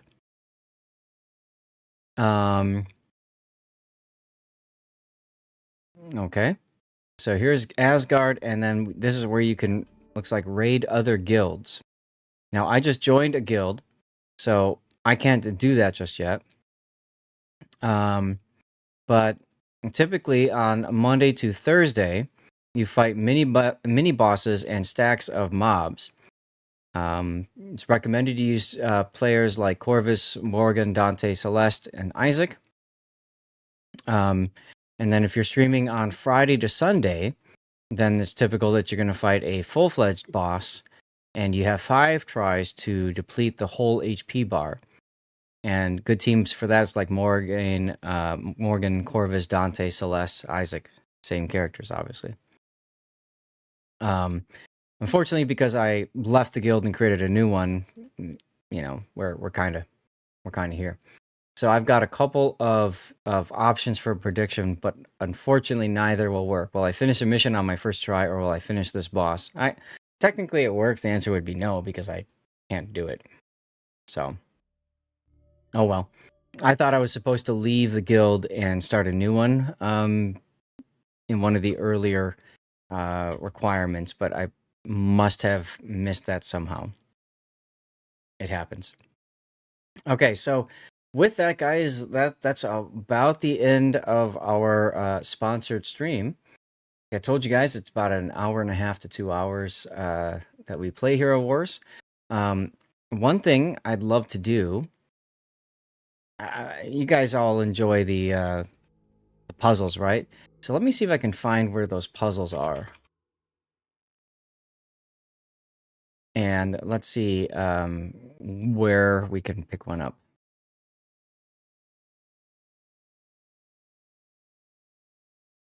Go to campaign and do Ashen Road. Which one is Ashen Road?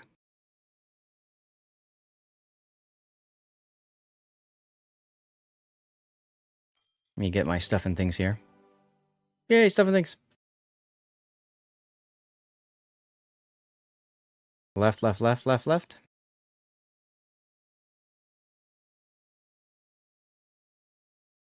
Ah, over here.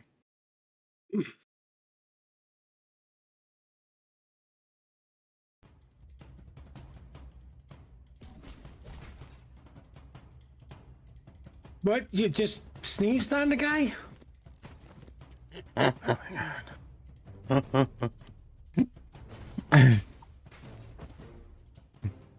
Well, there you go, Electric. That said 12, most are 6. Oh, okay. So you're just curious about the energy requirement, huh? You thought it was something different? No problem. Sorry, Stream Raiders. I thought they put them somewhere after suggestions about people just wanting to do the puzzles and not the other stuff. Mm-hmm. I don't know. Let's see. I'll just go put that dude in there. I'm just getting the next Stream Raiders ready to go. There should be a list of where they are, but I can't find it right now.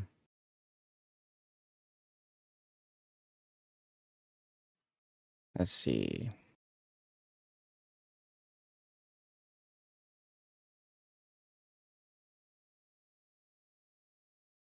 One, 2, and 1, 7. So I remember 1, 2, which was, I think. Do you start with? Is it this one that you start with, and then I don't remember. Question mark is the puzzle. Oh, thank you. Levels that drop character pieces cost 2 times because character pieces are very important for upgrades. Ah, thank you, Joey. That makes sense.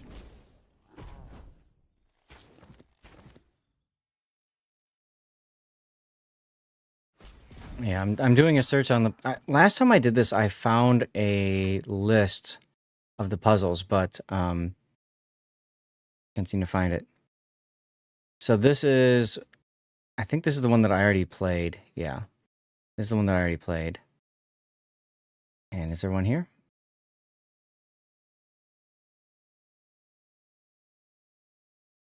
I don't care. I want the puzzle. Puzzle, puzzle, puzzle. Hey, there we go. Yeet. Stupid Galahad. Burn. All right. Anyway.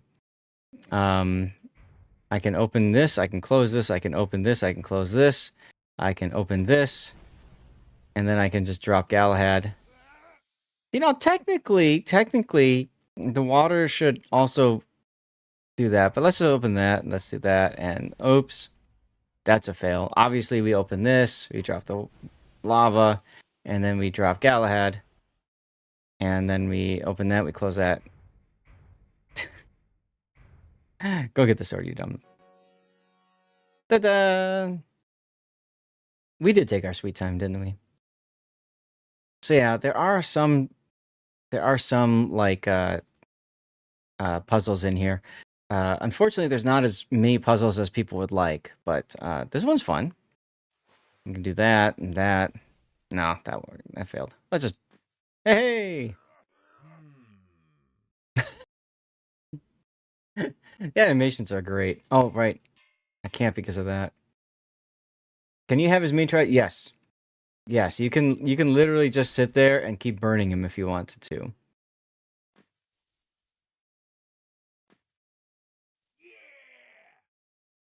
Now, since I've already done this one, you know, you don't get like the bonuses for completing the puzzle or whatever. But, you know, it's still kind of fun to do every now and then. Like you said, let's just keep watching the dude burn, right? Like, here, we can do that, and then we can drop a rock on his head. We can have him floating in water, and then we can burn him. I know. We'll float him, and then we'll pull that away, and then we'll do that. Oh, nope, we can't. So we have to do that. Ah, no problem. Oh, he died. Rats. I know. Let's do this, and this, and this, and then this. Hey! Da-da-da-da. So, yeah, there's different puzzles, and you can see them on the bottom here with the question marks. So, I believe you can, like, YouTube it and take a look at them and stuff, but I know most of you guys are here for Warships, so... What the heck I'm is here this? for puzzles. Sword should have fallen on his head and skewered him, right? Seriously. That would have been funny. What the hell? Oh. Okay. So it's like a liquid, and there's like a good liquid and a bad liquid. That can be subjective. Character piece is how you upgrade your characters, get more stars, just gain tons of stats, buffs. Very important for new players that want to play long term. Thank you, Joey. You know all these things about all these games, man. All right, last one, and then we'll do our final video and call it a sponsored stream. Oh, wow. Yeah. Bye, Galahad. This is fun. I mean, like... This is the part of the game that's really cool, right? Because then you like think about how you can make certain things work. Oh.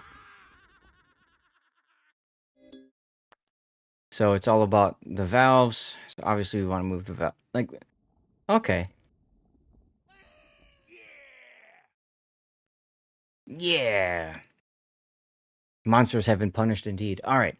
So here's our final Hero Wars video. Ever wondered what happened in Hero Wars since your last visit? Short answer is, lots of stuff. Reach for the stars together. Your guild can now challenge an epic raid boss and power up heroes with special ascension skills. Well, there you go, Cthulhu. Guardians have boosted their ranks with a charming warlock Iris and her demonic pet Baite. Give your enemies the out-of-body experience they deserve. Who let the genie out of the bottle? Be careful what you wish for while fighting Amira. A pile of gold might sound tempting until it explodes in your face. Is it a bird? Is it a plane? Yeah, it's a bird, but a magic one. New pet Chorus will protect your sorcerers from control effects and punish those that try to cut your wings. Despite looking like a natural-born punching machine, Fafnir is a die-hard pacifist. This support hero uses his exceptional smithing skills to buff his allies and protect them from harm. For better or worse, Dominion was chosen as a battlefield in a never-ending struggle between light and darkness. 2 new types of titans have joined the fray, giving you new opportunities in the Guild Wars. Claim their power to use 2 spirit totems simultaneously and crush those that oppose you.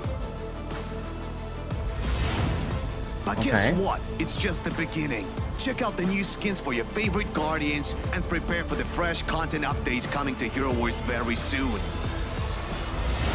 Dominion awaits. Interesting. Okay. What in your face? Yeah, I didn't quite catch that, Electric. I don't know. And the voice sounds like someone who worked for WoWs at some point. Yeah, maybe. Maybe. All right, let me get back to where we're going. So, as always, thank you guys to those of you that took the time out of your day to help out with Hero Wars. We still have 19 more spots to go, so if any of you are willing to help out, we would really appreciate that. We got 1 week to do this, and like I said, it really doesn't take that much time. So you can check it out with that link in chat right over there, and there's a Hero Wars comic as well. Okay. I'm pretty sure there's a t-shirt somewhere. I'm going to put this in chat if you guys want to check this out. There's a Hero Wars comic. Huh. Can I put this over here? I think no, I can't. Okay, I can copy paste here. Let's put this like that. So this is the Hero Wars comic. Interesting. I'm so nervous, but I must pass the trial. Clang! Bam! It's like the old Batman comics, right? That's a lot of blood.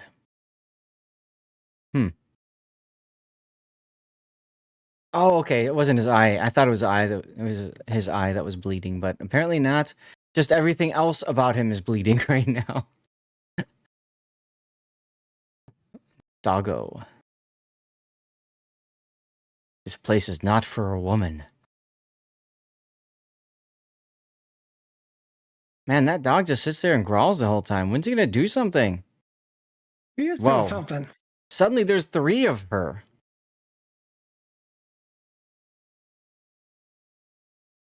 Okay. Well, she failed. There is no place for you here. Oh, and the dog is sad. Go home. All right, somebody needs to die. For the Empress! So she decided not to go home. Instead, she decided to fall down, go boom.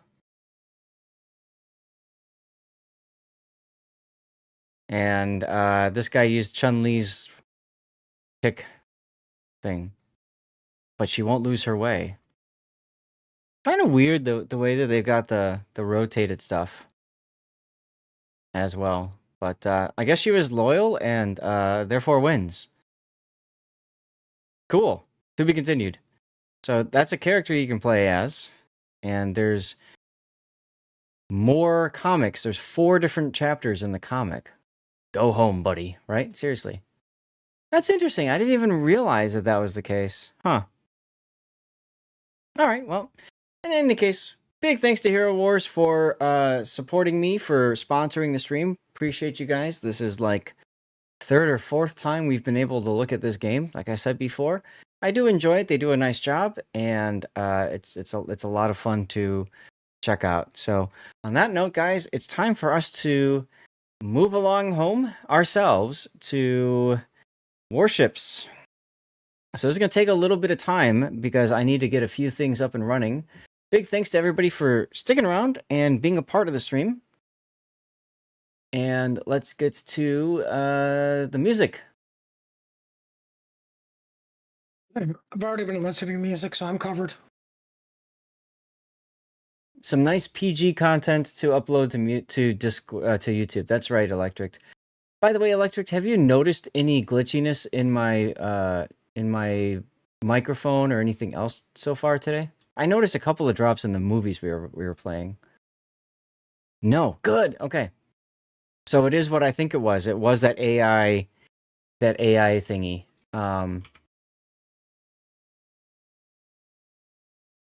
Okay, let me switch the game over to Warships now.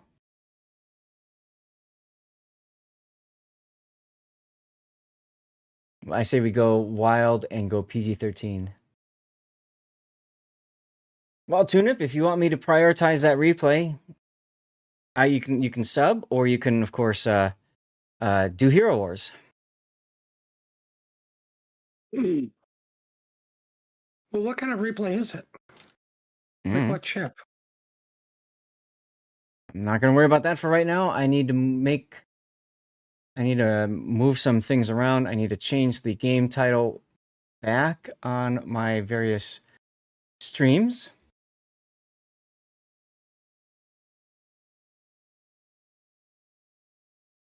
I mean, I've got a metric butt ton of really crappy Pensacola games and, co-op on EU. Yes, you do. I mean, Let's see. it's going to be better than any one of those. Replay time. I'll just leave it like that. That's easier. All right. Copy, paste, save.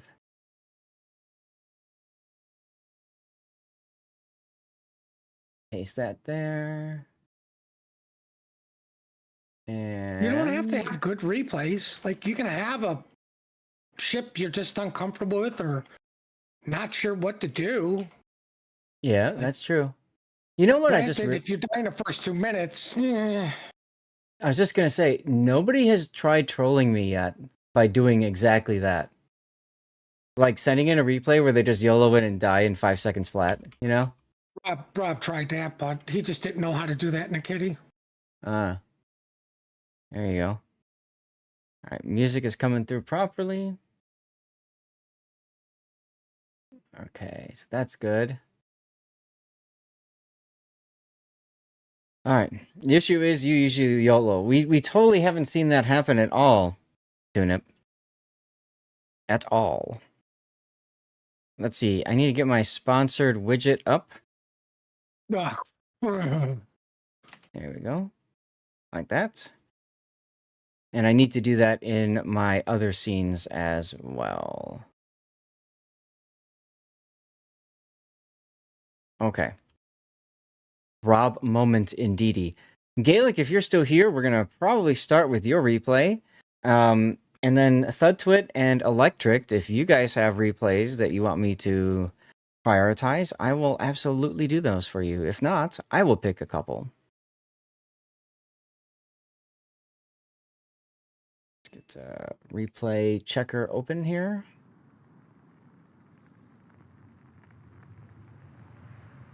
I know you can make that happen. So it's up to you. If you want to hold on to that for later, Electric, that's okay too. I don't mind.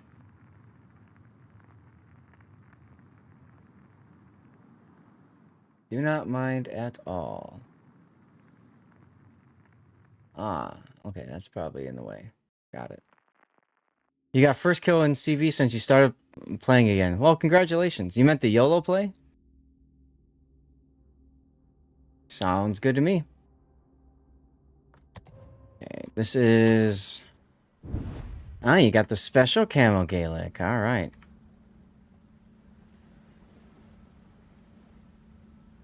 If we're doing replay, should we move up? Yeah. Probably a good idea.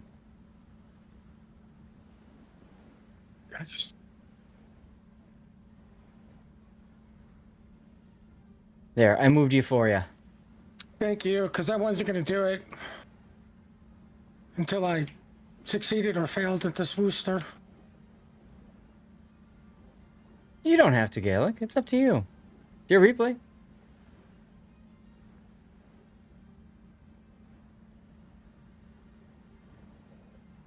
Okay, for some odd reason the audio got really loud. Let me fix that. That's better. Okay. I need to open your build in that window. Hopefully this works. Hey, it worked. And then I also need to render it.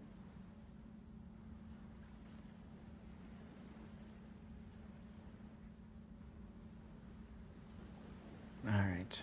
Render, go. Or not. There we go. Okay, so that one is rendering. Let's get one more words on stream going. I'm going to get a 3-minute commercial break in as well while we get situated. Now you can always ping Armact if you want, Gaelic.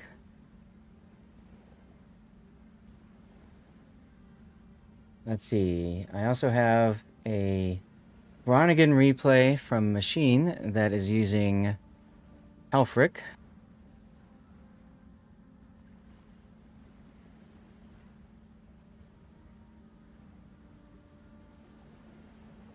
Okay. So we finished Hero Wars now. It's 3 o'clock. Good. Well, they wanted an hour and a half to 2 hours, and we gave them about an hour and 45. That works. Better be safe than sorry sometimes. Next up will be Cerberus. Excellente. I love how the camo says Australia on the side, you know, like, okay. It's a neat looking camo, though.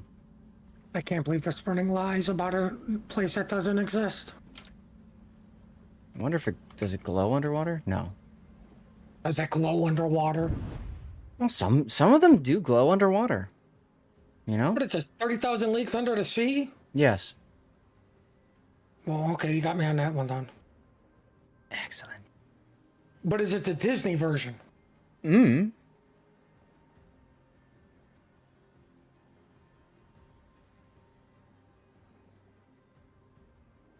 Alright, here we go. Gaelic Cerberus. So that's the replay render.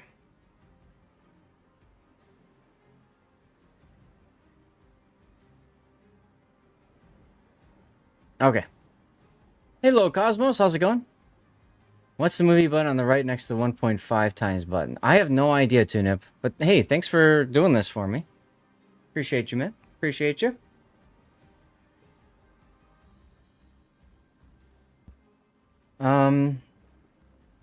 What time is it? 3? 3, yeah. We got 3 hours left in our stream, guys. So, if you're cool with doing some replay analysis, we can definitely do that. I'm going to warn you right now. We have 2 more weekends of this patch and 2 more weekends of tournaments coming up. Saturday, Sunday next weekend, and the following will be the Warships Classic tournament, and I'll be starting at 8 a.m.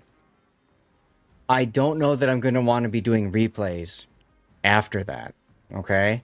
So if you've got a replay and you want it prioritized and you want to make sure it gets covered, I would highly recommend you use a Cover My Replay, you use your subscriber bonus, or you do the Hero Wars thing and, you know, post the picture of you completing it in the Discord. I'm just putting that out there because really it's going to be this coming Friday, which is my birthday, by the way, and the following Friday for replay streams aside from today. I don't know if I'm going to feel up to doing replays next week or the next weekend or the weekend after because I'm getting up early. And usually when I do that, I just play the game and hang out afterwards. We don't like do replays and stuff. So just so you guys I think are aware. the other thing is tournaments take a mental toll out on us.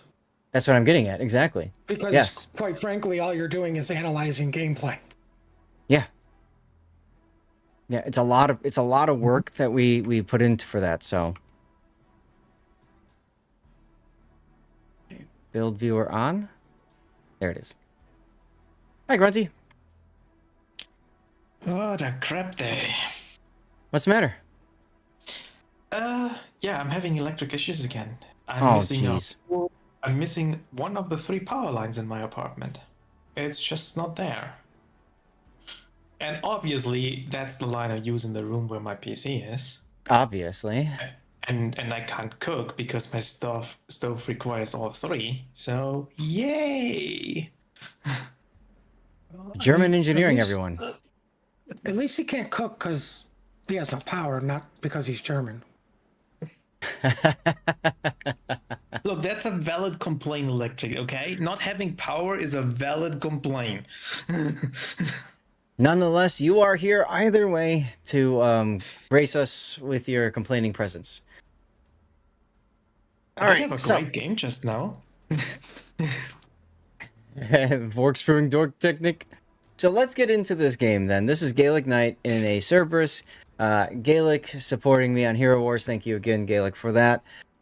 So this is an operation with the Cerberus, which is a line that, frankly, I abhorred. I hated grinding up this line, probably more than any other line out there, frankly. I was not a big fan of it. The Encounter, the Auckland, they're just like Citadel machines. Like you get spotted and a battleship just looks at you and you've lost half your hit points or more. I've been one-shotted by Ohio's in the Encounter so many times, trying to play close range support, trying to play like super far in the back lighthouse build, and I just couldn't find something that worked for me. Part of the problem is because of the smoke fire penalty.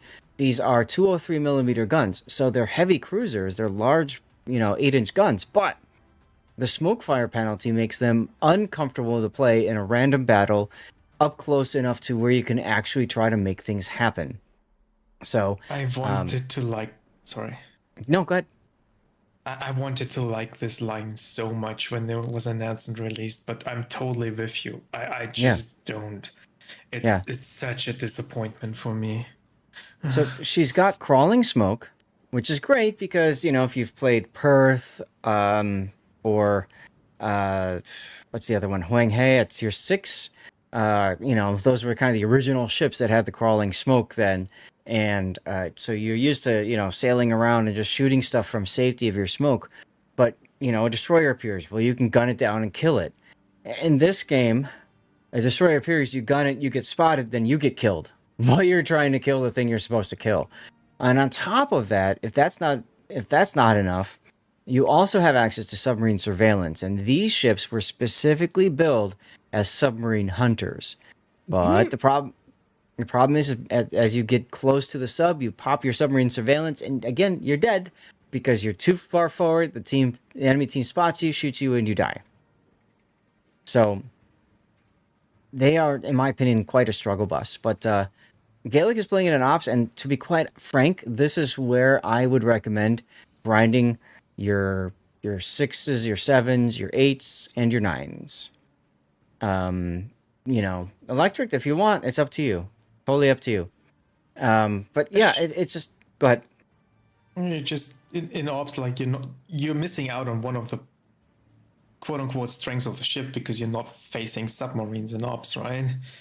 But yeah, the grind is probably really more comfortable. Comfortable, yeah. You don't want to rip your hairs out if you do this in operations or asymmetric if it comes back next patch. I mean, I haven't even played the Cerberus yet, and I've been told that the Cerberus is actually good and fun and all that. We've seen it in some tournaments, and I saw it yesterday in a couple of battles. But, it is what it is. It's a weird line in that sense because typically the ships get bigger and worse concealment every tier you go up after 8. Yep. This line is the reverse, so it actually gets a little better every single tier, which helps. Right. Yeah. What's the smoke fire penalty for the Encounter? I think it's like 8 or 9, isn't it? I think for the Albemarle is like 8, and then it's like 7-6 for the Encounter, and like 7-2 for the Cerberus or something. It's not great, but it's not completely terrible. I'm just going to say this.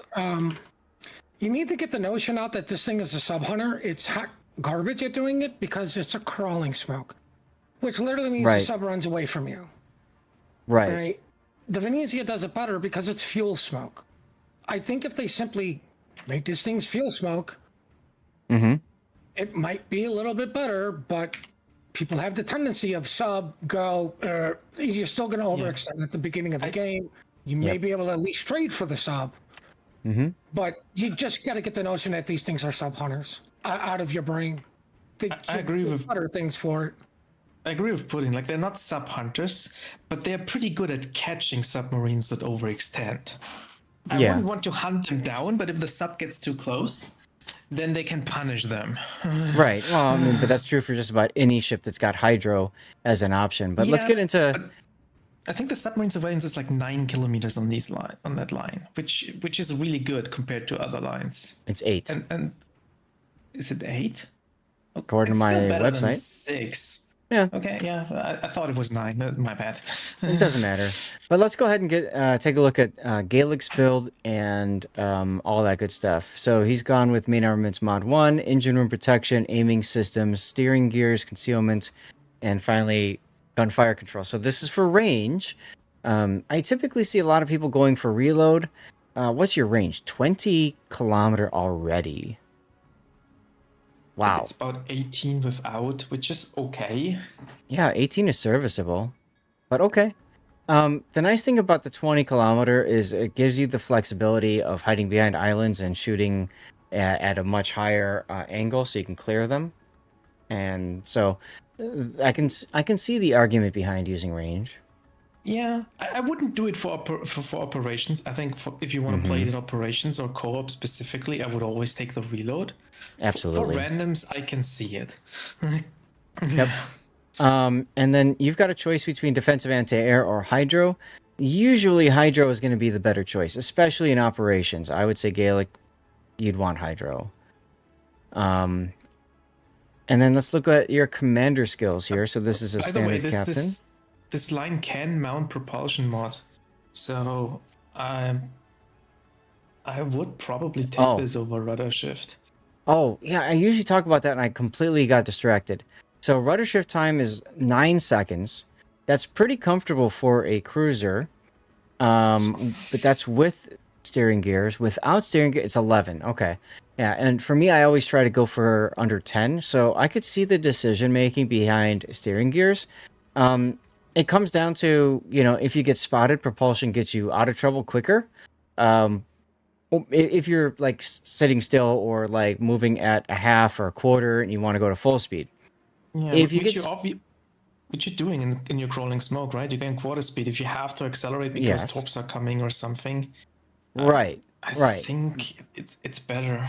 That's where that comes in very handy. But of course, that synergizes with having hydro active, right? Because you're hydroing while you're crawling in your smoke. Now, if you find yourself getting spotted out and shot at by battleships a lot, steering gears might help you with at least turning your ship so that you maybe are able to bounce some incoming shells or something. But, I do agree with Grunty. You might want to consider looking into propulsion and just see if you like that better. All right, your captain build. You've gone with Last Stand, Grease the Gears, Demo Expert, Adrenaline Rush, Pack a Punch, Top Grade Gunner, Concealment, and Survivability Expert. So there's a couple of things here in my mind. One, Demo Expert is probably not necessary. You can achieve that same effect with just using 2 flags, and to me, especially on this ship, I want to know how many people are targeting me. Like with this ship especially, I got to know. If I'm spotted, am I immediately being targeted? And if so, how many people are targeting me? Like, that is really important information.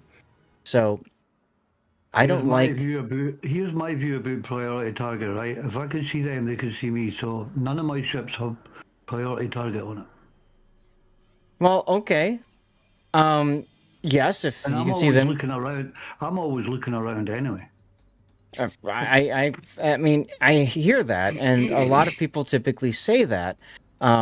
My issue is, for priority target, the way I use priority target, which is probably different, my way of using priority target is if that number goes up to 2, 3, 4, for example, that tells me I need to stop focusing on doing damage and focus instead on survivability, right? So maybe I need to smoke, maybe I need to find an island to hide behind, a teammate to hide behind, whatever. In close range knife fights, priority target is great because it tells me when they've switched ordnance from guns to torps. Because the number goes from 1 to 0 to 1, then I know they just fired torps at me and then they switch back to guns. That tells me immediately stop turning whatever and turn a different way. Speed up, slow down, that sort of deal. It's all about knowing who is actually not targeting you. Correct. If you are fighting one ship and you see that ship is fighting and your priority target says 1, that's okay, you only have to worry about that ship. Right. And you can continue shooting. But if that number goes up to 3, it tells you, oh, there's 2 other ships looking at me, maybe I need to use my smoke, or maybe I need to just stop shooting and go dark. Right. That's the real advantage of priority target. Right. Guys, we have a giveaway going, by the way. It's over on Twitch. All you need to do is write something in chat, be active. If you are over on YouTube, Rumble, or Kick, you need to get over to Twitch because this is Twitch only. But you've got about 4 minutes and change now to do exactly what Gaelic just did. And you're also looking at like these shells have like 18% base fire chance. Like, does it really do anything to you if you take Demo Expert and go up to 19? And I would say no. Like, if you really don't want priority target, you take something like Consumables Enhancement to get longer smoke or longer hydro. Consumable enhancement would probably be a better choice, Gaelic, than the fire chance. If you don't want to do priority target. So, right there. And that of course keeps your smoke going longer. If Gaelic, if you play the ship a ton, you may consider also getting the smoke generator modification, because this really helps a ship with crawling smoke. I wouldn't. I would stick with the aiming systems. I've tested both. Okay. Yeah. Okay. Like, yes, the longer smoke is great, but I don't know. The accuracy does not feel great. I know it has standard cruiser dispersion, but I would prefer the aiming systems.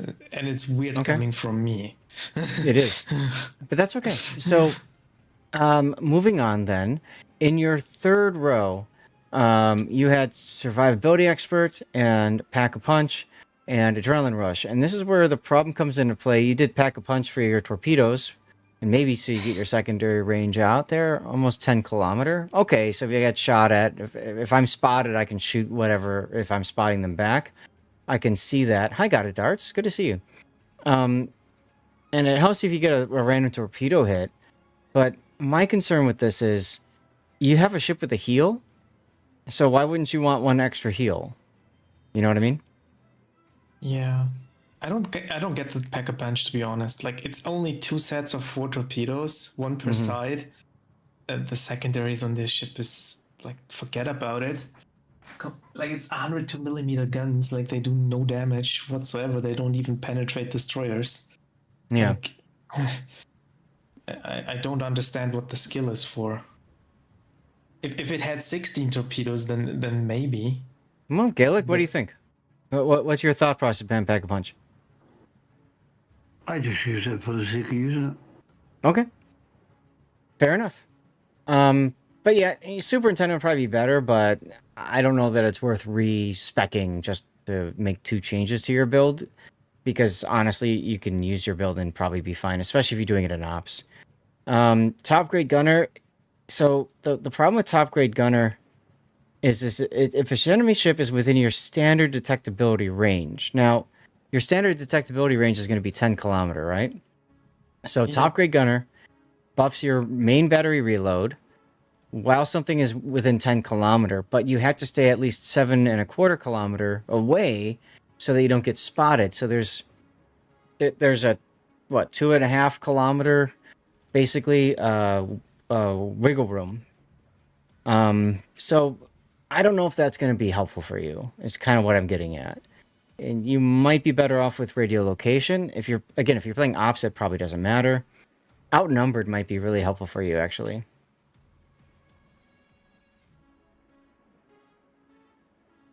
outnumbered might really help you. Because, especially with operations, you're almost always seeing more bots than players, wherever you are at. And then if you're playing in randoms, if you play this as a flanking ship out on the, and kiting away and stuff, having the extra dispersion is really nice, but more importantly, having the extra 8% ship speed to get out of trouble could be helpful too. Yeah, the main problem here is like with this ship, with no armor, etc., like you kind of don't want anything to be closer than 10 kilometers to you. Mm-hmm. You can make the argument if that happens, you already messed up somewhere. Obviously, you can't prevent that if a destroyer gets up to you, but like as a thought process, like I don't like this skill on ships that want to stay at range and have good base concealment. I think the amount of time you get this activated without dying for it is too small to justify 4 points. Right, exactly. So, you might not be benefiting from top grade gunner much, so you may want to look for outnumbered, or radiolocation would be good choices. Operations probably outnumbered, or if you really want... Sorry. Yeah, multiple tier 2 and tier 1 skills. Right. You can play around with some of these other skills here. Like if you really want Pack a Punch, and then you want Consumable Specialist would be good. Get your next smoke available sooner. So you could drop that in favor of something like this. Joey doesn't take the extra heal because big cruiser tends to blow up before getting... Yeah, that's true. But if you're playing in ops, generally you can probably ensure that you live long enough to use that extra heal. So... And then signal flags, fire flood chance, ship HP, heal boosting speed, secondary range. I mean, that makes sense with your pack a punch, I guess. Anti-air, ship consumables. The other one thing that I think would be helpful for you is the fire extinguishing time. I think that would be really handy for you.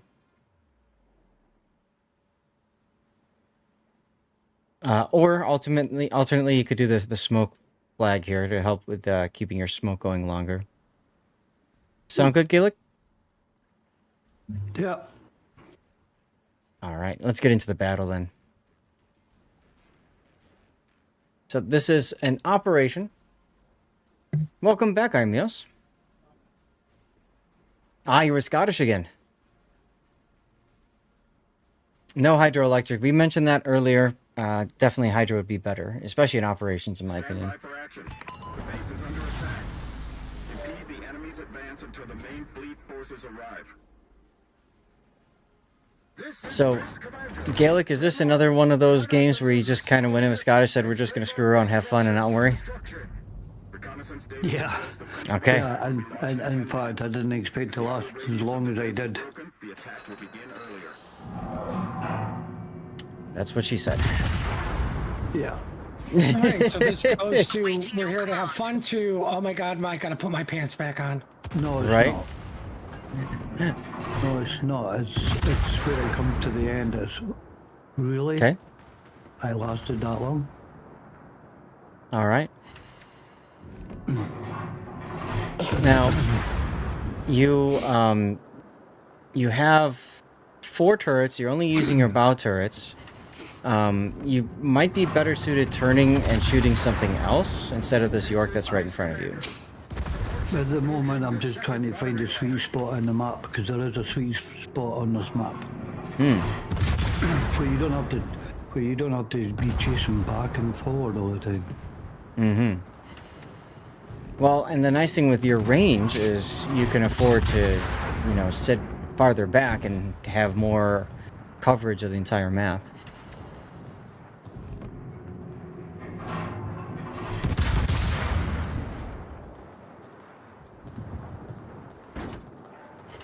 Did the winner get drawn yet? Not enough people active in chat. Ouch. Plenty of people in chat. Oh, yeah. Well, according to the AI overlord, no.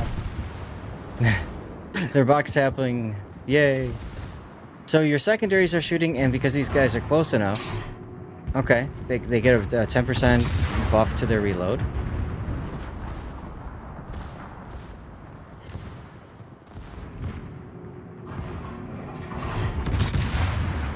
Okay.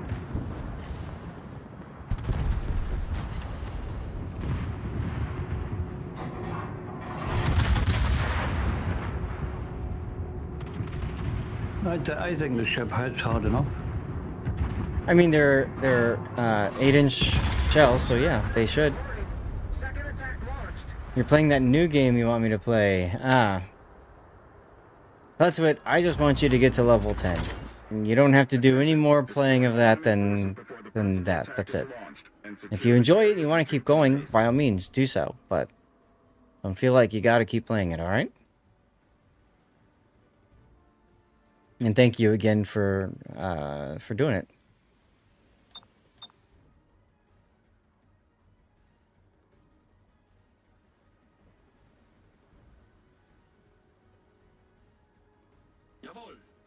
Yeah, it's slow process, isn't it? What, this game? Yeah. Well, you are pretty far back. I mean, you could move to get closer to the enemy. In general, when it comes to bots, even if you're detected, they will shoot the closest detected teammate. So in this case, that's going to be the Des Moines. So you could literally put yourself like right here, right behind the Des Moines, and he'll be shot at, but you won't. You're at 13. I can't see why he said it took a while to get to 20. Wonder about that. Yeah, so that's what I mean, Thuds. But don't feel like you have to keep playing the game, all right? If you like it, cool. Go for it. Not abuse. What did you just do? Oh. Yeah, I told you to play it to level 10. That's the sponsorship thing there. And there's a shout out for their back. Yes, he does love you. Well, I mean, the only reason I do is because he loves the key so much. I would be shooting the key to Kaza here just so you can keep your rear turrets on target if you don't want to move your ship much. I've got the channel points to make him play the key. You do.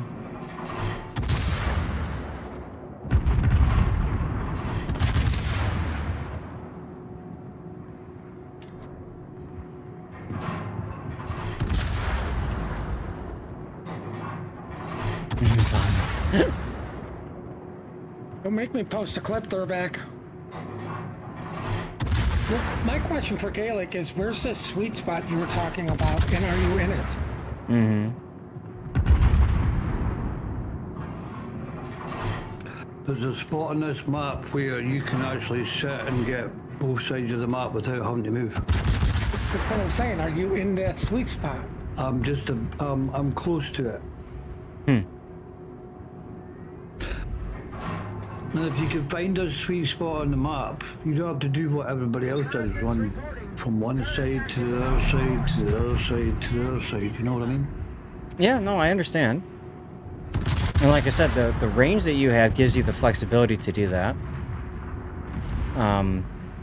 Looked like your Poison disconnected, that's unfortunate. Earlier you moved off of a destroyer, and I'm surprised you did that. I guess you expected it to die. Somebody else is going to get the kill, but I'd probably just have shot it to try to get the kill myself.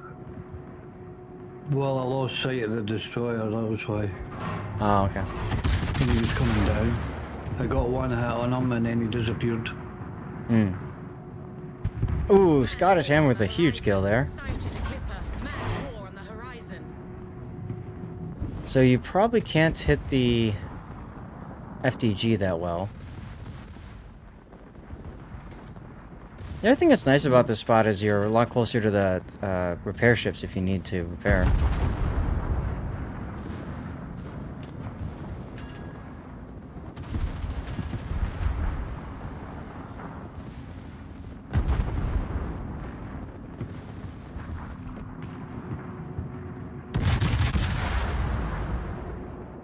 You can see not running Hydro and Ops play enough and learn bot patterns. Yeah, that's true, but some of the Ops really help having Hydro, you know? And there's only a few Ops with planes that matter. Hermes is one that I can think of. I guess also Cherry Blossom could be problematic. I'd be shooting the Venezia here. You got a clear shot on the Venezia instead. There you go. Is there a repair ship? You never see it? Yeah, on this map it's the Liberties.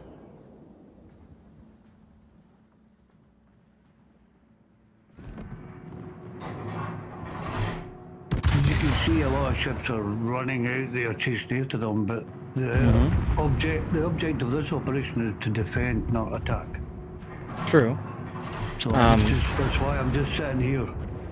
That being said, you could maximize your DPM by turning your ship so you can get your rear turrets in the shots as well. I know you're kidding, Electric.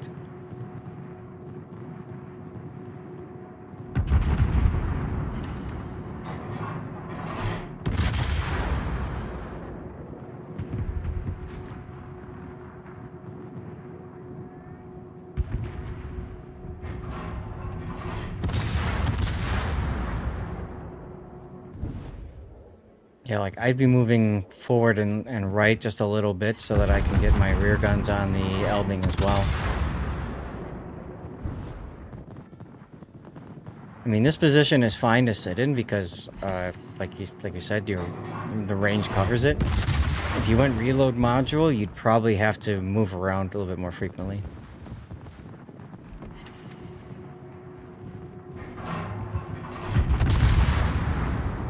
I was just trying to stay alive till the end. Well, sure, but... And again, this is where priority target comes into place for you, is...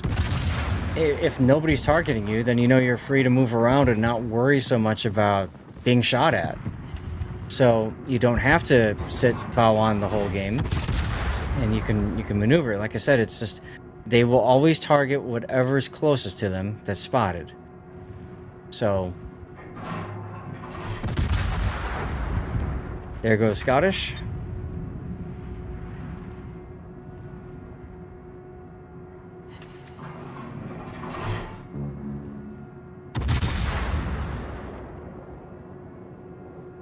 And in this case, they're going to target the fort before they target anything else, because that's the closest thing to the Haragumo.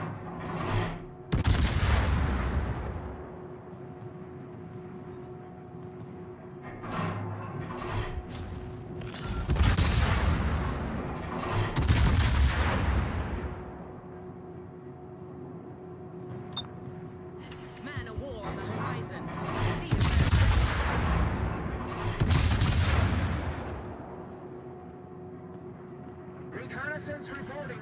Principal attack is underway. Attention. Okay, now here comes the main attack. Enters the combat zone. Destroy her.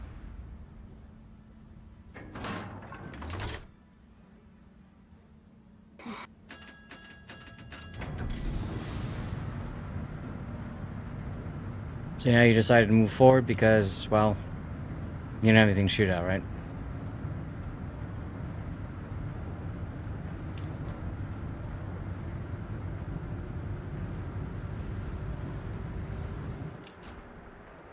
Your Preußen is still disconnected. Ouch.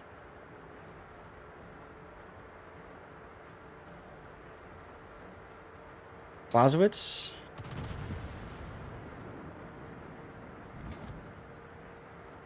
I'm getting in position. Mm-hmm. Now, if you're worried about being spotted while you get in position, of course, you can switch to crawling smoke. That's right, sit behind the Preußen and you're good, exactly, because the Preußen's disconnected. That's true, too.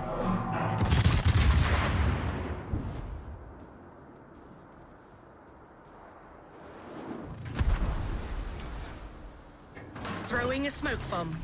Man of war on the horizon. Alright, there's your smoke screen.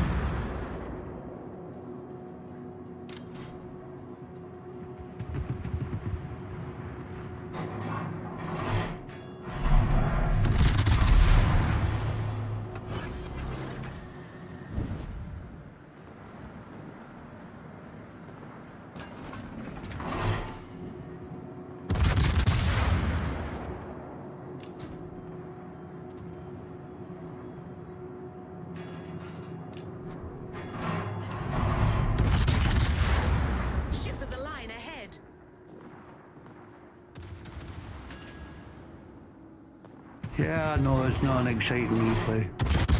That's okay.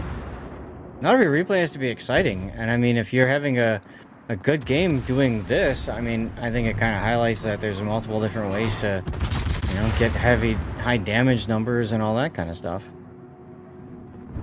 But I do think the priority target would help you out a lot when it comes to, like, do I need to maneuver? Do I need to smoke or something? All right, well, you got to fire on a cloud switch. Get a fire. Well, never mind. He DC'd. Never mind. He's back on fire. Get one on the poison. Maximize your damage. Sighted a clipper. Yep. Spread out the damage. Exactly right. So. Man of war on the horizon. And now, again, they're going to shoot the Des Moines. They're going to shoot the Libertad because those ships are closer to them.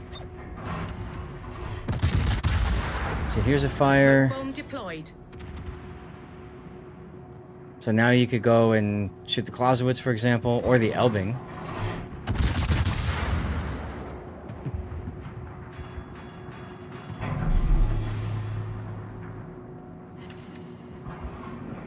There's the DCP. We see a first rate. Showing people a way of playing, and Zath is giving feedback on it. That's what makes WoWs fun to play, right? Yeah, I'm not gonna sit here and judge because, oh, I'm bored. Nah, you know, that doesn't matter. This is your game.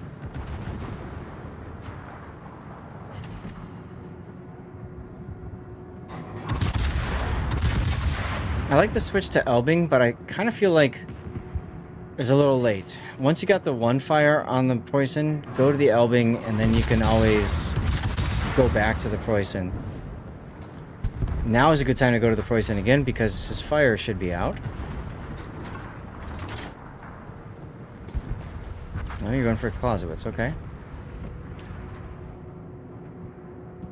You like that there are people that play him? Yeah, I mean, there's a large group of people that play PvE primarily. And I'm so glad that Wargaming finally woke up to that. Clausewitz secondary. See, here's where the priority target comes into play, because you know, like, well, now you're pretty much the closest target to most of these ships. Some of them are shooting the Preußen, which is actually really good for you. Hurry up! Time is running short. Now you can kind of ignore the Preußen if you're planning on torping him. I don't think I would have DCP'd there. Great! I don't think I would have DCP'd there because you want to make sure that your ship is alive from fires and stuff. Yep, there's the torps. I like that you're waiting on your torps here. Get more onto the side before you fire them off. You could have waited to get more on his side, frankly. Yeah, you only hit with 3. Full speed, hard right turn, you can get your right side torps off on him. That's probably what I would do here. Smoke is going to do nothing. Think about it till the end. Yeah, smoke is going to do nothing for you right now because minimum detect is 2 kilometers. So we'll keep you permanent detected anyways. And then with your shooting, your smoke fire penalty of 7.3 kilometers means that you'll be detected anyway. Oh, and the person also has hydro going. So this smoke will make you feel better, but it won't do anything.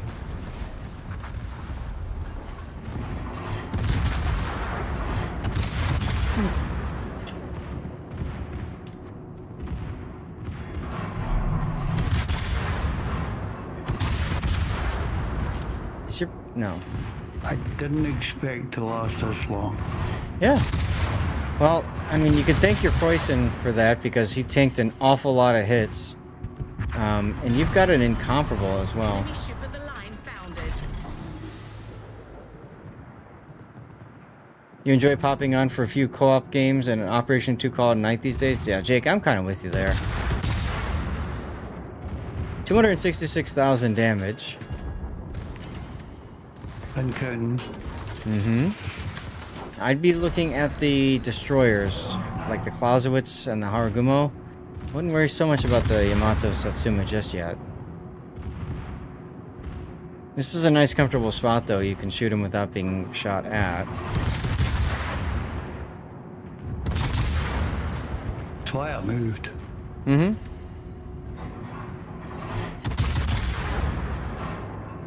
Yeah, set fire, then shoot the destroyers. Exactly. So that's what I was thinking. Like, get a fire on the Yamato, and worry about the Clausewitz and the Harugumo. Yeah, you gotta get the guns out, right? And you're shooting the ship that takes the second longest to actually kill. Nice torps on the Satsuma.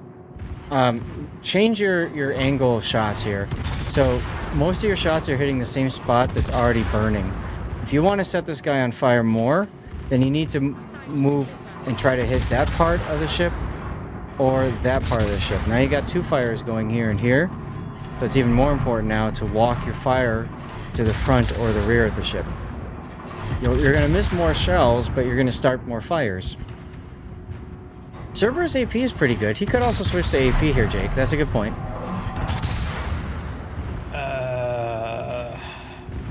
I don't think No? the Cerberus AP is very good, no.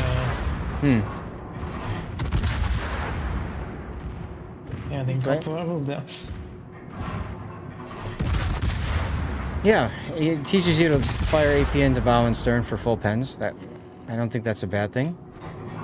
You can get the full pens and bow and stern with the HE and get the fires done. I agree, but if you're not going to walk the fires, then it's not really doing much, right? Here you go, Gaelic. So now you might get a fire on the stern. Nope. Now, is the win condition for this one just survive? Yeah. Okay.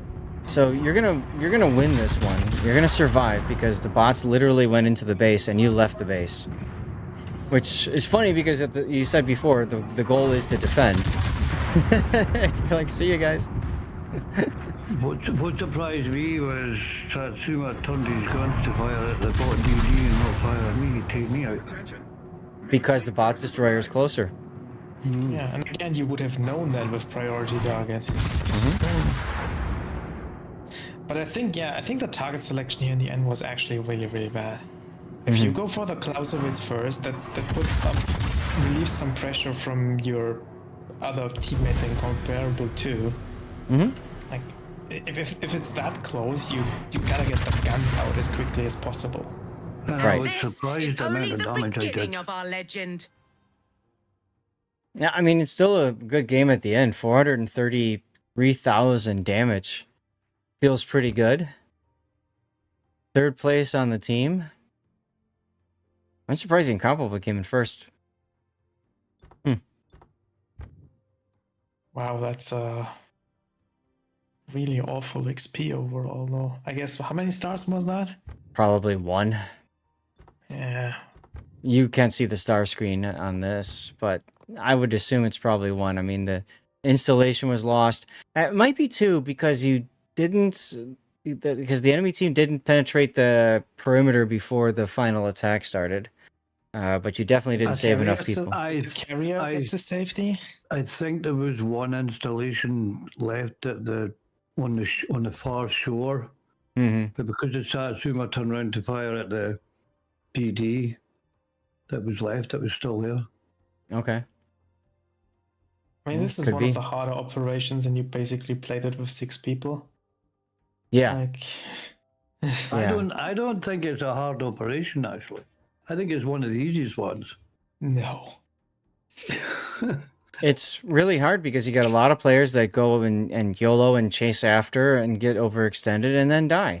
That's the thing. Players nowadays aren't playing for the objective. They're playing to get as much as they can. Right. And then they get frustrated. Then they get frustrated because we didn't learn. So focusing in on your gameplay, Gaelic, I think the big thing is, you don't have that awareness and priority target. But if you don't want to use that, that's fine. Look instead at the minimap and use that as your priority target. Because if something is closer to an enemy, then you know that you're probably not going to be shot at from that enemy, right? So 7 out of 10 times I'll keep an eye on minimap. But that doesn't tell you anything. No, I get that. Right, but it's Gaelic's choice. If he wants to, not use priority, that's fine. I'm just trying to kind of give some suggestions to go along and support the build that you have right now. The other thing is, don't be afraid to use your smoke. So you can fire, in open-ish water, and get all your turrets to bear. And if you're really worried about being shot at, something's close to you. Just remember your smoke fire penalty of 7.3 kilometer. Yeah. So let's get your replay render up. And what shall we title this one? I don't care. Like I said, I didn't expect to last as long, and I didn't expect the amount of damage I did. Right. So that's why I'm thinking like long lasting could be fun. So since this is Defense of Naval Station Newport, you could either title it maybe Heroic Defense or Last Man Standing. Yay, I lived. What do you think, Gaelic? I don't care. You choose. It's your stream. Yeah, it's your replay, but okay, fair enough. I haven't heard Puddin's suggestion. What was Puddin's suggestion again? There wasn't one. Puddin didn't say anything. I think he fell asleep. No, I'm trying to find a Shimakaze. Because my stupid ass Sam Martin doesn't want to pop radar. Nice. Yay, I lived. Okay. Or should we just make it like I lived with like a question mark? I survived. Yeah, like I think that one. Maybe we do that like I lived question mark exclamation point. Living la vida loca. The shock of surviving. Well, I mean, yesterday was a player called Mark said that he wanted to see it because he failed Newport yesterday, Friday. Yeah, we failed it. But that doesn't mean to say that the way I played it was good enough. I mean, other players survive. Other players have successfully completed it with totally different ways of playing it. The problem I have with this operation in particular is I think it snowballs the hardest. The earlier you lose a person, the harder it gets. And if one person is down, there's a high chance the next person dies. And at some point, it just becomes really, really, really bad. But here's the thing, Grunty. It's called Defense of Newport. Why do people rush out and chase after them? They're just going to get killed because they're going to get focused. Because it's boring to just sit there and wait to come. I get that, but I don't mind. Me personally, I don't mind the waiting game. Well, and I think it's important to highlight, too, if Gaelic was bored, this probably would have been a fail. Because if he was bored, he would have gone forward and died. If I was bored, I would have just YOLO'd. Gaelic, here's the thing. I don't care what game mode you're playing. People want to see big numbers. I gave them big damage numbers. If they want to sit there and wait, their attitude is, I'm not getting damage. I'm not going to have big numbers.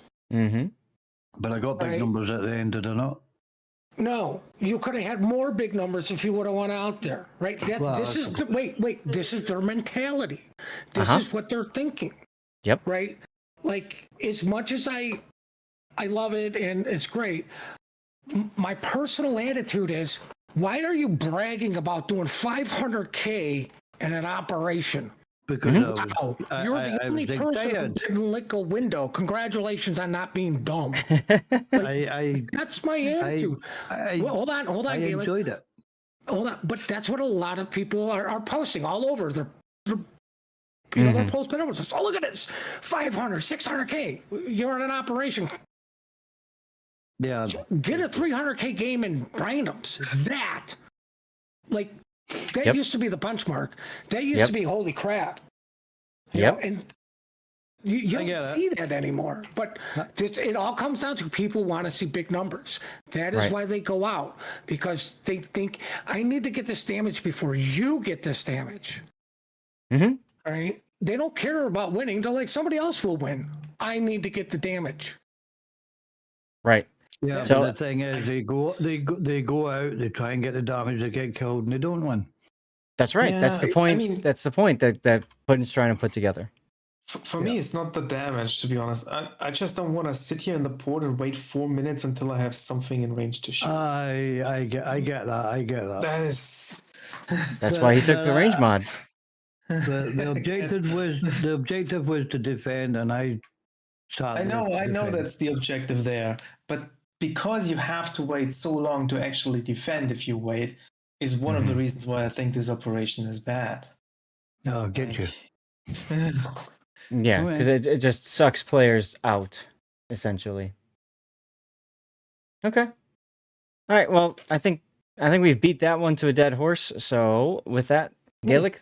Somebody say dead horse. I had the TV turned up for that one.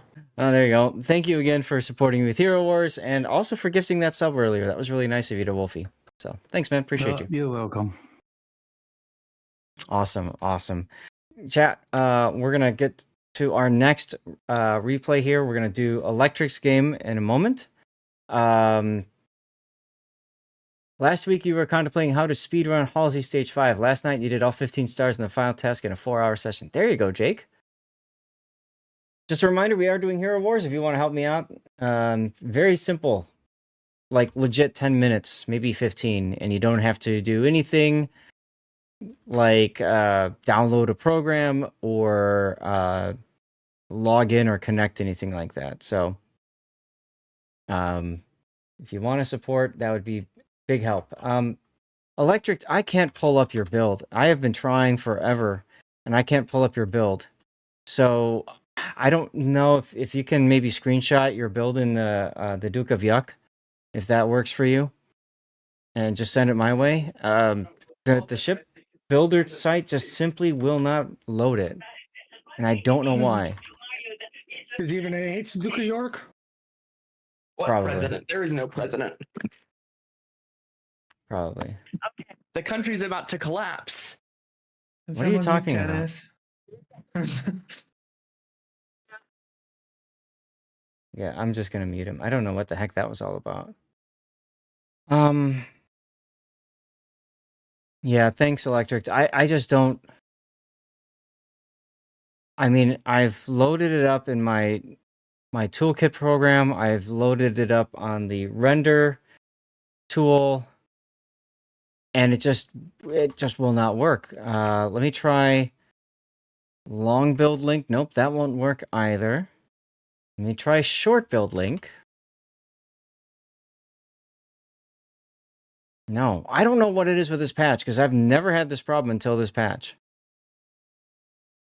In the meantime, guys, let me get words on stream going. I need to step away for just a minute. We'll do a 3-minute commercial break. Tuna, hey, we just had to mute you because I don't know what the heck you were saying. So I'll be right back. 3-minute commercial break, guys, and then we're gonna look at the Duke of Yuck next.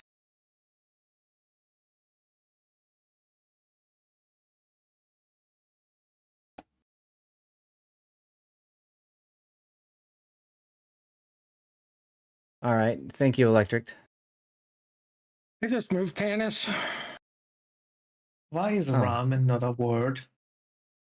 I don't know, because it's so damn yummy. Okay, be right back.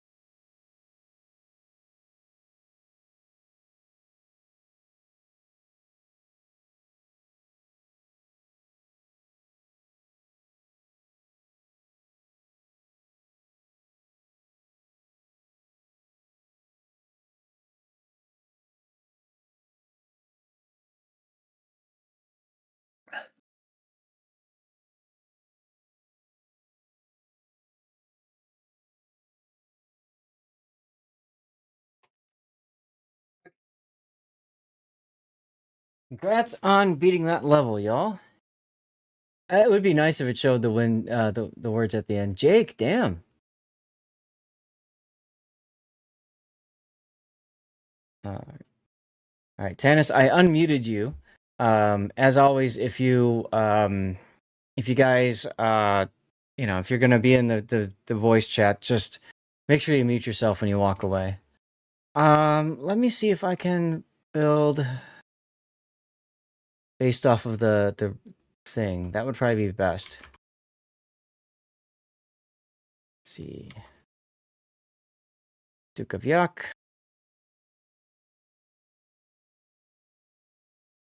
Ships. Here we go. Okay, so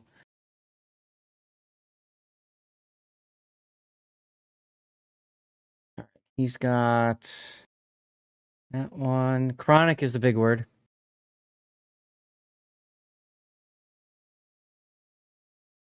That one, that one, that one. And then Captain is John Dunkirk, or Jack Dunkirk.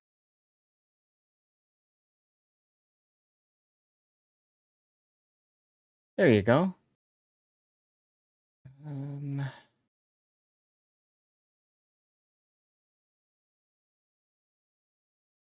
More about General Battleship play, but you need to play Duke a lot more for campaign, so might as well improve how I use the stupid boat. That's true.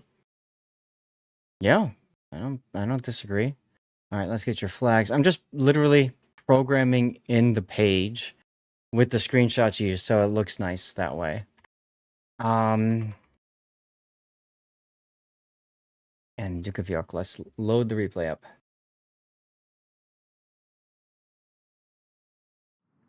I should have thought about this. You know what I'm going to do, actually, before we get to your replay? I'm going to do something real quick here. I can't kill it. All right, let's load up another one of this. Something I've been thinking about trying to do, and I started it a little bit the other day, is when I do replays, like finding something from the replay that is good, that I could possibly use on a cover picture. Actually, I guess I don't need to worry about that because, well, you guys are going to vote, and so I guess there's not much of a reason to do that. I'll do it real quick, though. I have a For question Gaelic- real quick while you do that. Did you change your audio settings? Because you sound perfectly fine again today. Yes. Friday night I fixed. I went. I redid how I do my audio. So I went back to my old style of application audio capture in OBS, and I removed all of the channels from Wavelink because I think the virtual channels were part of the problem. And then yesterday, about 6 hours into the stream, Electric had said towards the end, actually about 4.5 hours into the stream, Electric had said that my voice had started getting a little bit on the clicky side of things. So I did some more research, and Wavelink 2.0 has this special AI-assisted thing called Streamer Voice, or Voice Focus. Voice Focus, I think is what it's called. And it's like a noise gate, a noise suppression tool, and something else all in one.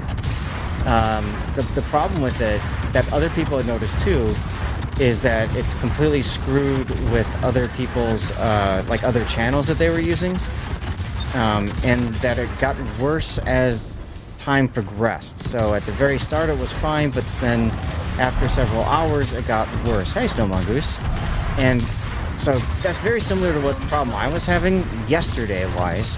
So I turned off that as well and just added, your standard, whatever it's called, noise removal, and a compressor. And I just kind of did the old-fashioned of that.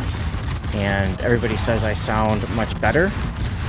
There's still one thing that I think I need to do in order to in order to fix completely what I'm doing, and that is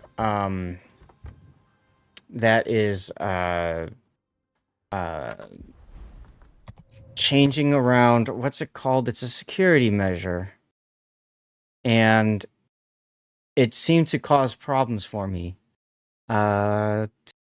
Core isolation. So apparently when core isolation is on, I mean, that's a way to protect your like RAM and memory from running malicious programs and software. But at the same time, it does do a lot to processor usage. And what I noticed today streaming is like as I'm flying the camera around and stuff, there would be times where the game just got really glitched out. And I even brought settings down to medium and it was still doing that. So that tells me I need to turn that feature off. But I have to restart the PC to do that. So I'm doing that today after the stream. Good answer for you? Yep. Cool. Yeah, a lot of fun things you have to do to try to troubleshoot as a content creator, y'all. A lot of fun things. Electric, I've been sounding okay, right? You haven't been noticing any voice glitching and stuff today? Just a couple times, I think you said, right? But nowhere near as bad.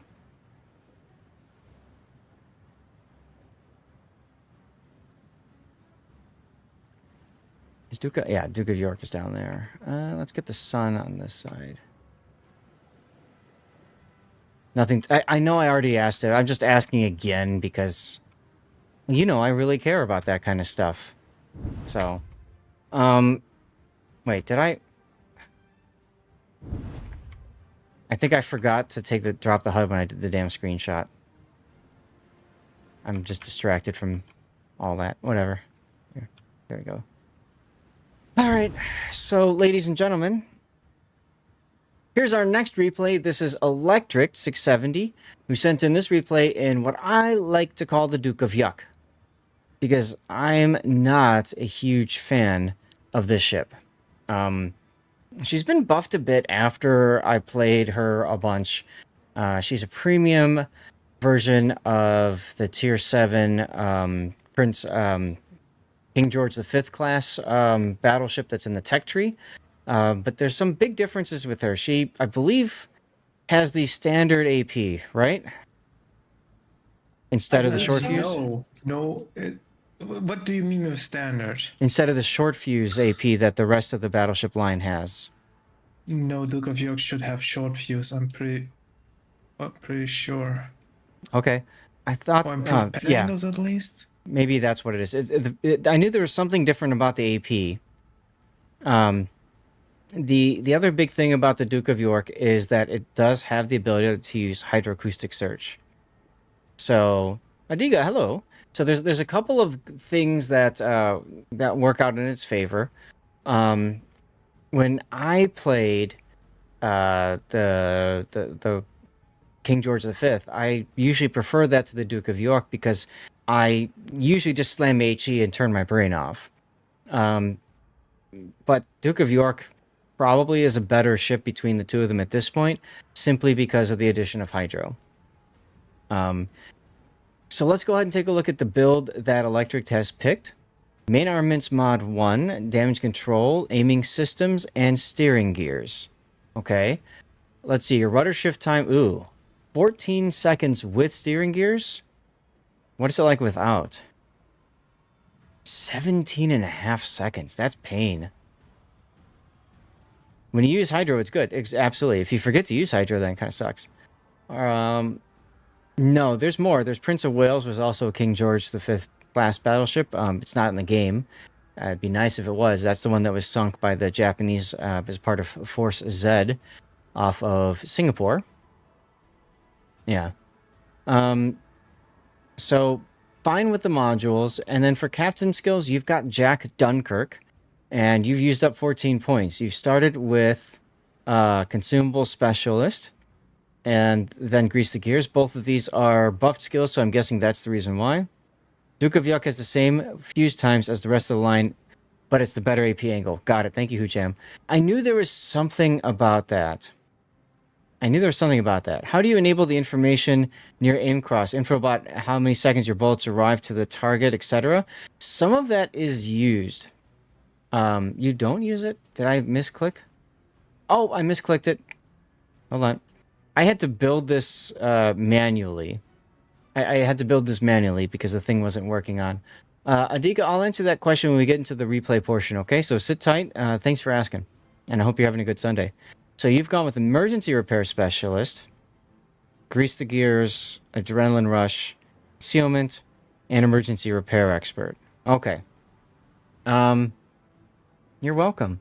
I don't like your first point skill.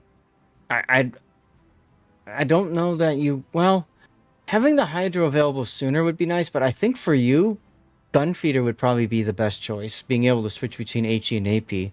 Because you have improved pen angles on your AP. So I think I'd go gunfeeder in the first point. If you ever want to use Thundered Yuck, maybe I can use this commander. You mean Thunderer? Okay. Even Thunderer would still benefit from gunfeeder. So I'd probably use gunfeeder to start. The improved grease the gears is very handy for this ship. You can see 36 seconds for 180 degree turn time is... Ouch. Adrenaline rush is fine. If you never swap ammo, then fine, that doesn't matter. So for you in that case, maybe incoming fire alert would be good.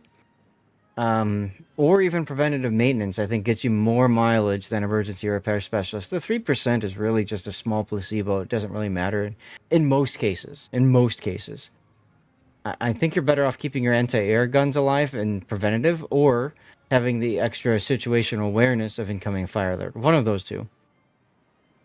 Adrenaline rush, emergency repair, and then concealment. Your concealment's pretty good at 12.73. You definitely want to get fire prevention as well to round out the build. And maybe basics of survivability, since you're using steering gears, would be good so you don't burn and flood as much. And there's your build. Let's see what the builds doc recommends. I'm curious. I don't think it has a dedicated build for Duke of York. It's gonna be clumped in with one of the lines. At least I think so. Could be. Okay, so this is what you already had for something else. So this is not a specific Duke of Yuck captain. Got it. Yeah, they use... I'll show you guys what their recommendation is. So their recommendation is the shell switching, which, like you said, you never use anyways. Oh, and then they go for super tank. I'm with Grunty. That makes more sense on the regular line where you get the super heal. This is your Minotaur captain. Okay, that's fine. But a Minotaur captain, you make a special battleship build for it, right? So, nice thing about that is you can throw on something else if you want. You could throw another captain in. And then they use propulsion. But I'm with you on the steering, I think. Anyway, it's fine. It's a fine build. I mean, you know, I'm just trying to give you some counterpoint things to think about as you go. What's the turning radius? The turning circle is 790 meters. Not bad at tier 7. Not fantastic either, frankly. But, you know, it does turn decently tight. So let's get to the replay, shall we? Okay, now. Fast forward a little bit. This was the commander that had the skills you wanted. The other one had secondary skills. No, you're probably better off with a standard tank build in this ship, absolutely. So you are top tier. Okay, no carriers, no subs. This is decent matchmaking for lots of battleships. It's okay. What you want is a lot of cruisers for your buffed AP pen. Anyone who got the ship for free Christmas 2017 hates the ship. Yeah, right, seriously. Why call it Duke of Yuck? No. The ship is good. All right. Are you talking about this part here, like what you're penetrating, or you're talking about like this part here, the time for shells to drop? Because I'm pretty sure some of this is in the game client already. I don't remember that viewer's name. Diga. Yeah, nope. Everything. So all of this. Okay. Some of that might be in the settings and HUD. Where's HUD? HUD.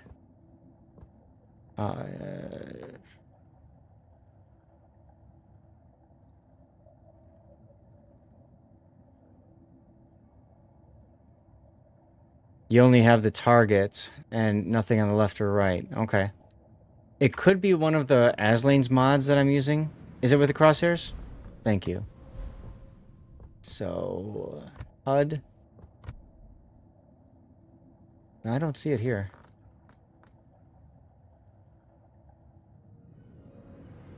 Oh, okay. So if you're using a dynamic crosshair, because I'm using a static. Let's see. HUD. Crosshair. Let's go to dynamic. Nope, it still shows there. I think it might be one of my Aslane's mods, Adiga. I think it might be one of my Aslane's mods. Yeah. So I just shared a tiny URL link. That is to my personal Aslane's usage. So you can take a look at it and pick out whichever mods you want. It could be Battle Expert. Yeah, it could be Battle Expert.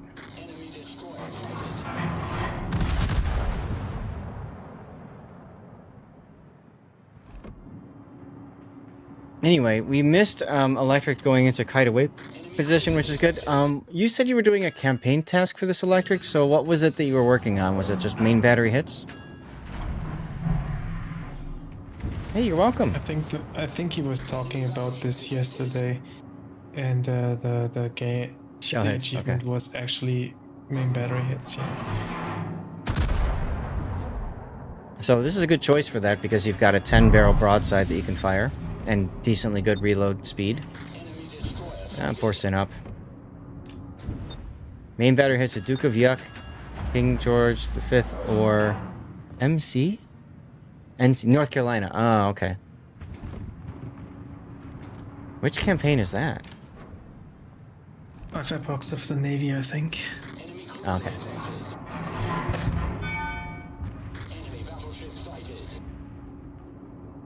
Epochs, yeah, okay.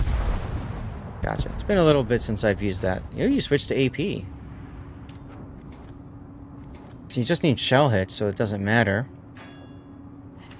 Now, one of the tricks that you can do for the shell hits one is, and I only recommend this when you know you're winning like really good, use the wrong shell type. So use AP on a bow in target. Why? Because you'll get bounces, but bounces count as shell hits. So think about that for a second. I only recommend doing that if you know you're gonna win the game. You know, in a random. And then you'll just laugh at how many times people decide that they don't want you to shoot AP at their bow for God knows why. I don't think that works particularly well with battleships though, because you have like rather bad rounds per minute anyway, and if you shoot bow and ships with the dispersion, you're probably not gonna hit as many shells as if you were shooting broadside ships. Just get closer to them. Just because of the dispersion. Nice Citadel. You have so much to learn about shell hits, Grunty. That's right. There, see? One overbang. There you go. This is the only campaign you might be able to complete 100%. It's fun when you get them all done. This is the last. I think that's the last campaign I have to 100%. I just don't want to go play tier 4. Yeah, that was so painful. Oh god. That was the hardest thing for me to do. Yeah, was to start just to go in and play the low tiers. And it's not I have to play low tiers, but I have to play low tiers in specific ships. Like, hey, look, Hydro.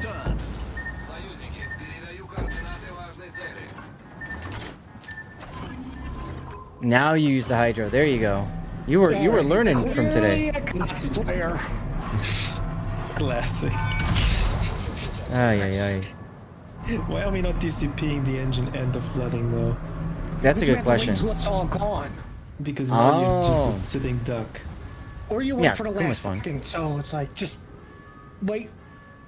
Wait until you got 3 seconds left, then use it. There you go.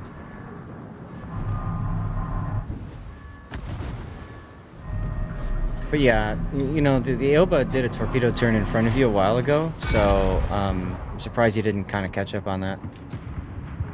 Should I do Epochs of the Navy or Honorable Service now that you're done with Commanders? Either. Honorable Service gets you a Tier 6 ship. Epochs gets you a permanent Tier 9, camo and a Tier 9 booster? Did they ever change the Halsey with the carriers? Yeah, I think they did. What do you mean changed Halsey with the carriers? Because it used to, like, what was it? Like, you'd have to shoot down X amount of planes. Number 1 on the team. Yeah, Like, as a carrier player and That was stuff. all back in the RTS days. Like, they made the missions for RTS CVs. There's still CV only missions if you want to do it with honors. Yeah.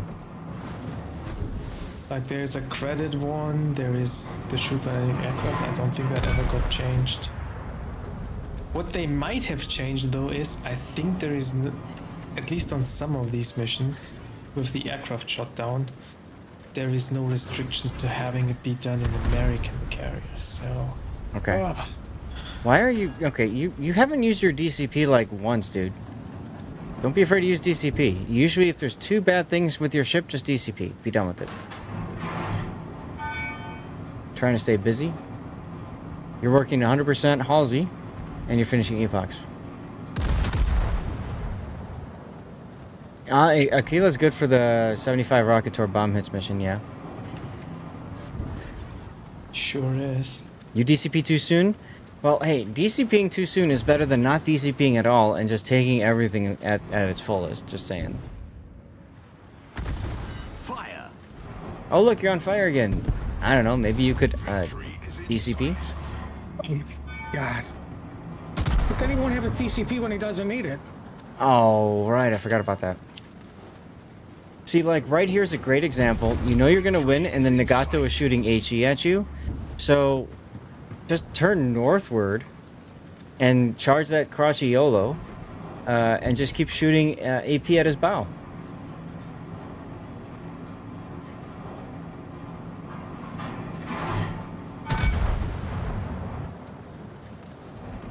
Alright, new Stream Raiders is up. Big thanks again to Wolfie for helping me get through that monstrosity to the point where I'm going to now get payout from them. Thank goodness. Oh, you do? Yes, we're above 50 now. Nice. Wolfie bought like 4 skin codes or something. Well, Carry make on sure you smartly. use those- Gonna get ready for some Make game sure you streaming. use those Good. skins while you can. Right? Oh, you're on fire again. See, now, if you hadn't taken that full flood earlier, you'd be fine. Jimbo, I didn't realize that you stream too. I swear to God, Electric, you're not gonna burn out without using the DCP at all, are you?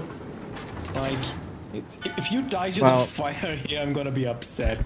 He used it earlier. He was on 2 fires and then used it.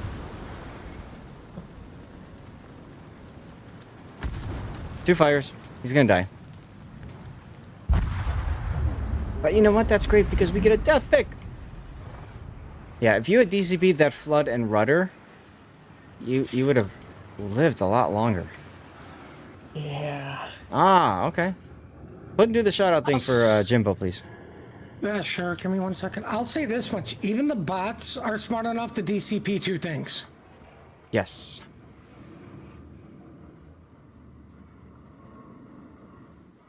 Ah, you just started. Okay, that would be why. Yeah, I think the flood is especially painful because it affects your engine power. So you be so much slower, which means you're gonna take so much more damage in return because you can't maneuver well anymore. So it's pretty much always worth it to DCP your flooding. Yeah. Oh, look, Well- real football. You came in first place, or second place, I mean, so that's not bad. You didn't want to be set on fire immediately after DCPing. I mean, I can understand that, but like the way I see it is, you know, floods hurt, and you also lost your rudder, so like you need that in case more torpedoes show up, right? Thudtwit, dude, yeah, you can stop. I told you, I have to do is get to 10, and you're good. But hey, thank you though for going past that. If you enjoy the game, great. Like, you even had an island nearby you could have tucked behind and just be safe and wait to get the DCP back if you really wanted to. Yep. And true, Cthulhu, we've all been there, right? You DCP 2 fires, and then it's immediate another fire, and then you're on 4 fires, you're like, what the hell? But to me, it's like, you know... At some point, you have taken so much fire damage that your hit points can't stay up with anymore. You can't heal back it quickly enough. So you at some point you have to make the decision. Okay, enough is enough, and I have to disappear this now. Right. Right. Like, look at this. You burn for how much? 25,000. Yikes. And flooded for 12,000. Now, some of that he did use a DCP on 2 of those fires, 2 of those 5. But yeah, you know, like, you can, as Grunty said, use the island to try to disengage. You can use your concealment to disengage, to stop shooting. That's fine. But, you know, that's why I think, going back to your build, dude, you really want basics of survivability, man. You really want basics of survivability, okay? Because basics will mean that you burn less and you flood less.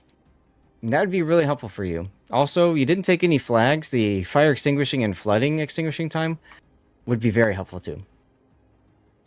Yes, playing without fire prevention is also the part of it too. That's right, because I told him he should have fire prevention net. This battle you did not consider going dark. The other one, you did afterwards. Gotcha. Okay. I mean, 42 shell, like, you play it for the shell hits, and I think 43 is actually quite good. Mm-hmm. Mm-hmm. My God. When you're short on points, you pick it before concealment.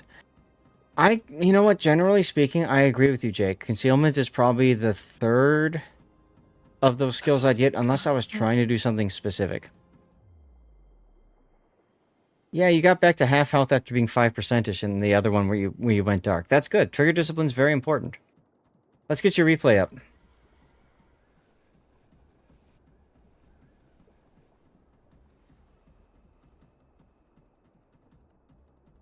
And while that's going on,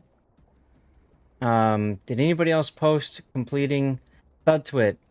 Thud, if you've got a replay you want me to cover today, let me know.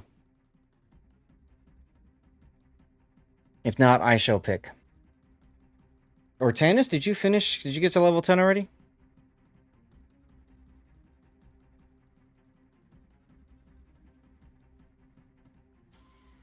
You were glad you were in kite mode when the push happened. Well, yes. Ironically, maybe not.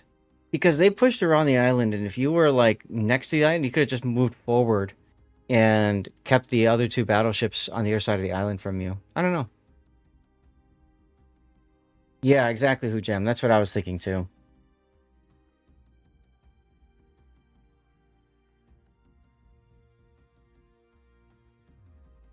Yeah, for most battleships, there are some exceptions, I would say, but generally, it's not as important, probably.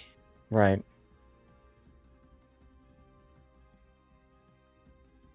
So, as a reminder, we covered this replay because Electric helped me out with Hero Wars and got to level 10. If you've got a replay you want me to prioritize, click that link in chat right there, get yourself to level 10, and post the result in the Discord channel. And that's my way of saying thank you. I also have some tips there. You can literally do this in 10 minutes. You don't have to download anything, and you don't have to register or log in or anything like that. You can make this commander 20 points right now, but you don't use Minnow and Duke enough to justify that. I don't blame you. I wouldn't either. I like how it says defeat even though you won. I think it doesn't, like, for the proper build, 20 doesn't make a difference. You'd need 21, like triple tier 4 skill, 3 tier 2 skill, 2 tier 3 skills, Mm-hmm. That's At the very least, it might be worth considering boosting yourself to get the fire prevention at least, just so you don't burn in 4 places. I think that would help. But anyway, Electric, thank you very much for helping me out so much with audio issues, with Hero Wars as well, and everything. So appreciate you, man. Thank you. Maybe you have a different high point, like a daring commander or something you can throw on. Yeah, I mean, if you've got a different Or a 20 proper point... tank build British battleship captain already? No, nothing? Okay. Okay, fair enough. That one's 14 as well. Gotcha. All right, let me look at my list of ships that have been submitted, and I see one I like, so I'm going to do this one next. George Hoffman game. I know we've covered like 1 or 2 of them, but I don't think I have them any on my YouTube channel. So I'm going to get that cooking. What? I just pronounced it correctly in German. Oh, Well, George. I mean, I would hope so. You're German. And I sounded angry while doing it. You as did. A true German. This is Casual Tea Drinker. Let's see if this opened up properly. Yeah, that's gonna be a bad game. He doesn't know what he's doing. Right. Oh, that's right. Hasselhoffman. That's right. We did do that one. I forgot about that. Who Jam? Hey, Mohican. Awesome guy. Let me see if the build link works, then fine. If it doesn't, I might try a different replay. Because I want to be able to have the replay up in front of you guys, the build in front of you guys.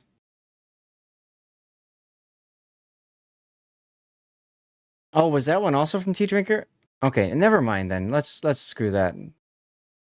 Yeah, screw you, tea drinker, and your good games. Yeah, exactly, Tea Drinker. How dare you have good games? All right, I'm gonna mark that one 9 as like never do this one. Okay, so how about this one? How about a Hindenburg? Let's do that one. I'm surprised no one has submitted a hull. Nobody has submitted a hull. Nobody has submitted a hull. Oh, thank God. Hindenburg. And oh, that's here I Gaelic. am farming this ship. That's another Gaelic replay. Short link, maybe that one will work.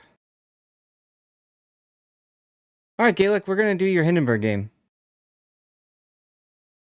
I'm gonna do a commercial break while I get this set up, and I'm gonna eat a snack because I'm hungry again. So just give me a few minutes to get that all set up and squared away, guys. I'll get a drink. What? I said that I'll get a drink. Drink is a good idea too. Haven't had one of those in a while. You don't remember posting a Hindi game?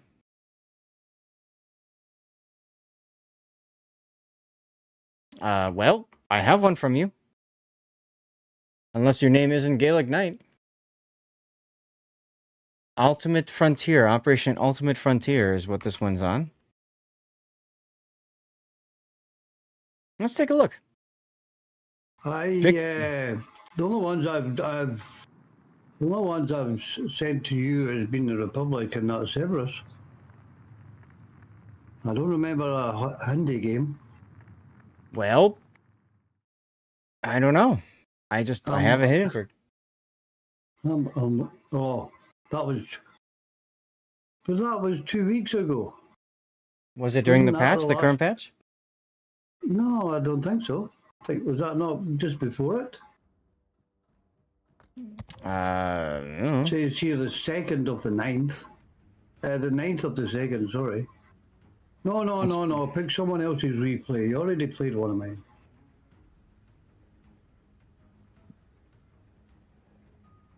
You sure? Yeah, you already played one of mine. I'm Okay. not greedy. All right. I'll back out and find another one then. There was nobody else here. All right, I we'll haven't do a played any Cassard. random battles, and I don't think I should send in one of my co-op games. There's Yeah, go nothing on. to learn from. What's interesting is I have a lot fewer replays submitted this patch, and I wonder if that's a sign that people just aren't playing as much anymore, and maybe not enjoying it as much as anymore too. Ah, SAT score. In a Cassard? Oh, that's gonna be good. Big question is, can I get this stupid build to load? Hey! What about the Groningen game? It loaded. Yeah, we could look at the Groningen game. That's going to be Okay, another watch me I will farm. come out now. I will come out. I just confused about the indie game. Yeah, no worries, Scalic. Thank you, though. No, you already played one of mine. You don't need to play two. That's just unfair for other players. I did do 3 of yours the same day, right? That's all right. I No did worries. one of mine today. Yeah. Hey, I'll just pop out. Okay.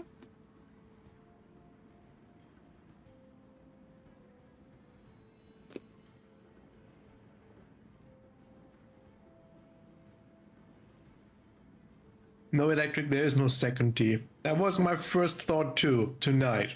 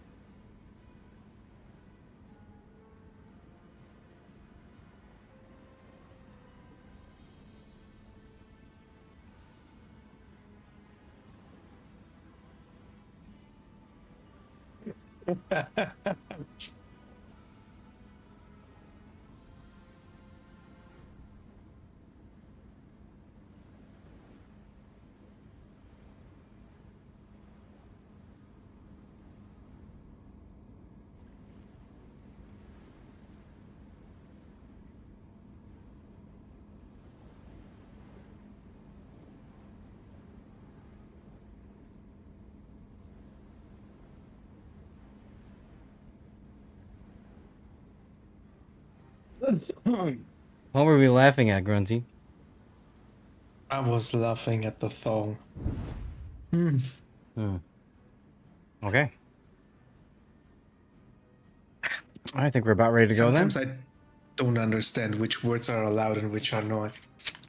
Yeah. That's just the way the game works sometimes. So, ladies and gentlemen, this is our next replay that we're going to look at today. This is SAT score in the Cassard, which is the Tier 10 French destroyer of the torpedo line, the second line that Wargaming released. These destroyers are, I would say, an acquired taste. They're much more difficult, in my opinion, than the standard original line in terms of playing, in terms of like making them work. You know, they've got decent concealment, not the greatest. They're fast, and No, the they're big not. thing. They're not. No. Oh my they're god! slow. Yeah, that's why. Okay, I mean that's probably why I like the other ones better. Anyway, the big thing about them is that their torpedoes have this gimmick. They do a lot of damage up close, right? And then after a certain line, it starts to fall off, right? Correct. So a little bit weird. It's like they're trying to make them into like Kleber's for like, you know, super It's like- Kleber's for ambushing and stuff. It's like at close range, these torpedoes hit harder than a Shimmer F3, which is the comparison. And at long range, they are like European torpedoes. Yeah. they still work, and they still do damage and flood and whatnot. But yeah, so I don't know. Personally, opinion, I never really cared much for them. Once I finished the Iraj, I was like, okay, cool, I'm done. I So like the line. I haven't played it enough though, but I really yeah. like those ships. I think part of the problem for me is that at the lower tiers too, instead of 2x2, right? So 2 torps on either side, launchers. There's basically 1 on either side and then 1 in the middle. So it's very easy to kind of screw that up too. Yeah, that's not true for the Cassard anymore though. Yeah, she's got 2 on each side, right? So anyway, so let's look at SAT's setup here. He's gone for main battery, engine boost, torpedo tubes, of course, propulsion, concealment, and torp mod 2 for more torp spammy. Yeah, that's the full torpedo boat setup here. Yeah. I run the same on mine as far as the modules go. Yep. And then he's got a standard captain with preventative maintenance, last stand, survivability expert, and concealment. That's what we like to call the core build. Radio location, swift and silence, and adrenaline rush. So swift and silence is an interesting pick that kind of helps to make up for the sluggishness, the overall slowness of the ship. However, that does have an impact in his main battery reload. That being said, interesting. Yeah. I've never tried it on this line because the guns are actually surprisingly good for a torpedo boat. Yeah, they're serviceable. They're advertise 127s. the line as mediocre guns, but they're actually really good. They have really decent DPM too. If you don't take the swift and silence, for example. Right. And I get the want though for the speed because the base speed of the ship is bad. It does have a pretty good speed boost though, with 30%. So you get to like 45 knots while it's active. Okay. I'm intrigued how this works out for him. I've never tried it. I never thought of it. If swift and silence is not what's picked, I would assume you would go for fill the tubes to spam out your torps more. Yeah, what I did at this, and I don't have the radio location either, and I invested the points from the radio location instead to make the guns a little bit better. So the argument is here: you can either take the Fearless Brawler as a 4-point skill plus a 1-point skill. Yeah.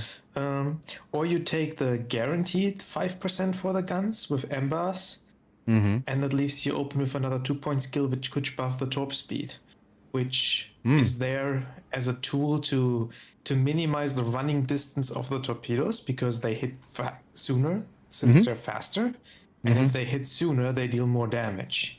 Right. Okay. Yeah, there's some good synergy there. Okay.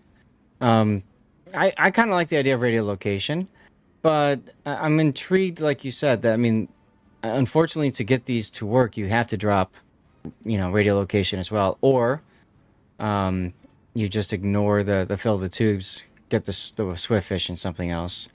So, okay. Well, he plays this basically like a pure torpedo boat. Yeah. It really doesn't want to fight enemy destroyers. With the build I'm using, I don't even mind too much if an enemy destroyer comes to me like a Shimmer or a Gearing or so, because I'll actually outgun them then. Okay. With Fearless Brawler especially, yeah. Or even with Embers, you get to like about 200,000 HE DPM. Yeah. Which beats a Shimmer, beats a set 52. It even beats the Gearing because you have French damage saturation. Yep. Okay. And then SAT's flags, we've got ramming flag, ship HP, decreased burn duration, both fire chance flags with both flood chance flags, ship speed, and consumables. Does he need the flooding flag? Not really, to be honest. The flying chance is already really high on those torpedoes. Yeah. But what's the alternative? I mean, I might throw anti-air or flood duration, if he's chasing down a sub or something. But yeah, there's not much else besides that, really. Okay. Let's get to the replay, shall we? Hey! Chaos Machine! What is up, my friend? How are you, sexy man? Welcome on in, everybody. Do I have my button here? Here's my button. Sexy man, indeed. There's my welcome to the replay theater, everybody. So I'm Lord Zath. I am a North American community contributor, and we do replay analysis streams. I think everybody WC. I think everybody knows Chaos Machine. But if you've been living under a hole, we're gonna get you another shout out as well. How are you, Chaos, sir? Has your coffee run out?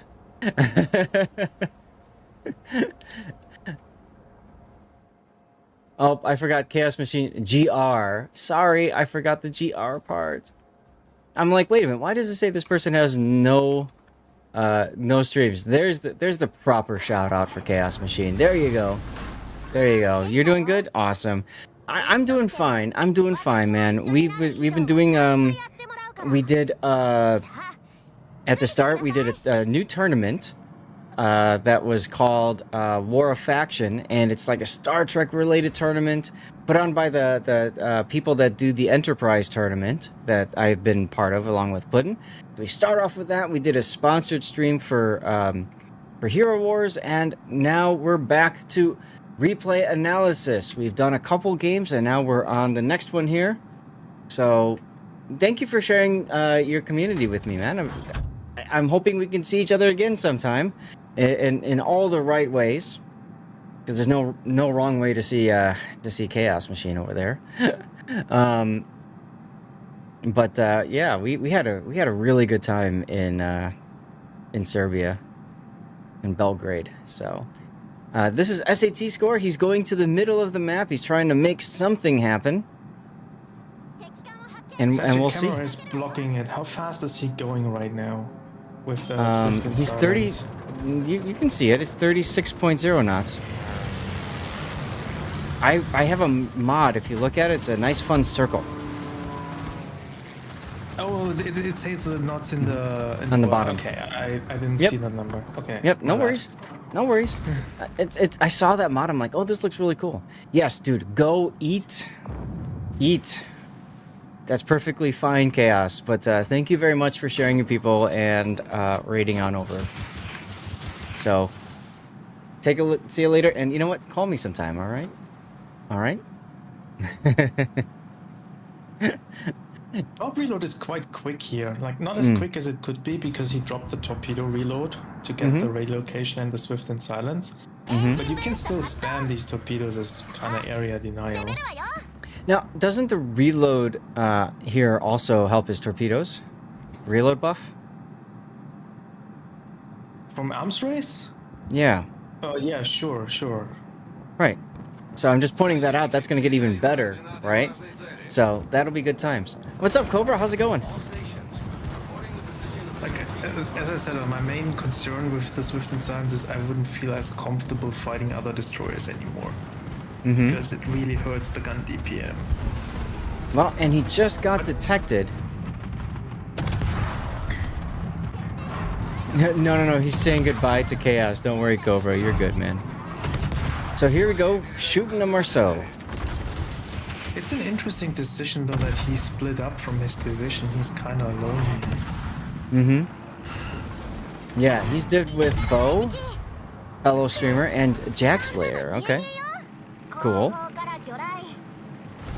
And he's a weeb. SAT score is a weeb. And it does help that the Marceau apparently can't shoot. Well, yes. But that was a very risky, very risky early start there. But chaos ensued. Perfect timing with Chaos raiding on in.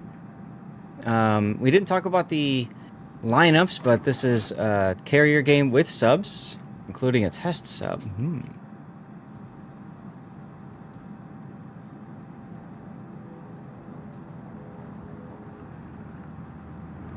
And carrier spotted. Now you see this. The AA is bad on those ships. See that line there? That's the line where the damage drops off. 7 starts to kilometer drop for off. the Khazard, Mm-hmm. if anyone is curious. So you can get the full damage stealth torping. And A little the bit, drop-off yeah. is, by the way, linear after the 7 kilometers to the max range out. Like, there's no steps, it's just like one straight line going down. You would have solved it with Jaeger? I've never been much of a Jaeger fan myself, but sure. It's also big of a problem that the ship doesn't turn well. If you want to use your torpedoes like this, you bleed a lot of speed. So Yeah, if you I try just to saw be that. close to get the max damage and you do these turns, it's actually rather easy to get spotted on accident when doing that. So you have to be really, really careful. You almost have to play it as if your the torpedo range you're looking for is 7.5 or 8, right? And then you can fine-tune it. It used to be Wargaming nerfed it. Right, but what I'm saying is you're almost playing it like that's your goal so that you don't get too close. You kind of want to launch, like, especially if the target is chasing you, like, you want to launch at 8 to be safe and not at 7. Because keep in mind, you're still going to do damage even if you don't do max damage. Right, and you don't lose out too much if you hit it at like 7.5 kilometers instead of the 7. You're talking about this one right here, Kreminsky. I'm not 100% sure. It's in Aslanes. I have a list of my mods that I use right there. You can click on that and see screenshots of that, so you can kind of figure out which one it is. I can't remember off the top of my head. I just started using it. So it might not even be on that list now that I think about it. Anyway, welcome on in. It is cool though. It's a lot nicer than the standard mod. Yeah, you're welcome. It's a fun mod, but I haven't played around with it much yet with like smoking ships, you know, because you know it's easy to see when it's a straight up and down, like exactly where the drop-off is for moving forward and crawling in smoke as you deploy it. But it's harder to see that on this. The ballistics are actually much better than the ones on the Marceau, for example. Yeah, I noticed that. The shell height is much lower. Yeah, these guns are decent. Like, I don't know why Wargaming said the guns are not as good, but they're pretty decent. Well, maybe Wargaming also said the Arc Beta would have the greatest AA in the game. We'll see how that turned out. What, you tell me it doesn't have the best AA? Come on, nothing's better than 0. Yeah, no AA, best AA. Gravity made your chest go down to your belly. Is that a good example of up-down? No, that's a good example of down. Yeah. We didn't talk about this earlier, but I think like if you struggle with where you want to put Oboino, I think this line is the best choice you can make for this commander. Good choices for Dev Strike. You're enough to get caps. For who? You are. How about you? Yeah, on you. And you have a good chance of getting Death Strikes with these torpedoes. So, and you get the buffed survivability expert. And especially if you play it like that as a pure torpedo boat that doesn't shoot, probably not gonna take too much damage. That makes Adrenaline Rush less valuable. That you would have on the Protection Honoré. marks. Yeah, that you would have on the Honoré captains. And your turret traverse isn't that bad either, and you probably don't even have the points to take the skill anyway. So For those of you guys who don't know, ooh, shooting? Well, that makes sense. Kremlin's healing. For those of you guys who don't know, Abanyu has 2 major talents. One is when you get a cap, whatever, capture base, whatever. You get 1% better fire chance. The other one is if you chance. Oh, is it flooding too? Okay. And then if you get a Dev Strike, then that helps with your reload, or is it a reload? It helps with the reload. If you get one Death Strike, that basically already outperforms the buffed Adrenaline Rush. Yeah. Right. And then there's also another talent too with potential damage, right? Is it like 1.8 million potential damage? It's 2 million. 2 million. And 2. You're not gonna get this in a Khazard. You'd hope not. Maybe if you're playing Gunboat Khazard. I don't think even then. Anyway, But the main argument is for most other lines the French have, the Honorary brothers with the buffed AR and buffed greaser gears are just better than Oboino. Yes, on this line, I think Oboino is the one that's better. Yeah, on battleships and on cruisers, and yeah, even the gunboat destroyer, I can see the buffed adrenaline rush argument. Yes. Ultimately, I think it comes down to which of the ships you like to play the most, right? If you feel more comfortable in the Cassard, then by all means, you know, put a legendary or skilled captain on, what do they call them? But if you don't feel comfortable on the ship, you don't like it, like me, I'm not putting anything on them, frankly. Oh, fair. Engine boost here? It's not true. You're putting dust on it because it's a poor queen. I'm surprised SAT didn't engine boost there to try to dodge some of the Wisconsin shells. Concentrate fire on the target. There it goes. Ooh. Appreciate you making Zath look good. What? Oh, I missed something. What was that, Chew?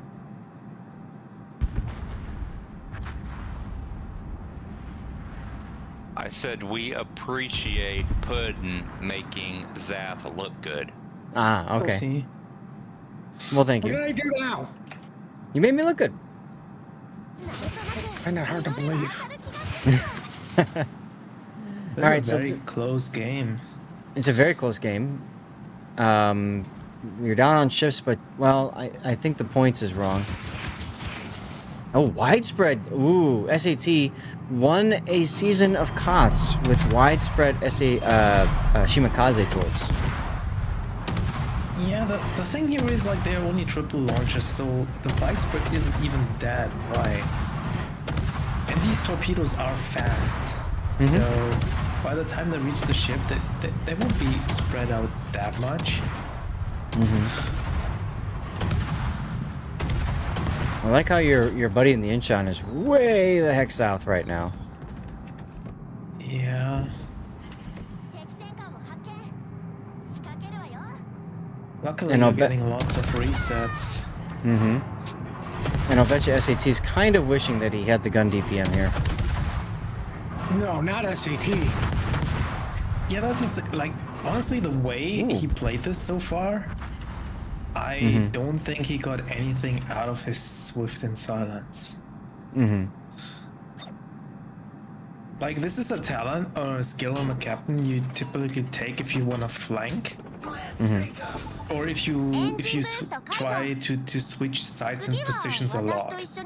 He's hovering about the same area of the map for most of the match.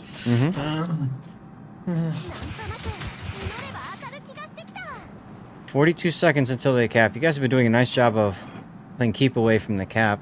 You might want to consider opening up here just to get resets on the Rhode Island. Sup is gonna get in the cap though. Aw, thanks, Chewie. I appreciate you too, you know.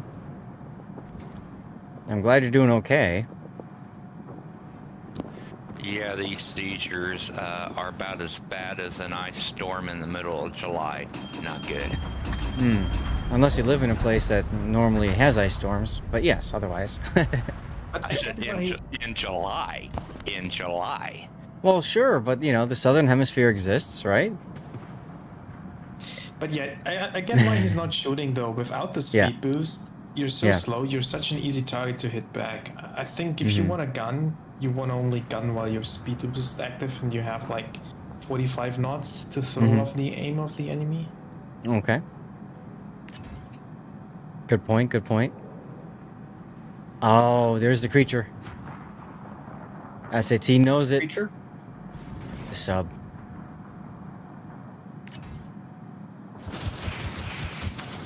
What are you torping there for? Austin. Hoping the sub Austin. turns. No. He's torping the Austin. I was looking at the... He's torping along radiolocation, right? So he knows something's over there. So he just kind of made a guess.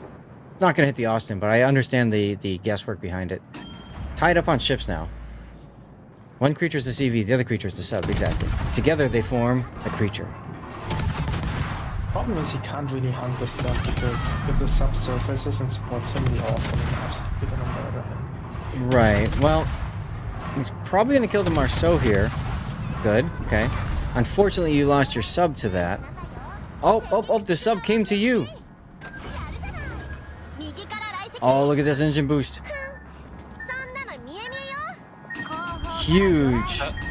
Submarines are the best class in this game. What are you guys talking about? Right? Huge dodge right there, SAT. You probably weren't thinking about it at the time, but you could possibly have dropped one round of depth charges and maybe had the range.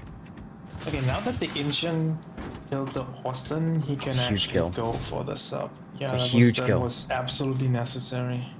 Yep. Yep. Because now he can actually gun too. Mm-hmm. Great dodge. What's up, Shice?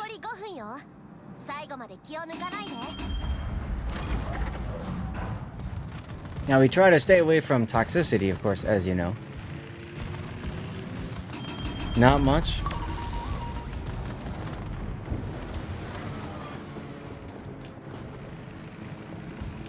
I'm surprised you're... Oh, okay, I see. You're trying to keep the Wisconsin, the island between you and the Wisconsin. Smart. Mm-hmm. Yeah, most players would want to come out and try to hunt the sub, but you can't right now. You'll be right in front of the Wisconsin. Yeah, it's a bit of a tricky situation. He can't sit still because of the CV. And the chances that his midway is killing the Wisconsin, I wouldn't put too high either. Look at the HP disparity. 35,000 hit points to 160. Look at that. Yeah. And all of it's in that sub. And it's just gonna get worse because the enemy has triple heal.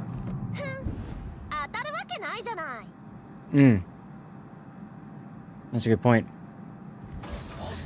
Sub just surfaced right in front of the Incheon.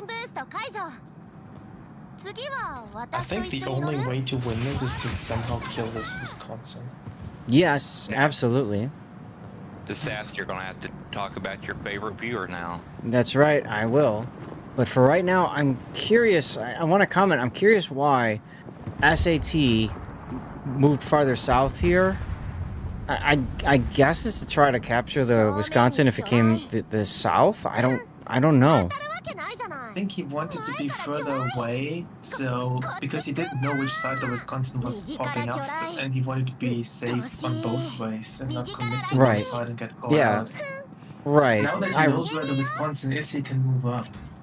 Ironically enough, if he wasn't being more cautious like that, he might have been in a better position to deal with the sub and the Wisconsin. But Wisconsin's still coming around this corner. SAT's gonna open up with his guns. Ooh, Wisconsin's engines are out. That's gonna throw off all those torps. Yeah, and he exposed himself to launch these torpedoes. Oof. I might gun the Wisconsin just to reset him. Also because you got nothing else to do anyways.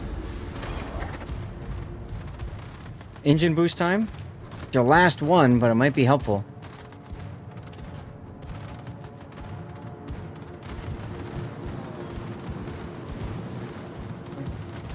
2 minutes too. I think at this point he has to actually kill everyone. Yeah, it's pretty much... Well, yes, that's probably pretty much the kill. Pretty much kill. What's up, Invictus? Because he's not gonna get... The middle cap he's never gonna get. That takes 3 minutes to capture. So... Oh, the Wisconsin is low. Another huge dodge. Witherer! Wisconsin's dead. Yeah. It's one. And now he's dying to the submarine guns. Sub used his guns. No, Nakimov! Nakimov took him down. What a battle. Wow. Alright, for those of you guys who don't know, when we have, for those of you that came in on Chaos's raid, when we have somebody that submits a replay and they die, oftentimes, if that goes out to YouTube, we turn that into the cover picture with their death pick. I Good night, think that was Scope. lost anyway. Like, I don't think he's gonna get to the Nakimov and kill it in time. At least not if the Nakimov is smart and is somewhere in the back line. Midway tries to drop on the sub. Doesn't get the kill. Yeah. Wow. Midway's trying again. Like...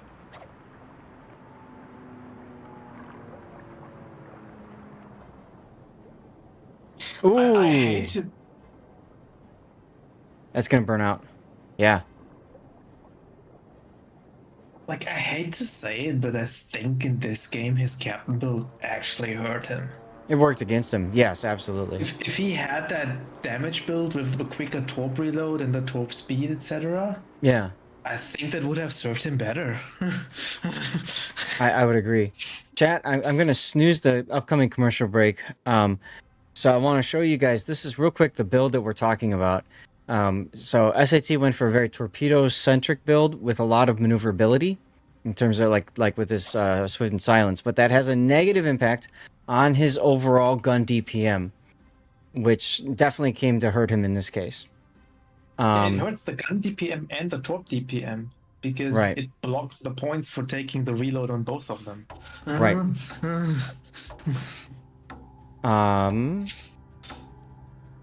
Let's get the replay renderer ready to go.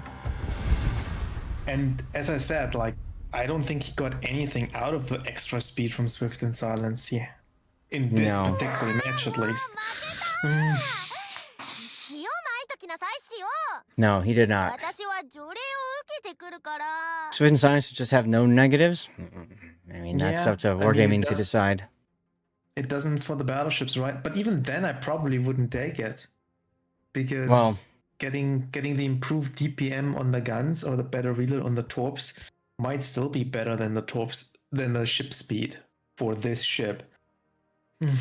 Either way, a valiant effort, a very good game for SAT. Take a look. He actually outscored first place on the winning team. And first place, you know, that the winning team always gets a base XP buff, right? A bonus. So that's pretty impressive. You got Witherer, General Offensive, Strike Team, Shoulder to Shoulder, and High Caliber. 279,000 damage. 1.7 million credits gained. That is outstanding work, man. Outstanding. Unfortunate that it's a loss. Booster. It's a red credit booster. Well, he's in a 3-man div. So he probably felt pretty good about his chances to win, right? But the nice thing is for credits... are unaffected by wins, so yeah. This is exactly what I was going to say. So credits don't matter in terms of wins or loss. You get the same amount. It's the XP that changes. So that's perfectly fine. That's perfectly fine. All right, chat. No, wait, that's a blue booster. The 160? Not a red one, that's a blue. Why is it so much credits? SAT. Another question is, what does SAT need credits for? SAT, you did so well that kind of score could get you into the Naval Academy. There you go. No pun intended. It's just another Tuesday for SAT, though. That's also kind of true. So let's go ahead and get the replay render kicking. So those of you that just rated on in with Chaos, of course, if you've got a replay that you want me to take a look at, you are more than welcome to send it to me on my Discord. Share that here. This was a very tough one. I got to look at the minimap here and think of what he could have done differently. I don't know. Have better teammates? Sure. Early case, I mean, you know, had that initial engagement with the enemy Marceau, survived, didn't really take that much damage in the process. Russian naval cadets are using Mir Korabli to train. Oof. It took him a lot of time here on this side to actually kill this Kremlin. Mm-hmm. I want to say it was time wasted, but it took too long. Mm-hmm. Hey, Viper, how's it going? Viper, are you still streaming? I hope you're doing well, too. I'm doing fine. It's a typical Sunday afternoon stream. We've been having a good time. We got tournaments coming up next week, actually. The Warships Classic tournament. Thank you, buddy. The game still looks fine. Mm-hmm. Like I wonder what happened like to all these ships on the right side, because all of a sudden they were all dead and gone. Mm-hmm. I know the Wisconsin, I think, got a really huge hit on something. About to start again soon. Awesome. Yeah, make sure you guys go follow Viper.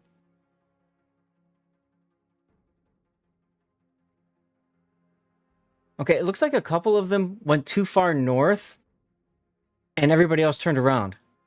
I hate when that happens. You think everybody's coming with and then they stop and they turn around. Darkstar 88 or 68, thank you very much for the follow. Welcome on in. But even this is not... what happened to the Vermont? It just got focused down by everything, or? Looks like it. Oh, submarine right in front. Poof. Yep. Okay. Yep. The one problem is spreading out. You know, when you win that flank, that the hard thing on Land of Fire, you win the flank on the right side, and you feel like you either have to keep going forward or you turn around. But if half of you go forward, the other half turn around, you pretty much completely wreck that entire side. Which is what happened. Truly valiant effort, though, by SAT. I think his teammate here in the engine also made a mistake. Too far south? Like, I mean, I think he was protecting carrier from a submarine, whatever. I think the mistake is turning back here this way through the gap instead of going through the big gap on the north and launching up on this island. That's true. He's got those deep water torps he could have launched at the Wisconsin, right? But coming through that south side here limits his options. Going in the cap, I think that was not a good choice. Mm-hmm. Yep, when people follow the channel, guys, you give Stevie some bacon. Stevie was my cat. He made it to 19 and a half years old. We put him to sleep 2 Octobers ago. But I think at this point this was already lost because I just don't see a way they actually kill the enemy Nakimov. And they needed to kill everyone. Right. And so what are we Nakimov going to put for... Probably sitting in C1 behind the island or something. Oh, actually he's not. He's coming in. What are we going to put for a title for this one if it makes it to YouTube? Wrong build? That's what I would go with. That's what you guys seem to bring up the most. Okay.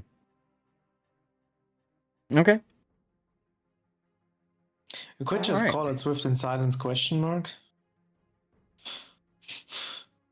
And better game than Cerberus, says Gaelic. Fair enough. Now, chat, one of the things that we will do, and SAT, thank you very much for sending the replay and supporting me, of course.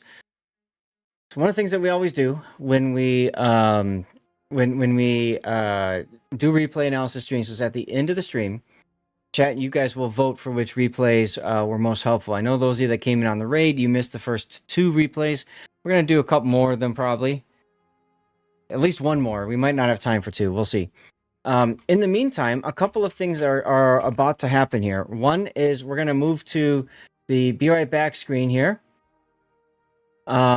I've put a link up in chat there for Hero Wars. If any of you guys are willing to support me, help me out. We've got 7 out of our goal of 25 people who have done this. This is super easy to do for Hero Wars. You click the link and you don't have to download a game because it's browser based, and you don't have to create an account, log in, sync, put your email in, any of that kind of stuff. It takes literally 10 minutes.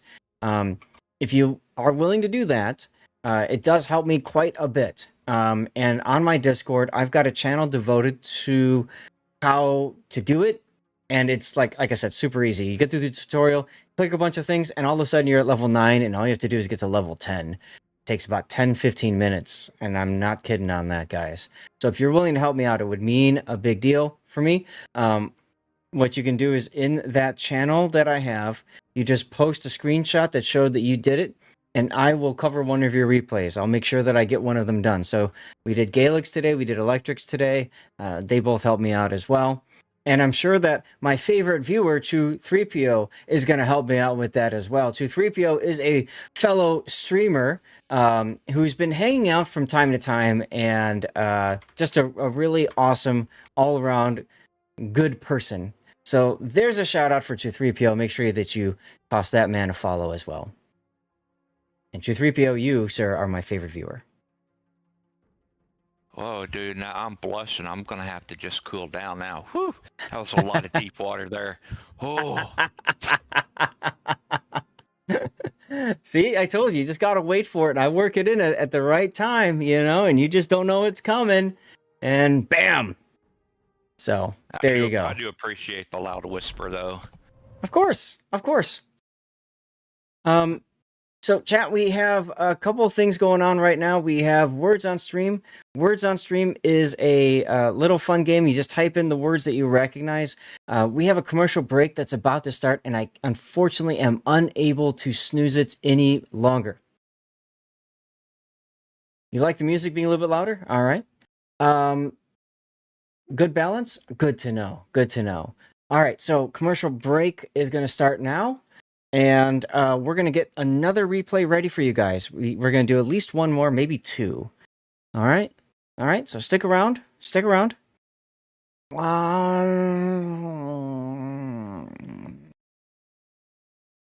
Chat. You know what? I want to see what somebody can do with Groningen with Groningen, and I don't care. Never mind. Let's do Cristoforo Colombo. How's about that one? Cobra, hydrate? Will do, sir. Will do, sir. Let me get this replay cooked off here. Render Cristoforo Colombo. All right. And let me open up replay file. Cristoforo Colombo. Yes, the Groningen one's got the new Dutch commander on it. That's true.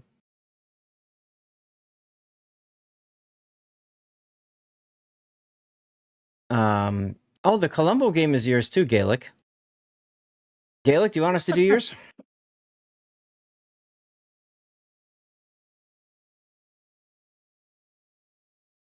I haven't, no, okay. I haven't actually had a lot of replays submitted so far. So fine, we'll do the Groningen one then. That's fine. That's machine. So let me see if I can get the build viewer working. Machine? Chaos Machine? No.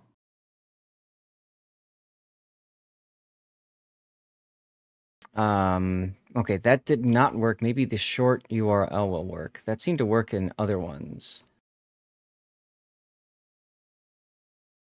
Barburk, how are you doing? I'm sorry, I'm trying to spell names and pronounce names and failing miserably. All right, next up, let's try this again. Replay render Groningen. Failing miserably, we are not watching me play tanks. Oh, you don't want to watch me play tanks either. It's miserable. I like drive forward and then just suddenly blow up, and I'm like, what? What just happened? I don't know what it is. There's a word I'm very familiar with, Walker. Yeah. Oh, yeah, that makes sense. How about...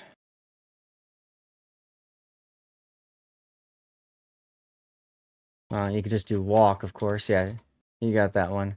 How about where? No, where has already been picked? All right, I see it. Lear? Real. There we go. Real. Bam. Groningen. Going. Okay.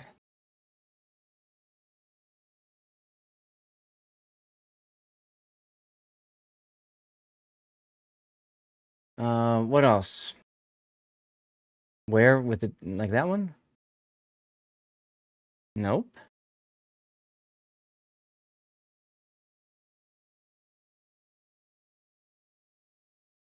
How about Kale? Kale. There we go. All right, downloading this one.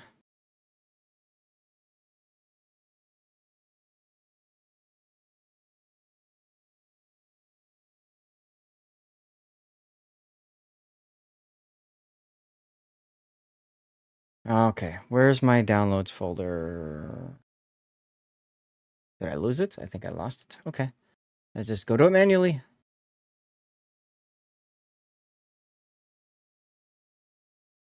Groningen.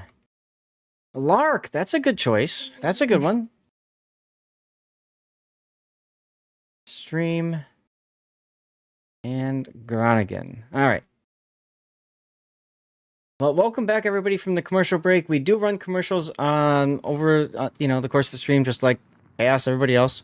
I do stream this game. I should say, on multiple different channels. I'm on Twitch. I'm on YouTube, both vertically and horizontally, and I'm on Rumble and I'm on Kick.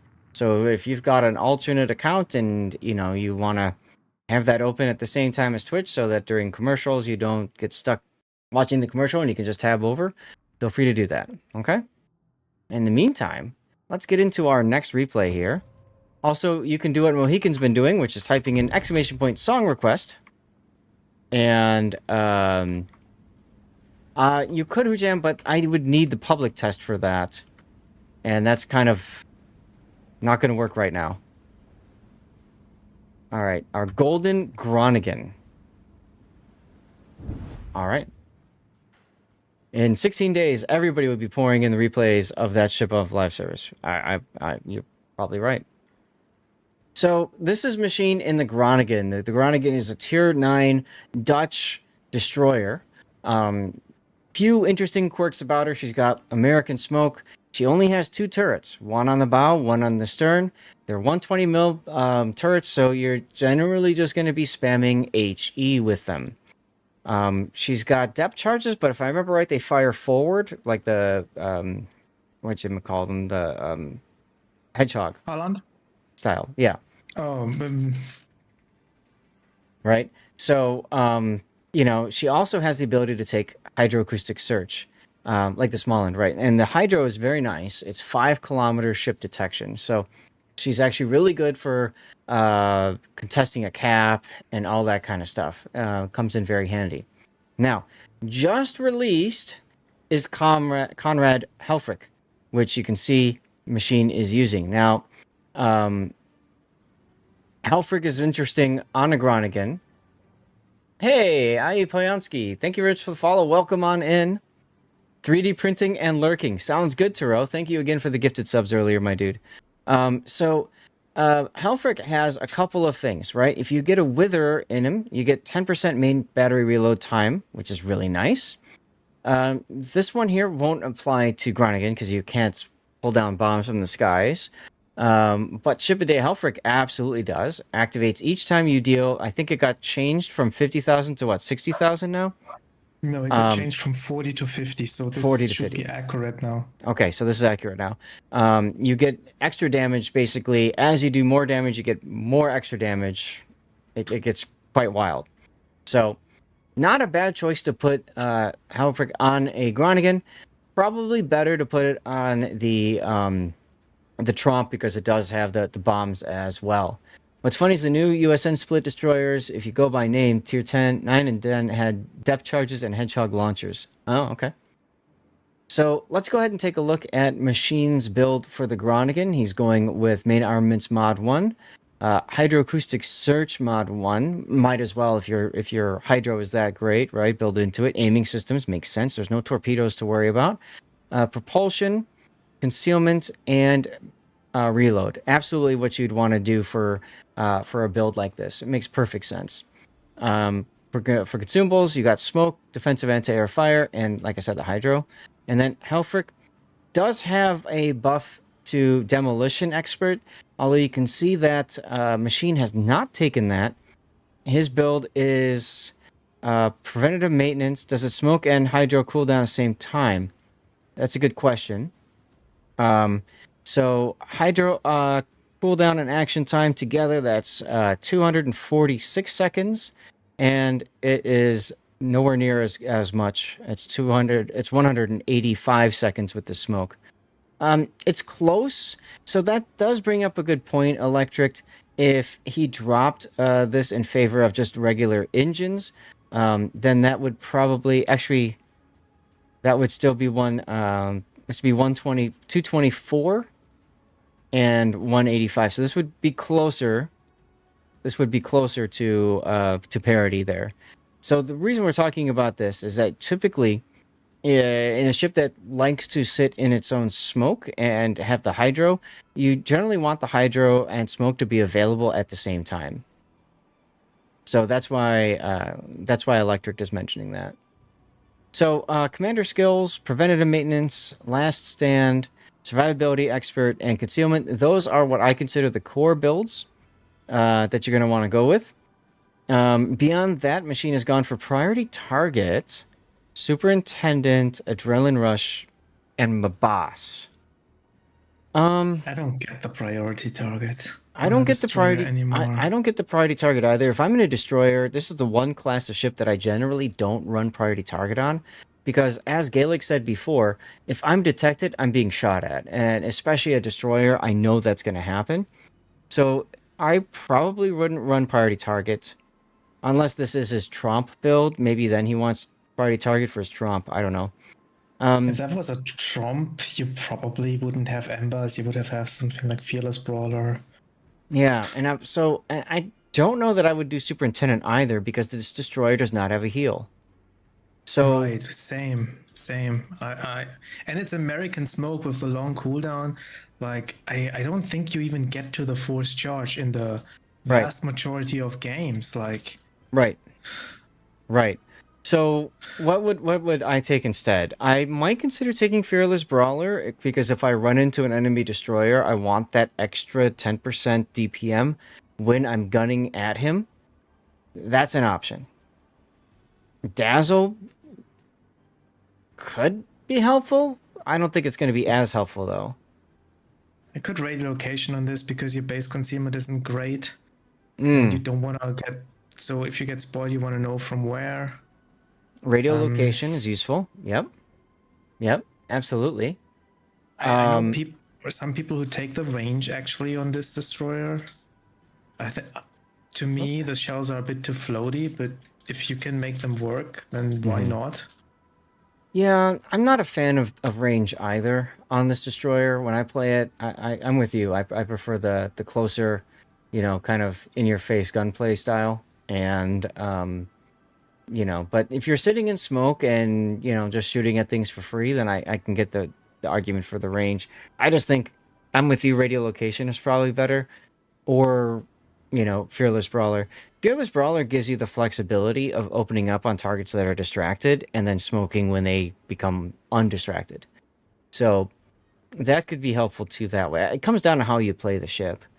If you don't take a 4-point skill, I think Demo Expert, because it's buffed, would actually be very helpful, especially with Health Frick built into it. If you're trying to get as much damage and try to get a Witherer, this would be really helpful. Range is free-farming battleships. Right, exactly. Beyond that, I don't know what I might take.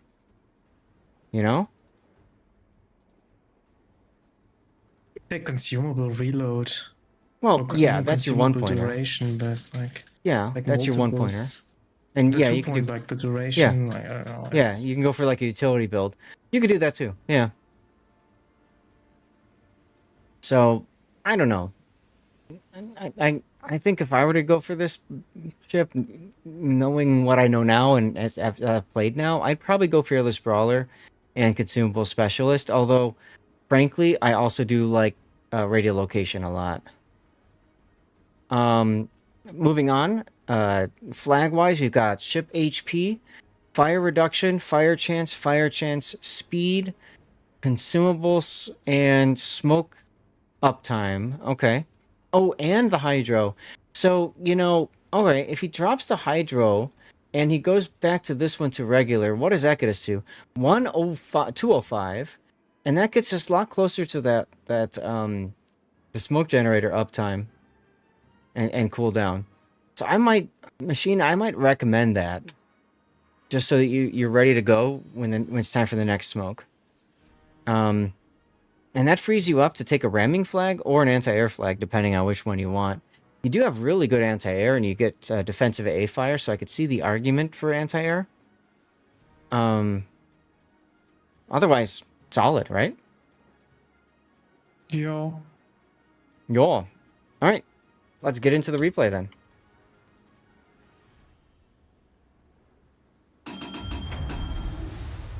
Wow. Tarot, I have no idea what that is. I'm guessing those are all 3D printers, and it looks awesome.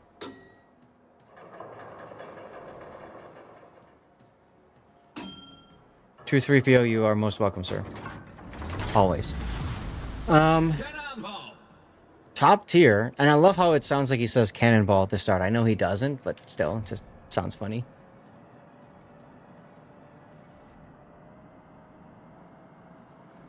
Yeah, that's like a business, isn't it?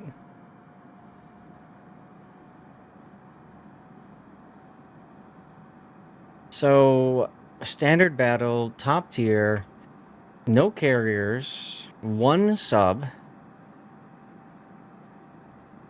Yeah, I was thinking the same thing, Hujam. The range would have been nice on this one, but that's okay.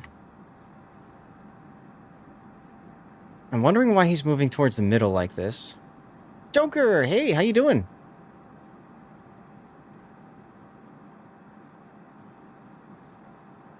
Happy Sunday, man. Happy Sunday.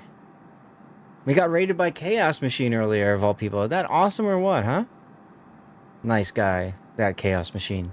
I don't know about nice. Oh, he's very person, nice. But he is. He is yeah, but very he's holding nice. all the good coffee. Oh. We'll let nice slide for the next 10 seconds, and then, you know, it's like Chutes and Ladders. You know, it meant so much when I was talking with him the other day, and he said he was going through his pictures from the CC Summit, and he has more selfies with me than anybody else. That meant the world to me. Doing well. Yeah, he's a good dude. He is. Yeah. So, we went to a supermarket, and he picked out a really good Greek olive oil to bring home as a gift to my wife. We haven't started cooking with it yet. We're still working through our Portuguese olive oil that we got earlier in September, but looking forward to giving that Greek olive oil a try. Machine just look at just casually driving through the middle of the map almost. Okay.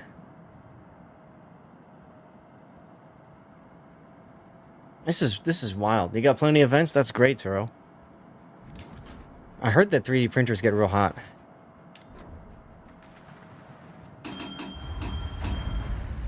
You don't want cooking, Gaelic. Cooking. This is risky to come out like this. Omano could have torpedoes on its way to you. Like towards the Fiji and stuff. But I like that you decided not to engage him. The lasers... Ah, okay, yeah. That makes sense, Gaelic, okay. I haven't messed around with 3D printing, so that's why I'm curious. Use it for Turkish wrestling smear oil over your bare chest and do man stuff. I'm sure my wife will love me using the gift to her from my CC Summit for that purpose. I'm sure she would love it. What the heck is this game? You've just walked into the middle... Guys, we see this so much. Even, especially in standard battle. You gotta cover every part of the map if you're a destroyer. Kitakaze, Z-44 Salmon. There's no excuse to not have one of those in the middle of the map. This is wild. The ironic thing is that you left the other flank. Oh, Kita and Salmon, south. So that means only Z-44 north. Rip the Yagumo.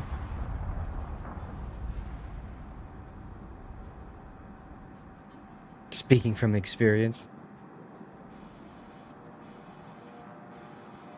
Goodness.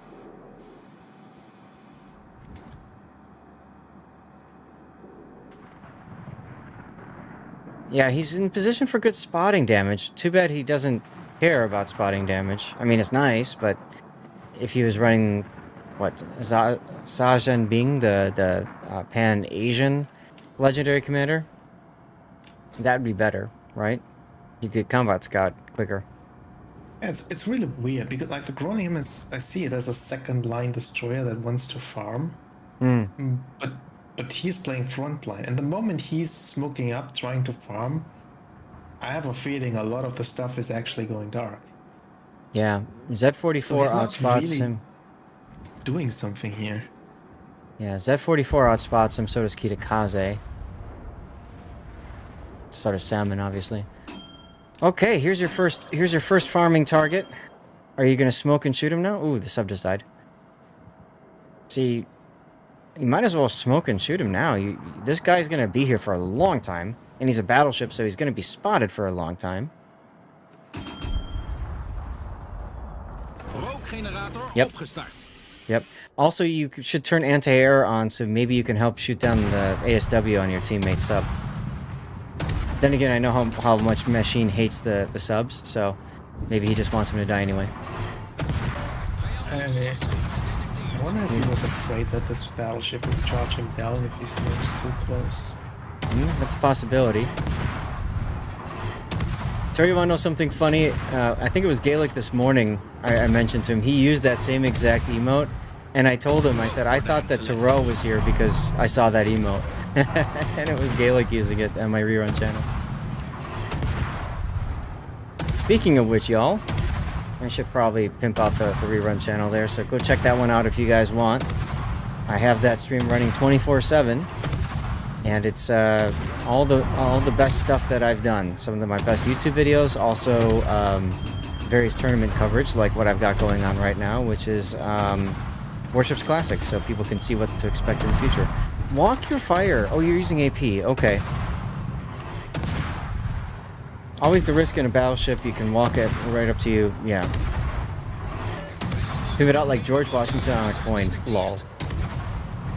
Alright, well, he DCP'd, and then you got a fire on him. Nice. Yeah, when I said walk fire, you get one fire on the target, and then you try to set another one someplace else. Bow, stern, whatever, to get them to cycle through. Your team is not looking so good. Should be the first health rig proc. And that's the first one. Main battery damage increased. By 2%. Mm-hmm. A lot. It adds up. It adds up. And the thing is, of course, since it goes by damage, it helps you get to the next proc sooner, right? True. Giveaway time, guys, over on the channel on Twitch. Giveaway time. You have to be a follower of this channel and active in chat. That's all you have to do. Write anything you want, and make sure you're following me on Twitch. If you're tuning in right now on YouTube, Kick, Rumble, get over to Twitch. You got 4 minutes and change to enter the giveaway. Exactly, 23PO. Write whatever you want, or put an emote in. I think we'll be able to get it this time, Joey. I have a minimum active chatter of 10, and we failed earlier today. Torpedoes, recht voor ons. Should you print a ship sometime? Go for it. Euro's been putting out instructions on how to print ships with the 3D printers. Fuso and Shimakaze he's done so far.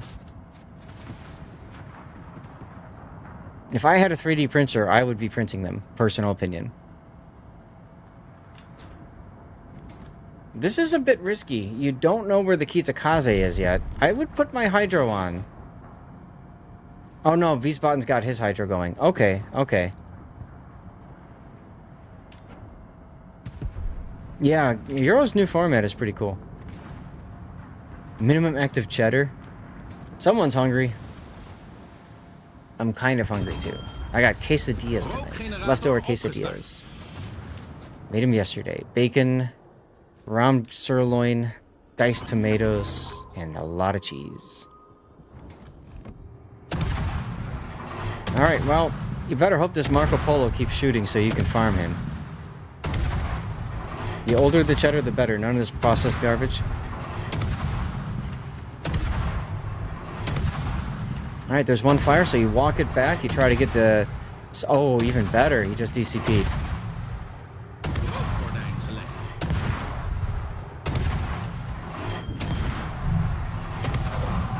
So, keep shooting center mass. Try to get another fire going. I didn't catch if he was using fire prevention or not. We did fail, but it was also during the sponsor part, so everybody was busy lurking, right? He's not using fire prevention. Okay, so now walk your shells forward. There you go. Now walk them farther forward or back to get the third fire going. This is how you do it. You get a battleship to DCP, and then you walk the shell hits so that you get another fire going on another area. There's the next proc, 100,000 damage.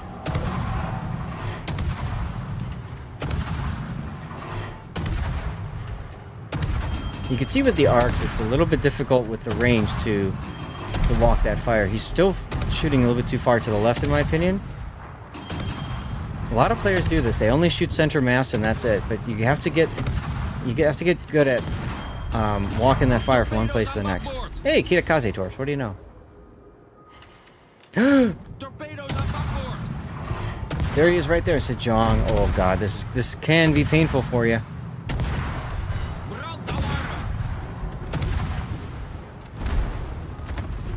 Alright, you got the kill. Now you need to, like, somehow go dark. Good luck with that with the Sejong. Now he's on double fire electric. We were talking in your replay about DCP usage. This time it's very smart to hold off on DCPing until you're about to go dark here. You want to minimize the chances that you'll take another random shell hit and be set on fire. Machine slows down, and that was actually the bad decision because Sejong got the shots onto him, but he didn't take a fire for it. Now you've got maximum adrenaline rush. Maximum! And yeah, there you go. I was going to say, I don't like machine turning left, but turning north here is absolutely the play. Get to this island. And then by the time he gets to the island, he should be able to smoke and start shooting the Vlad again. This is 10 fires so far.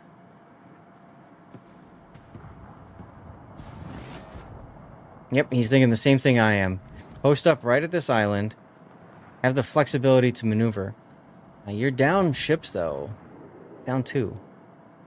Leon is probably the bigger threat. Yeah, you've decided that too. Alright, smoking up and shooting. Now, I've got a mod, but you can see here, you only want to be moving at a quarter speed when you're deploying your smoke, because you can continue to move and be covered in that smoke.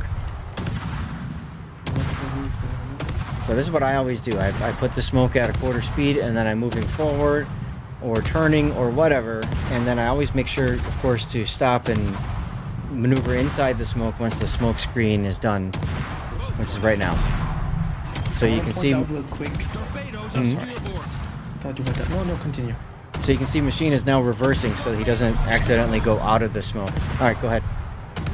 I want to point out there's like 7 minutes left in the battle. And by the time he gets his next smoke back, that will be down to 5 minutes.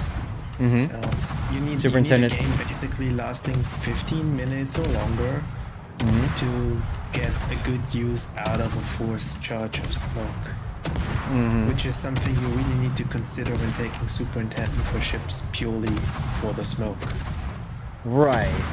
Now, if you were to... I mean, Hydro is... He still has 3 charges, he didn't use it enough, so... Yeah. Which I think he probably should have been doing. But the other thing I was going to say is, if you're going to do this... There you go. If you're going to do this, then you're probably going to want to also have consumables specials so that you get your reload down so you can use the consumables more frequently. High caliber. Yeah, it helps a little bit, but I still don't think it helps enough to justify the fourth one. Look at that AP! Oh! Nice. Oh, just melting as a Sejong who thinks he's got this. I'm sure right now Machine's like the biggest man in the world right now. Wow. That's where the reload came into play. Are we actually ahead now? Are the points flipped or not? It's really hard to tell. And right, and this is John Cantorben because he got those deep waters. He's trying to sit in that smoke as long as possible, but the Marco Polo is just outside of his range. That's okay. He's got another smoke. Yeah, this is one of the games because it's stand-up battle too, where he's probably gonna get to it. But these days, to be realistic, the vast majority of them are not gonna last that long. Right. Right, but hey, you know what? When they do last that long, well, yeah. When they do, it's great. Mm-hmm. Now, if you're playing ranked, that's even better reason to not take Superintendent. But okay, whatever. 10 seconds to go, and you can see machine already getting prepared to stop and smoke here. Oh, Z-44. He can actually shoot him because the 44 is on the other side of the smoke. That's hilarious. There goes the smoke. That was a very, very bad smoke by the Z-44. Yeah, whatever. Marco Polo is on fire, so kill the Bismarck. I like the choice here. Well, Cthulhu Destroyer-wise, there's only one choice, right? Trump. Yeah, I think he's much better on the Trump than he's on the Groningen. Yeah. But then again, the Trump is a way more specialized destroyer. And if you don't like how that plays, then... Yeah, we saw a replay from SFNL a week or so ago in the Trump. It was pretty wild. I like the choice of switching here to the destroyer while it was spotted to get as much damage in as he can. Absolutely, we're tied. Oh. Marco Polo got spotted again. Oh, he's dead to the torpedoes. Oh no? Oh no, they're not. Nah.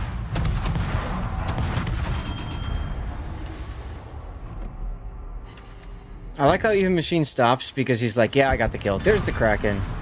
It's actually kind of close. 200,000 damage threshold has been achieved. And you're once again tied because, of course, the Marco Polo kills the Analt with the last shot. The problem here is now you're located. So I was about to say that 44 has really bad guns and really bad turret traverse. But because of the location, you have to assume that the Z-44 is turned correctly. And it's probably gonna kill you in 2 salvos, so I don't think you can fight it. I was gonna say, at this point, I would actually be kiting away and trying to draw him to you. What? There's a set. He's not. Why is he not oh my god. He fired his torps first. Oh my god. And now he's scared.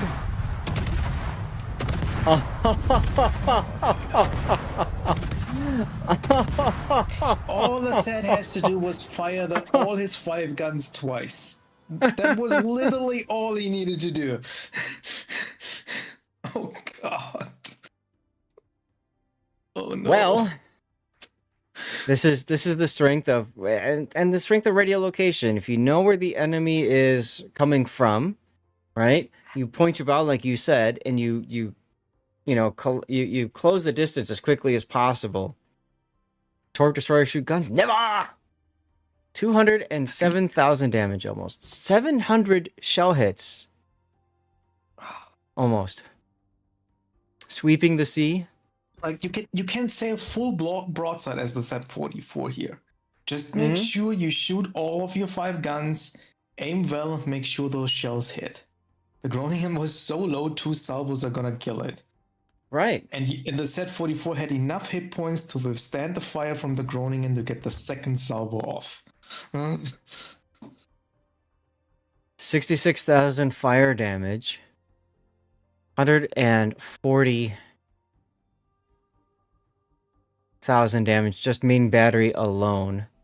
Look at the AP though. I mean, look at this Ajong. 12 AP hits for 15,000 damage. Sweeping the sea is also a meme for you guys in Belgium, Turo? Nice. Okay. The enemy team threw this hard. So did. They so did. And meanwhile, I love how the Vlad is complaining about the Groningen being OP the whole time, because frankly, the Vlad is quite powerful too.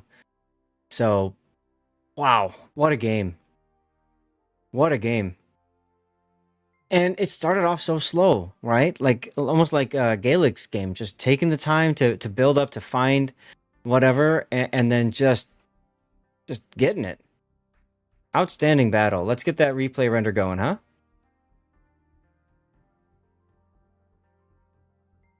Ekufu, thank you for the follow. Welcome on in. I hope you're having a great Sunday. And I want to also say, Bellinetter to do, congratulations on your CC container win, my friend.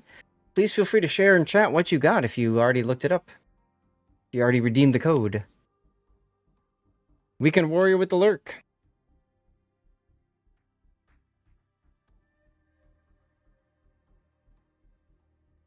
Yeah, just ram the Groningen and laugh, but I don't know. It is what it is. The Vlad was upset because he DCP'd and got set on fire a second time right away. We've all been there.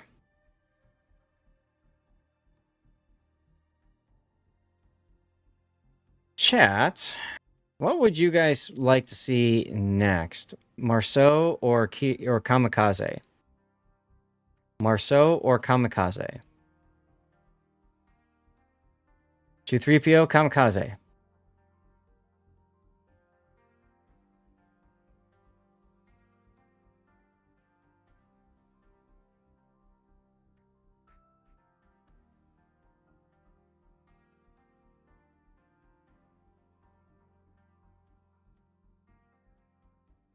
You have both Kamikazes now? You've never used them? Oh, you're missing out. NC Fisher Kamikaze? Tune-up Kamikaze. All right. I'll get that one cooking.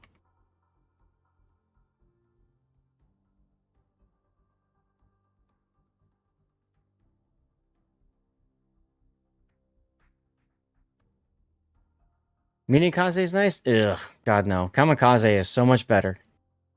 So much better. This is... Oh, this is Scheist! Scheist!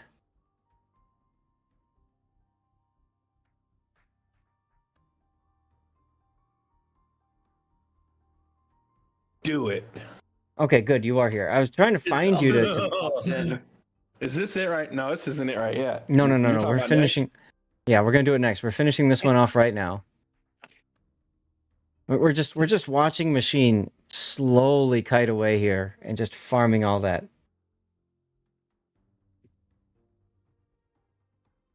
Minakuza, oh yeah, Mutsuki. There's a reason why there's suck in the name.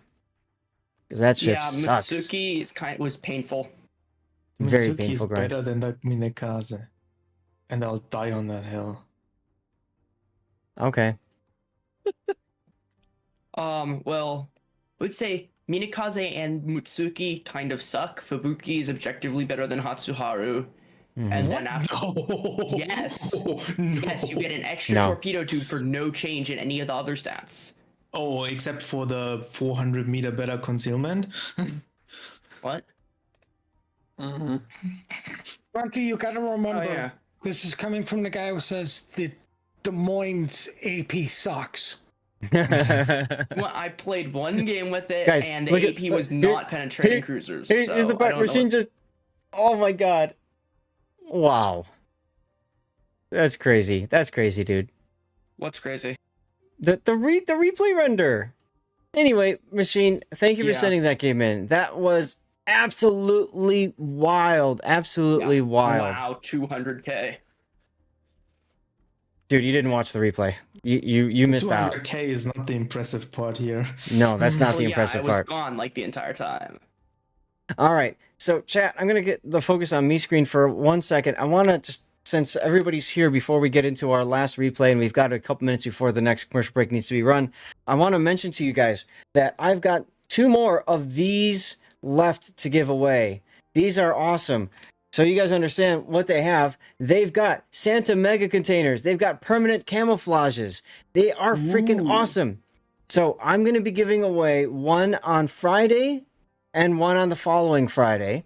That's going to be my my birthday is this coming Friday, and then the following. So if you haven't gotten a Santa's Mega Container yet, or you want a few more chances to get a ship or something, make sure you tune in on this Friday and next Friday to maximize your chances, okay? All right, I do need to run a commercial break. Don't worry. Okay, I'll buy you some bits. Scheist, you don't have to do that. Come on. All right, let me get it to here. We're going to get words on stream going. And don't forget, guys, we do have the Hero Wars sponsorship thing going. So if you want to help me out, it would mean the world if you could. All you got to do is click the link there, open up the game in a browser source, in a browser like Chrome or whatever. So you don't have to download anything. You play through the game, and you get to level 10. It's very easy. You do the tutorial, and then you click a few things. On my Discord, I've got steps that can save you a lot of time. 10 minutes is all you need to do.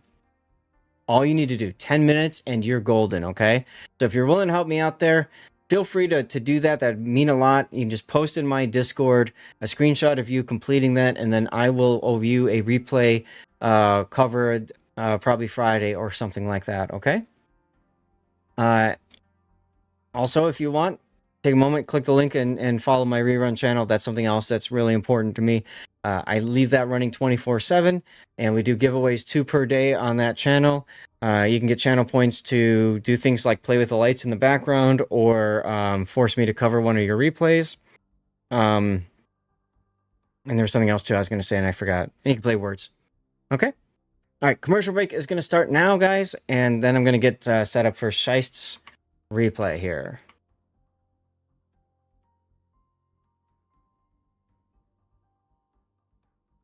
Please tell me this worked the first time. Oh, it does. All right. Kamikaze R. Hey, Zath, who's your favorite Hero Wars character so far? Steve. I the like clan's named after him. That's right. No, I like the guy that fists everyone. Okay. Came out wrong. No, it didn't. It was great. 100 is the word. I don't know. I'm sorry. No. When I was playing that's right. When I was playing the sponsored portion today and stuff, and I'm like, oh, that's the guy that's the guy that fists everyone, and everybody just burst out laughing. And, what the hell are you talking about? You'll see. And boy, did he fist him. Wow, this is getting deep. This is sea deep here. All the way in. All the way in. Okay. Mohican with the hydrate. Actually, Tune-up, I've played Hero Wars for so long. It's an amazing, relaxing game. Yes, and that's how I described it at the start of the sponsored portion of the stream too. You probably weren't here for that, but I've been sponsored by them like 3 times now or 4 times, and I do not mind when they ask. I do not mind, sharing the game because it's a fun game. Taro just gifted 5 subs, everybody. Let's go. Taro gifting out 5 subs. There's Stevie. You get the Stevie slideshow. Like right there. Stevie taking a dump in Zelda's litter box the first day that they met. Let's go. Taro, thank you so much. There's another one there from Stevie underneath my Fabletics hoodie. I need to make this thing bigger on the screen there. It's hype. Let me do that. Yeah, guys, we have a hype train going. With a minute to go. Where is my overlay here? Stream elements. Here. We're gonna make this bigger. You guys don't need to see me right now. You need to see Stevie. So on this particular screen, we're gonna make Stevie bigger. Because yeah. Guys, when I get gifted subs, when anybody gifts a sub, we get pictures from Stevie's life. All right? I share with you guys some pictures from Stevie's life and his wonderful 19 and a half years. Yeah, always a hype train during a commercial break. That's fine. We'll talk about that in just a moment once the commercials finish. That does give me a chance to get things set up, though, for Stream Raiders. Did I download the I think I did, yeah. Okay, and let's go over here. All right, commercial break should be over. Yes, everybody? Guys, ladies and gentlemen, we are in a hype train. Now, on this particular... What? Yeah, commercials are done. Good. So, on this channel, when we have a hype train going, when we reach level 7, and I do that purposely because level 7 isn't necessarily easy to reach, but when we get to level 7, we extend the stream, We go get some very special dirty water, and we yeet out at least one code to chat as my way of saying thank you, a CC code. So if you want to support the channel right now, you're welcome to do so. You can subscribe, you can gift subs, you can cheer bits, and you guys saw, maybe some of you guys saw the pictures of Stevie's life. Whenever we have gifted subs, we always see pictures from Stevie's life over there that show up, all right? And I kind of narrate a little bit, tell you guys as the proud father a little bit about Stevie. Jokus, Umbra, thank you very much for the follow. Welcome on in. I hope you are having a very, very good Sunday, sir. Or perhaps Monday, if that's where you are already. Okay, Stream Raiders is now set. I'm guessing, Shice, there's no death pick, right? No, this is, I was just Fireworks. having fun, and the ending is amazing, and yeah, I sent it to you out of fun. I wasn't intending for a replay, but I'll take it. All right, Umbra, you are most welcome, sir. Well, remember, you said, did you watch the replay yet? And I said this earlier. I said this earlier to people. I just don't have time to watch all the replays anymore. I wish I did. No, I wish I did. good. I am blessed to be on the tail end of the stream tonight. Hey, I'm glad to have you, man. It's always good to hang out with you. Always good to hang out with you. Shice is somebody that I played games with before I ever got into streaming. Actually, I think right around the start of it, but maybe a year before. We would, just like Puddin', we'd get on every night and play and hang out and just, 3, 4, 5 hour sessions of just gaming epicness, you know? Good That's times. fun. Back when you could kill your own teammates, and he killed me a lot. Oh, we had so much fun with that, didn't we? Let's get another... No, you. Let's get another thing going. We got about 30 seconds left on the hype train. Terrell, thank you again. That's 25 subs that Terrell was gifted today, guys. 25 subs. Just outstanding, man. Thank you so much. I love that guy. Mm-hmm. Absolutely. Absolutely. One of the best supporters of this channel out there. I mean, you know, and you don't have to be one of the best supporters by, you know, spending money on me, of course. Just hanging out and being here. It's what I like about you so much, Shice. Like, and Puddin', frankly. Like, it's just great to be able to hang out with you guys. And I mean, this is like a side gig or like a second job, I suppose you could say. But for me, this is relaxing. I could do this. I've done this for 14 hours and I've not been tired. My wife looks at me like, what the hell is wrong with you? And I'm like, I just love doing this. That's it. I couldn't That's feel it. my butt. Sat in the chair so long you went numb. That's a possibility. That's always a possibility. I am also numb to the world. Oh, you better believe today's fisting was relaxing for me, Electric. Because I got paid to fist, all right? We could do this all night long, baby. I need to get a drink now. What the hell? Better to be paid to get fisted, right? Actually, technically, I will be paid. Hopefully, I will be paid to fist because I didn't get paid yet. But you know, anyway. Hero Wars, if you're listening, I love you. So you did it for free because you liked it. I get it. Hey, it might have been for free. Hopefully, it was not for free. For all of you new members on the stream, this only happens towards the end of the stream. We blame Shice for it. What? Oh, I gotta fix my light. Hold on. Give me a sec, guys. I gotta fix this my was light. a family-friendly stream. Was that like 4 hours ago? Yeah.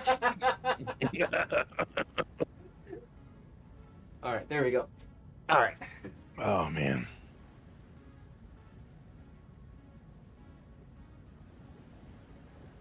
I have 4 different LED light strips, and sometimes they go out of sync, and they can't be adjusted, so I have to literally turn them off and back on again. The runaway desk. Yes. Shiesty, you ready? Oh yeah, let's go. Let's do That's the only thing you can turn on and off that fast. Yeah. Damn it, Cthulhu! Stop it! I just pulled, okay, before I go away again, I just pulled out some beautiful, fluffy biscuits I'm letting them cool down, and then I'm going to put some cream cheese I made biscuits this icing. morning. Yeah, You're the gonna- cream wait. cheese icing is about to Oh. go on there. Oh, that's nice. Right now, I'm waiting for the noodles to rest. Y'all making me hungry. I thought Anyway. you were waiting for a country to get taken over. Me? Yeah. Huh? We need to reach a level 7 hype train so Zaz can get a snoot No. full in him. No. So I've got No. this special bottle that I've been waiting for a special moment.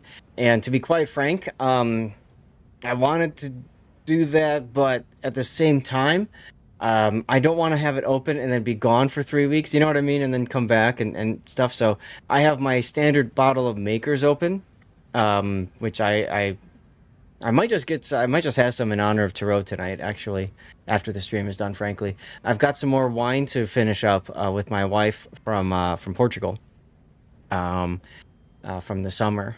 We brought home a lot of wine. That was glorious. Yeah.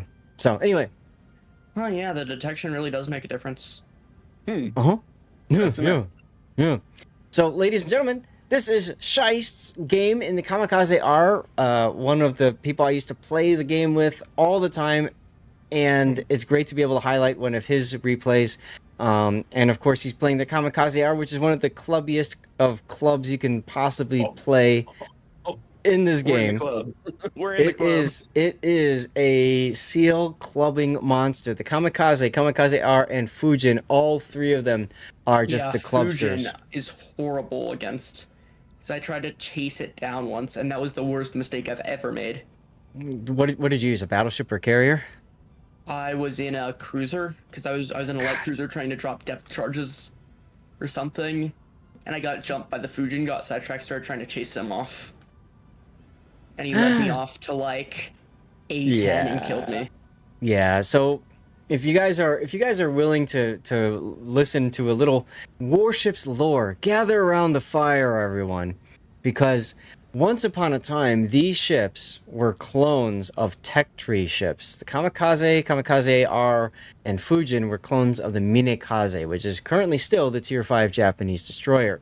However, she is different now than she was back then. What you see here before you is that what the Minekaze was at its zenith, at its best of the best. Originally, the Minekaze had two torpedo options. She had 10-kilometer torpedoes and 7-kilometer torpedoes. Her guns still sucked way back when. That didn't change. Wargaming, in their infinite wisdom, removed the 10-kilometer torpedo option from the Minekaze because battleship players cried too much about the 10-kilometer range. Because battleship players like to drive in straight lines for long periods of time, and then they go boom, and then they cry. So, what happened was Wargaming released these triplets, and nobody really cared because, again, the ship had just gotten nerfed, right? They could only field the 7-kilometer torps. They're powerful, but they're terrible gun rotation, right? So that's the problem. That's what I'm saying. The guns suck. You only use them in a last-ditch effort. So they got rid of the 10-kilometer. They forced everybody to learn to use the 7-kilometer torpedoes. And then people realized, holy heck, that's the right way to play her. Because you skirt your concealment of 5.41 kilometer. You saw that right, 5.41 kilometer, like almost best-in-class concealment, like in-game. And then you've got 7-kilometer torpedoes that are very fast, that do good damage, and reload relatively quickly. And it got to the point where Wargaming had to remove all of the Kamikaze triplets from sale because of just how clubby they became. So if you run into a Kamikaze R in a battle, that player is most likely seal clubbing. And Lies, I don't do that. Right? So anyway, Battleship players do not whine. They cry excessively for an appropriate amount of time and then mourn even more. That's true, I suppose. Damn. And then you've got the Giulio, which is the other big one that Shice loves to play. The Julio Cesare, the Giulio Cesare at tier 5, the Italian pasta boat. Giulio Cesare.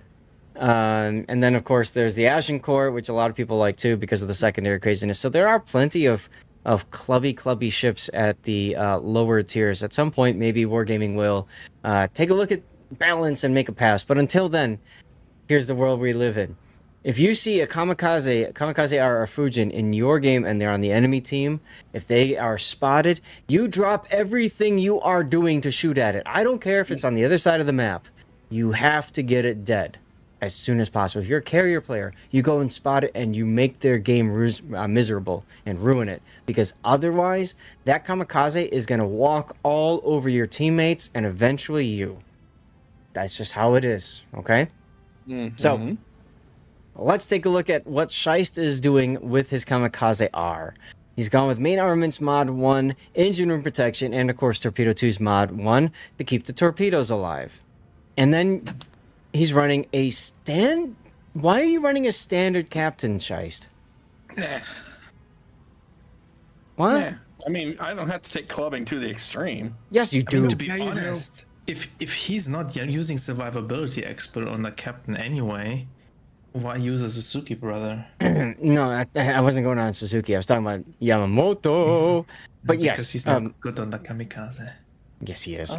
So Suzuki is fine, like you said, if he's using survivability, but he is not.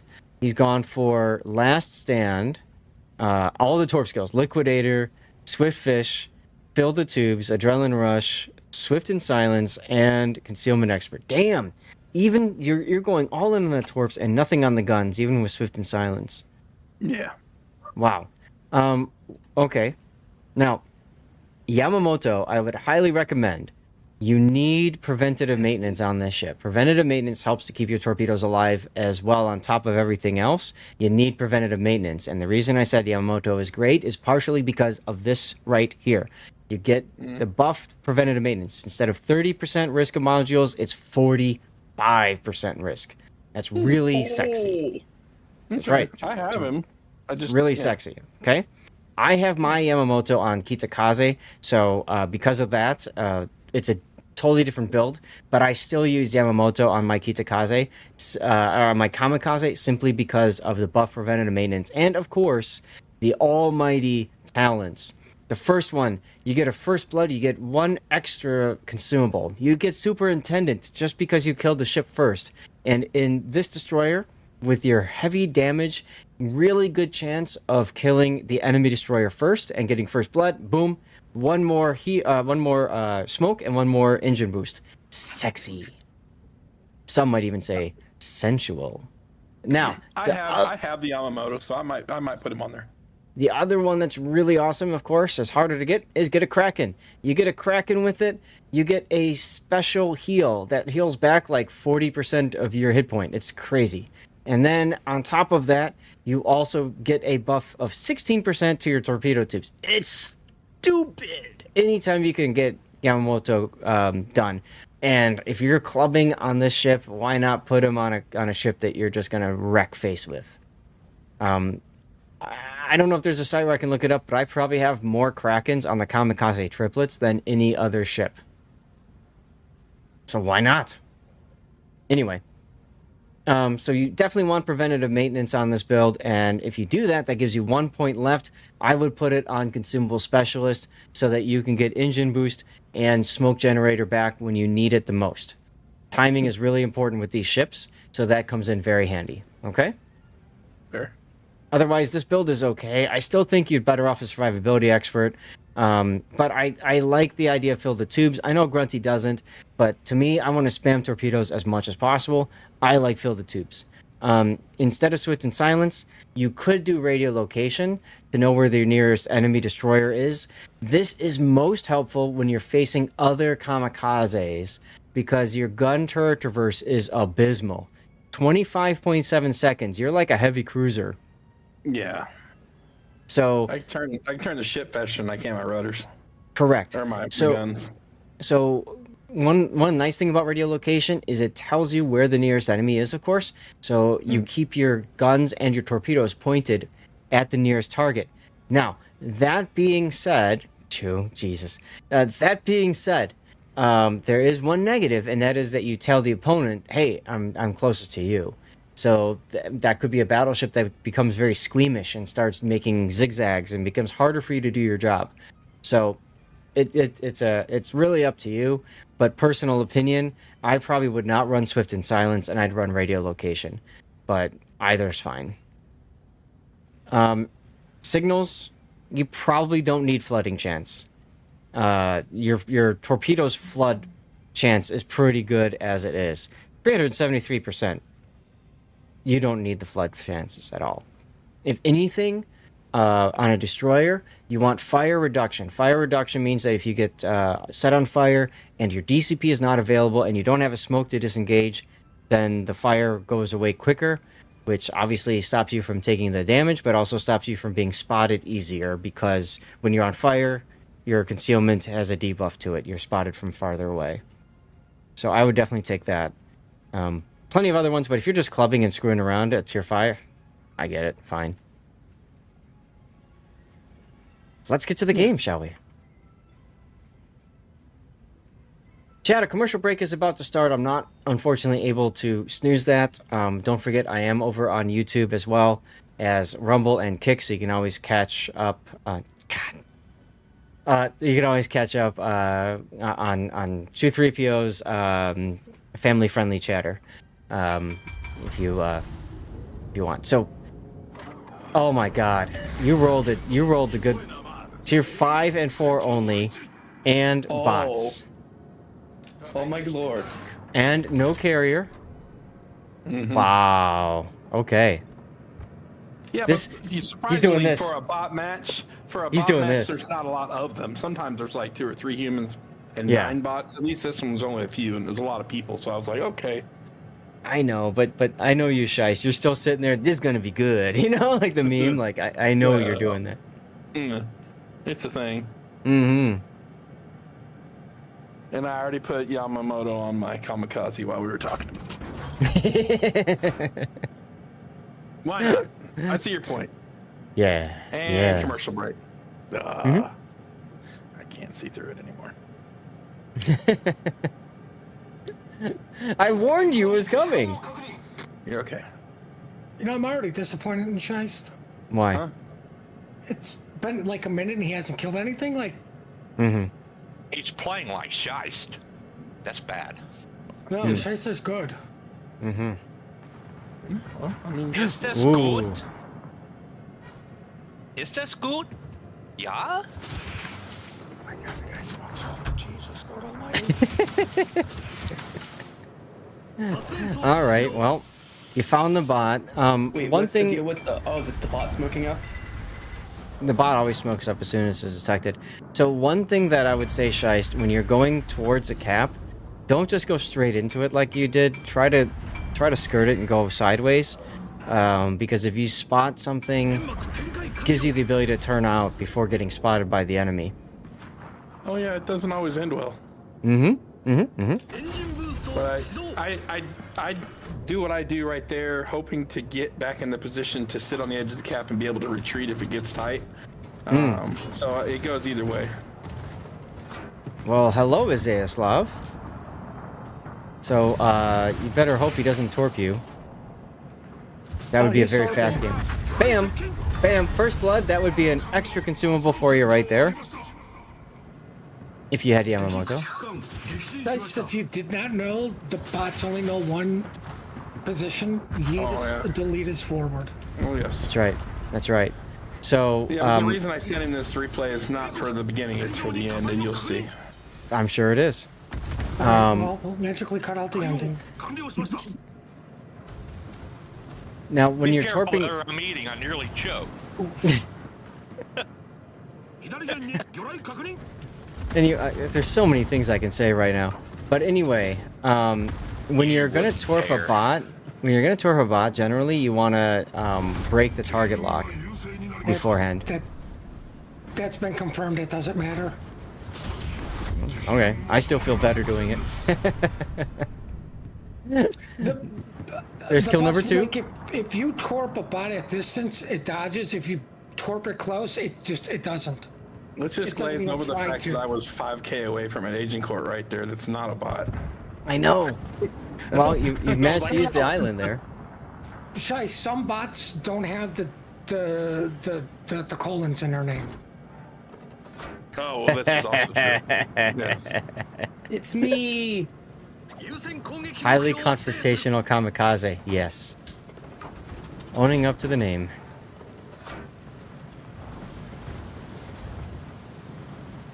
Yeah. Unfortunately, that Agincourt's gonna keep resetting the Derflinger. So you're gonna be stuck kind of like dealing with that. Now, here's the question. Do you chase the Agincourt or do you just... Nope. Nope, don't chase squirrels. Yep. Also, you got hit, so there's the reset. Thing's almost dead anyways. Yeah, random pop me. He got lucky and just because I was close to the derf, he hit me. Yep, so that's another thing is try to stay away from secondary targets. Well, I mean, Shice is on his 14th lap. I wonder if he's going to go into the pit anytime soon for fuel and tires. Good jokes.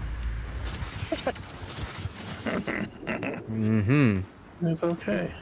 You gotta do what you gotta do, but I mean, come on. I like the decision to hold your third rack here. Hold the third rack. Man, I'm impressed. So it's a 43-second reload. Yeah. And he was already showing signs that he was changing course, so I figured I'd just... Yeah. Well, you never know when you'll get surprised and have to make, you know, a clutch decision there, so... But luckily for you, you've got a New York that's just... Here comes the deal, we already know! Yeah. Alright, everybody, Jaws music. Dun, dun. How many kills am I at right now? 2. Dun, dun, dun, dun.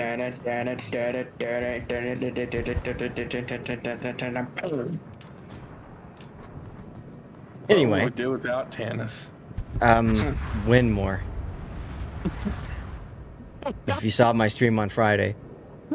Yes, yes. He was slowing down, and then he decided to start moving forward again. He's gonna take 3 torpedoes. 2.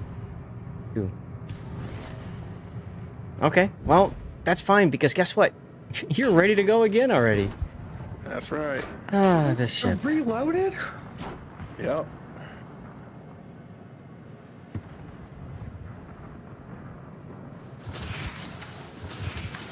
Took you a while to decide to torp there. What is Peter Griffin doing here? I was getting really close. I like to really flirt with that 5.4 range.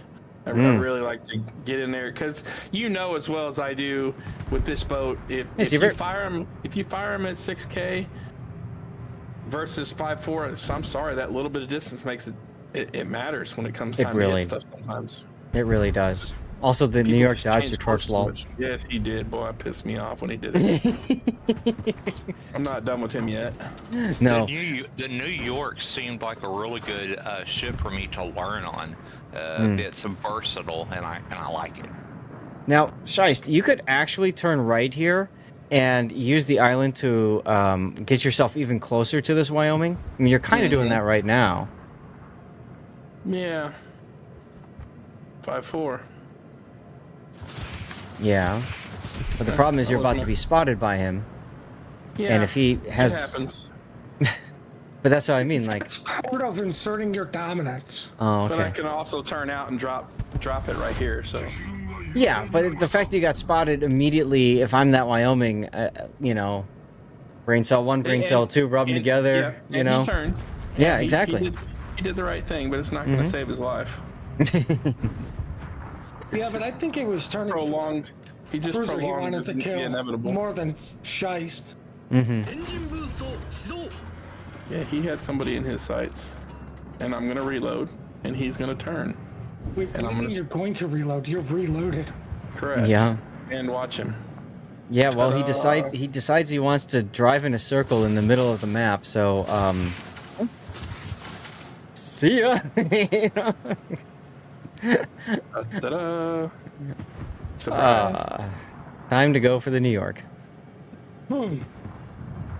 Winners don't watch explosions. Mm-hmm. Right. They just make them. Dumbest statement I've ever heard. Explosions are cool. Why are you not watching them? Exactly. Why aren't you killing the New York? It's out of range. Not from your guns. Whoa. Whoa. Oh, hi, Hill. Oh, Death Strike, Double Strike, and High Caliber. And this is the part Shice blew his wad. Like, you can see it right there. No. It gets better. Watch the guy that's shooting at me right now. Some people... He's gonna turn straight in, isn't he? Oh, well, look at my hit points and just watch.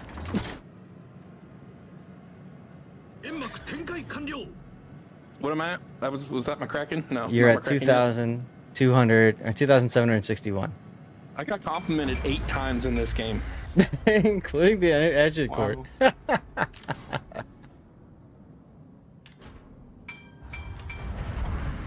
be careful sitting. Okay, so you've turned northward just in case. See, this is another time when radiolocation comes in handy. Yeah, it would have been nice to have it here. Not wrong. Up. And you just blew all your torps. Watch this. Yeah, we're watching. Oh my god, you're gonna ram him. You're gonna ram him.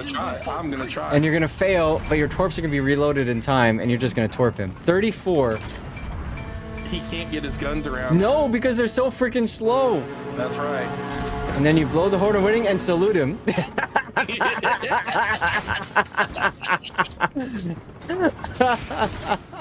couldn't get his guns around. Oh, you missed the torp.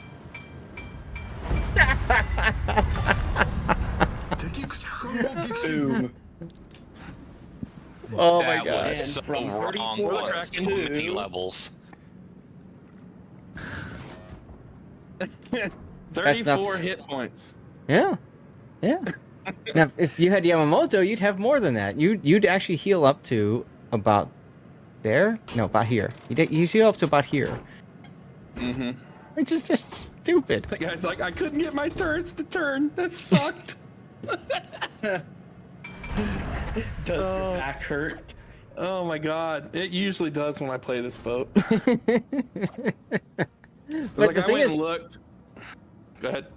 It's proper managed, not proper. Yeah, you gotta play with your food. But the thing is, at this point, you haven't won yet. You still have a Marblehead Congo to go kill. Because otherwise, you're losing on points. So the best I've ever done in this boat. I've gotten 4,100 experience in one game. I've done 165,000 damage in a game, and I've gotten 8 kills in one game.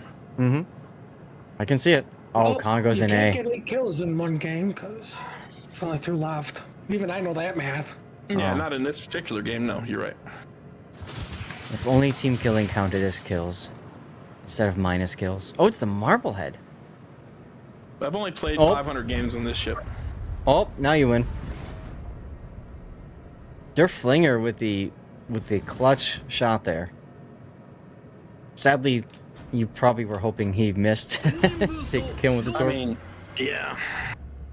Floodtwet, I'm so glad that you're here and paying attention.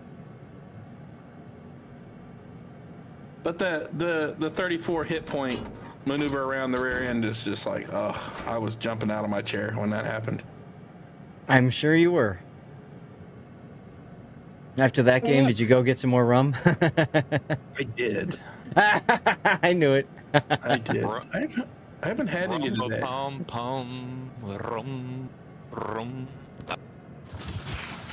This guy's gonna grace us with driving in a straight line for a while. Yeah, no, he's turning right now. I think he turns in, actually. So can we nickname you the little drummer boy now since you went and got more rum? I mean... At least the little rummer boy. I do have an affinity for rum. I don't know that I would have stopped and smoked here, but okay. I mean, I get it. You want to be closer to him, but again, some people one brain saw just need smoke breaks. Okay, so my torps are reloading, I wanted to stay close, and the Derflinger was going to keep him spotted. True. So it looks like he was nice enough to let the flood go for a bit. Yeah. I wanted to wait and see what he did, so I could get really close to him and pop him. Oh, he killed your Derflinger, buddy. Oh no. I got Good 20 thing seconds. Good thing he's charging your smoke. Reloaded by then. Right. Caught that one right on the chin. Oh, and he's fishing for you. And if crazy thing is, if he got it right, then that's it. That's why I wouldn't have smoked because I think it's like 2-5. Yeah, you're not wrong, and it was pretty hairy right down to the end. Yeah, because you're about to be guaranteed detected. Oh, and he's turning. Oh, you got him. Oh. So close. So close. Yeah. Oh. It was down to the wire, bro. I was like, yeah. Oh my god. It could have went a lot, but I won with 34 hit points. Everybody in the game was like, "Holy crap!" Now imagine if you took survivability expert, you'd have more. Oh my god. I got it now, okay? Got it. I don't know why you guys were like, "Oh my god, he's gonna die." It's Scheist. He's doing it for the drama. I mean, that's a thing.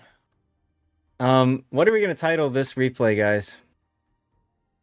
I need to earn healing assists. All right, let's get that going. There we go. Clubbing at its finest. Drama King. Clubbing at its finest. I mean, look at this. 3 dev strikes. Confederate.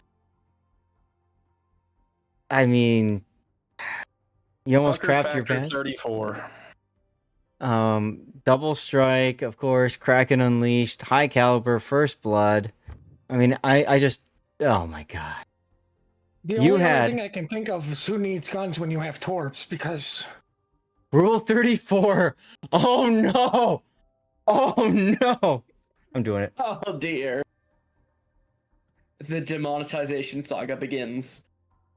So, you almost got twice the HP, the XP, the base XP of first place on the losing team. That's impressive right there. That is impressive right there. Wow. Like I said, I knew there was a couple bots in there, but at least it wasn't like 9 of them.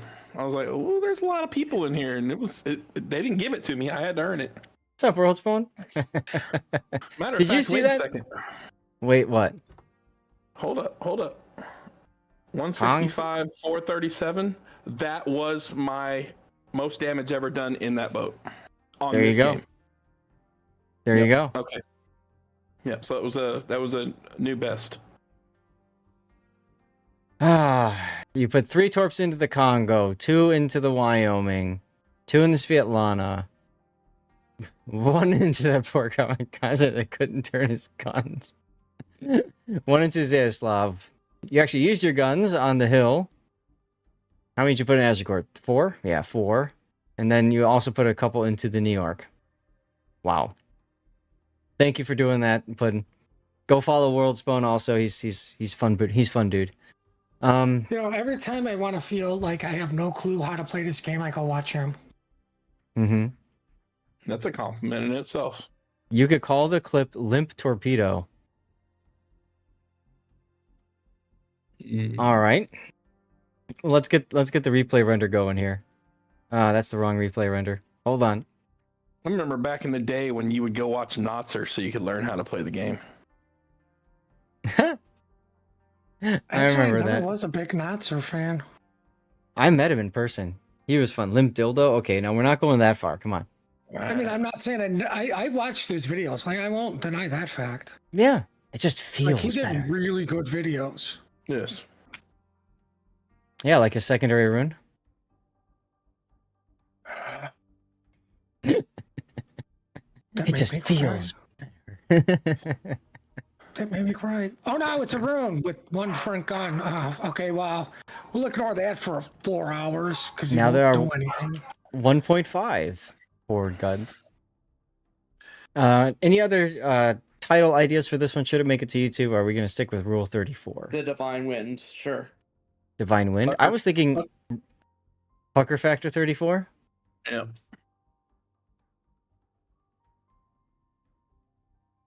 Or maybe you just leave it at Pucker 34. You watched him yourself back in the day? Yeah. Then you went in competitive, learned a lot from it. Good. You had a match 2 days ago on public test. You were playing Sleep and survived YOLO rushing 2 Hanovers, getting both with Torps and one with 40 HP left. That's awesome. I was thinking Rummer Boy. But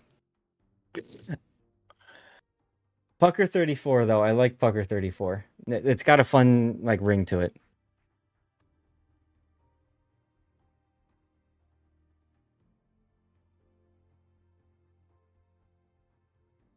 All I know is it was their game to win, and they just lost it. Right. That Minikaze, though. Poor guy. Poor guy.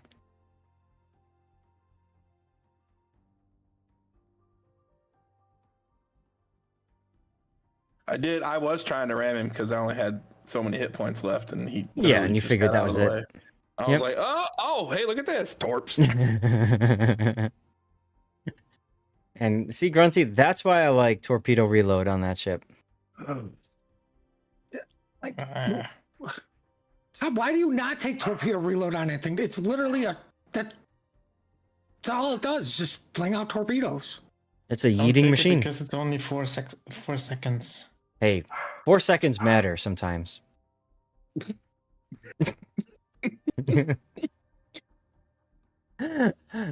All right. Well, we got a commercial break that's about to start, and then we're gonna hang some things up here in a little bit, guys. But Shice, dude, thanks. That was a very fun replay. Very thanks for covering it.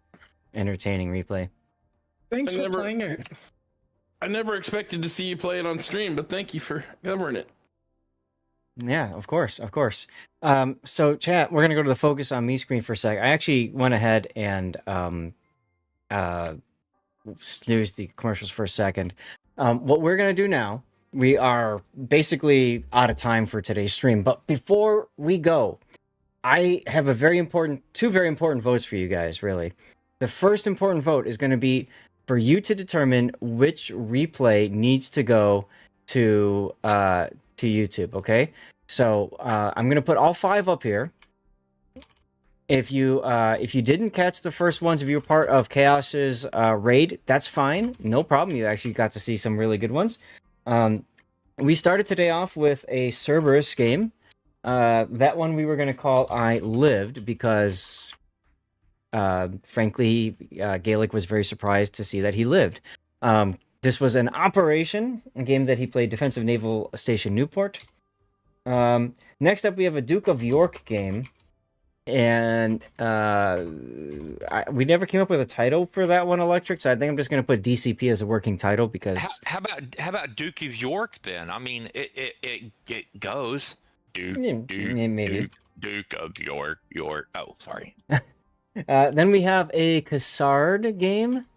That is we're going to put Wrong Build because that was SAT's game, and we saw how Swift and Silence probably screwed him that game. Next up, we've got the Groningen game. That was Machine's game. We're going to call Sweeping the Sea because he had, what's his face on it? Helfrich. Sweeping the Sea. And then we've got the Kamikaze we just saw. We're going to call that one Pucker 34 for now because I don't want to be demonetized on YouTube. I'm going to get the commercial break running. And then the second, Fluke of York. I like that one, Fluke of York. I'll write that one down. In the meantime, though, guys, I'm also going to be asking you for people to raid. Okay, so you're going to have a 3-minute commercial break. You can vote while that's going on right now. Everybody gets one vote right now. Okay, if you don't see the vote on Twitch, refresh the page. You'll see you should see the vote that way. If you're on YouTube, if you're on Kick or Rumble, sorry, but we're not able to get you on in there. Coffee Fueled Rage. Every time I see Yamato, I have to think of your ex-girlfriend. She was a fat monster too. Oh my god. I just saw that. Sorry, Rage, if that was a long time ago over on Rumble. I don't have enough window space right now. I'm working on it to have that chat up.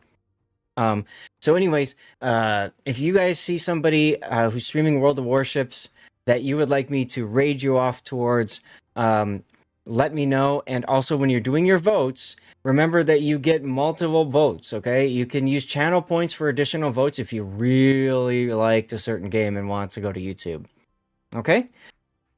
Tomorrow night, we're going to be doing more Manor Lords. It's going to be a lot of fun. Hope you guys can tune in. And then Friday will be my birthday. It will also be a big normal Warships stream with 5 replays, playing along, all that good stuff. It will be the end, hopefully, of the... it'll be the end, hopefully, of the... what am I thinking of? The sponsored portion. So once again, I almost wrote... whore, exclamation point hero instead of whore.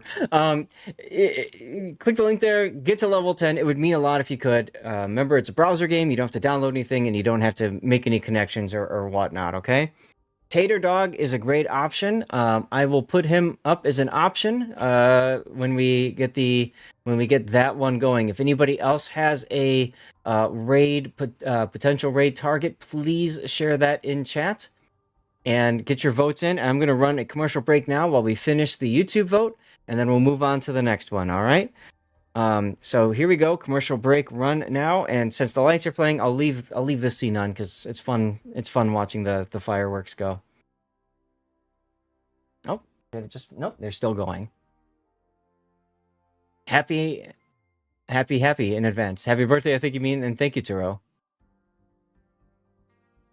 We have about 30 seconds left in the vote, and there's a 3-way tie. Come on, you guys. Vote already. I don't want ties. I didn't do it. So we have Tater Dog as an option. Let me find him. I don't see him. Is he not streaming? Oh, nope, there he is. Oh, he's starting up. That's why. Okay. All right. I got him on the list. Kamikaze R1. Oops. M Note contributing some points. Let's see the vote breakdown. I'm curious on this one. Kamikaze 1. Oh, Mohican also voted a bit. Okay, cool. So Kamikaze R, and then I'm going to choose the next one. That I think should go out there. And I think I'm going to have to give it to the Groningen game because there was a lot of learning opportunities there, plus just the stupidity at the end. So those are the 2 replays from today that are going to go to YouTube. Let's go to the stream ending. Bye-bye. There we go. And we'll go to the stream ending vertical here. All right, guys. Yeah. Any other people to raid? Any other raid targets? Please share raid targets in chat. I'm looking for people that are doing World of Warships. Yavor TV. Do you know that person too? No, but it shows some of your viewers watch it. It says Lord Seth viewers also watch Yavor TV. So yeah, no problem. That's that looks like a Polish stream. Cool. I'm down for it. I'm gonna put break out the Polish sausage. Yep. As always, I'm gonna put my rerun channel in as well.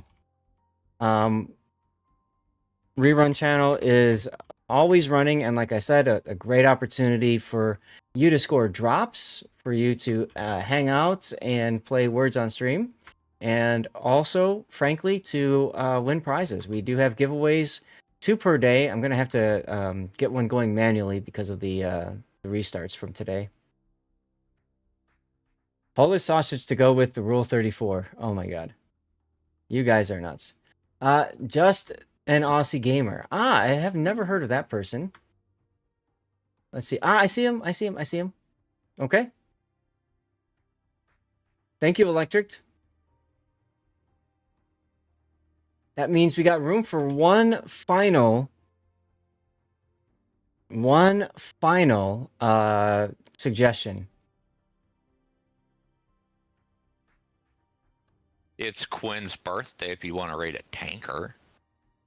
I usually just want to keep it in Warships. Lady Fufu? Okay, we can do Fufu. Yeah, she's up there too. I didn't even see her, but yeah, I guess she is up there on my list. You know what? You know what? I saw Hug of Death, and I'm gonna put Hug of Death in. Not because I don't love Fufu, I do, but because I haven't rated Hug of Death in a bit, and we rated Fufu last time. So let's put Hug of Death in that 5th and final slot, okay? We're going to get another commercial break going, guys, in a moment here while there's the vote. You've got 5 choices to raid. Rerun, Hug of Death, Justin Aussie Gamer, Tater Dog, Yavor TV. Let me know who to send you off towards. In the meantime, you're going to see some links up there, Fabletics. You can click those links and support me. We've got a charity, which is for Stack Up. Fantastic organization looking to support active duty and veteran service people, not just in the United States, but anybody that's on good terms with us. Yes, and that's correct. Fufu and Hug of Death often play together and stream together. Anyway, so Stack Up is a good cause. I'm going to put my rerun channel out there again if you guys want a great place to hang out. Yes, they are sisters. If you guys want a good place to hang out, it would mean a lot if you'd follow that, especially if you aren't watching a stream and you've got the bandwidth and your PC's on. Just open it up and have it in a tab. It means a lot. It helps me, supports me through ad revenue and stuff if you just lurk on that channel. Twitch actually allows you to have up to 2 people viewed, and you count as a viewer on both of those channels. So you can always keep rerun open and then watch somebody else on another tab, and that's perfectly fine. But why would we want to watch someone else more watching you? I don't know. It's my rerun channel. It might get boring after a while. You're right. Yeah, and there's nothing wrong with that. I don't, poo-poo that at all. That would be my wife asking if I'm done yet. Also, I know I gotta go. So also, there's my Patreon. You guys can support me outside of Twitch with the Patreon link there. I do support you guys outside of stream too with tutoring and that sort of thing. If you need some help in the game, it's a great opportunity, great place to go. You just lurk, rerun, and then go back to sleep. Works excellent. Thank you for doing that, Electric. And then yes, there's always words on stream on the rerun channel as well. Some people actually said that they learned English, believe it or not, by doing just that. So that's cool. I'm still learning English. Yeah, it takes your entire lifetime to learn English. So, yeah, that's very true. That is, you're not wrong there. You are not wrong there at all. What else was I going to say? I don't remember anymore. Oh, I was going to say, if you are a member of my Patreon, first of all, thank you very much for that. But also, if you are supporting me on Patreon, I do owe you things. Please feel free to reach out to me so I can make sure I get that stuff for you. It's difficult to catch all that kind of stuff. And I have exactly 4 replays remaining. 4 replays remaining for Friday at this point. So if you guys have replays, put them in the Discord. Good chance of it being covered, okay? Hug of Death 1, that's right. I see that. We see, I think, Gaelic, you put in some extra channel points for that. Hey, big thanks to all of our subscribers. Many of that was from Tarot with the gifted subs. I saw you had to go. Good night. We had a bunch of new followers today as well. And Bosco with the 1100 bits cheer. Thank you so much, Bosco, for that. Tarot, thank you for your 25 gifted subs, man. That's amazing. Amazing. And you can see all those people there. I believe we did have Rod and Bones with the Twitch Prime sub and Bosco subbed as well, individually. So thank you guys so much for that. You really, you guys make such a difference to streamers out there when you show up, when you show your support, sub and all that kind of stuff. So here we go. We're going to get the raid going because the wife needs me to, cook dinner. So we're going to get the raid going and we're almost 2 a.m. Go to bed, Taro. We're going to get a special raid message together for Hug of Death. Here we go. Right there. You're going to copy and paste that in and share that in stream when you get there. Replay the ships. Hug of Death, we're sailing in from Lord's Ass Replay Analysis to join your shippy adventures. Ready to capture more naval moments. Okay? You're going to get a hug of death if you don't hurry up. I'm sorry, what? I said she's going to give you a hug of death if you don't hurry up. That's true. While this is going on, it's time to say goodbye to the other channels that I am multi-streaming on. So Rumble, Kick, and YouTube. Thank you guys for tuning in. I hope you all enjoyed the stream today. It was a lot of fun. I'm looking forward to the next one tomorrow night for more Manor Lords. And I'm considering Thudtwit and Electric. I'm considering restarting tomorrow night because I screwed up my my first tech point and putting it into the bees. I don't know. You guys can tell me what you think. Here's to looking at some guy's bits. There you go. I don't know. I'm thinking about doing that because if I do that, yeah, like the same map and everything, Thudtwit, but like I screwed up my first tech point. I should not. I mean, I don't know. I could have done the bees thing, but I feel like I should have done. What should I have done? I should have done the fire thing. Charcoal. I should have done the charcoal. That would have been far better, I think, for the overall well, if you're talking town. a stream, the raid went through. Awesome. I was looking away. Oh well. Let's end the stream here. All right. Stream is done.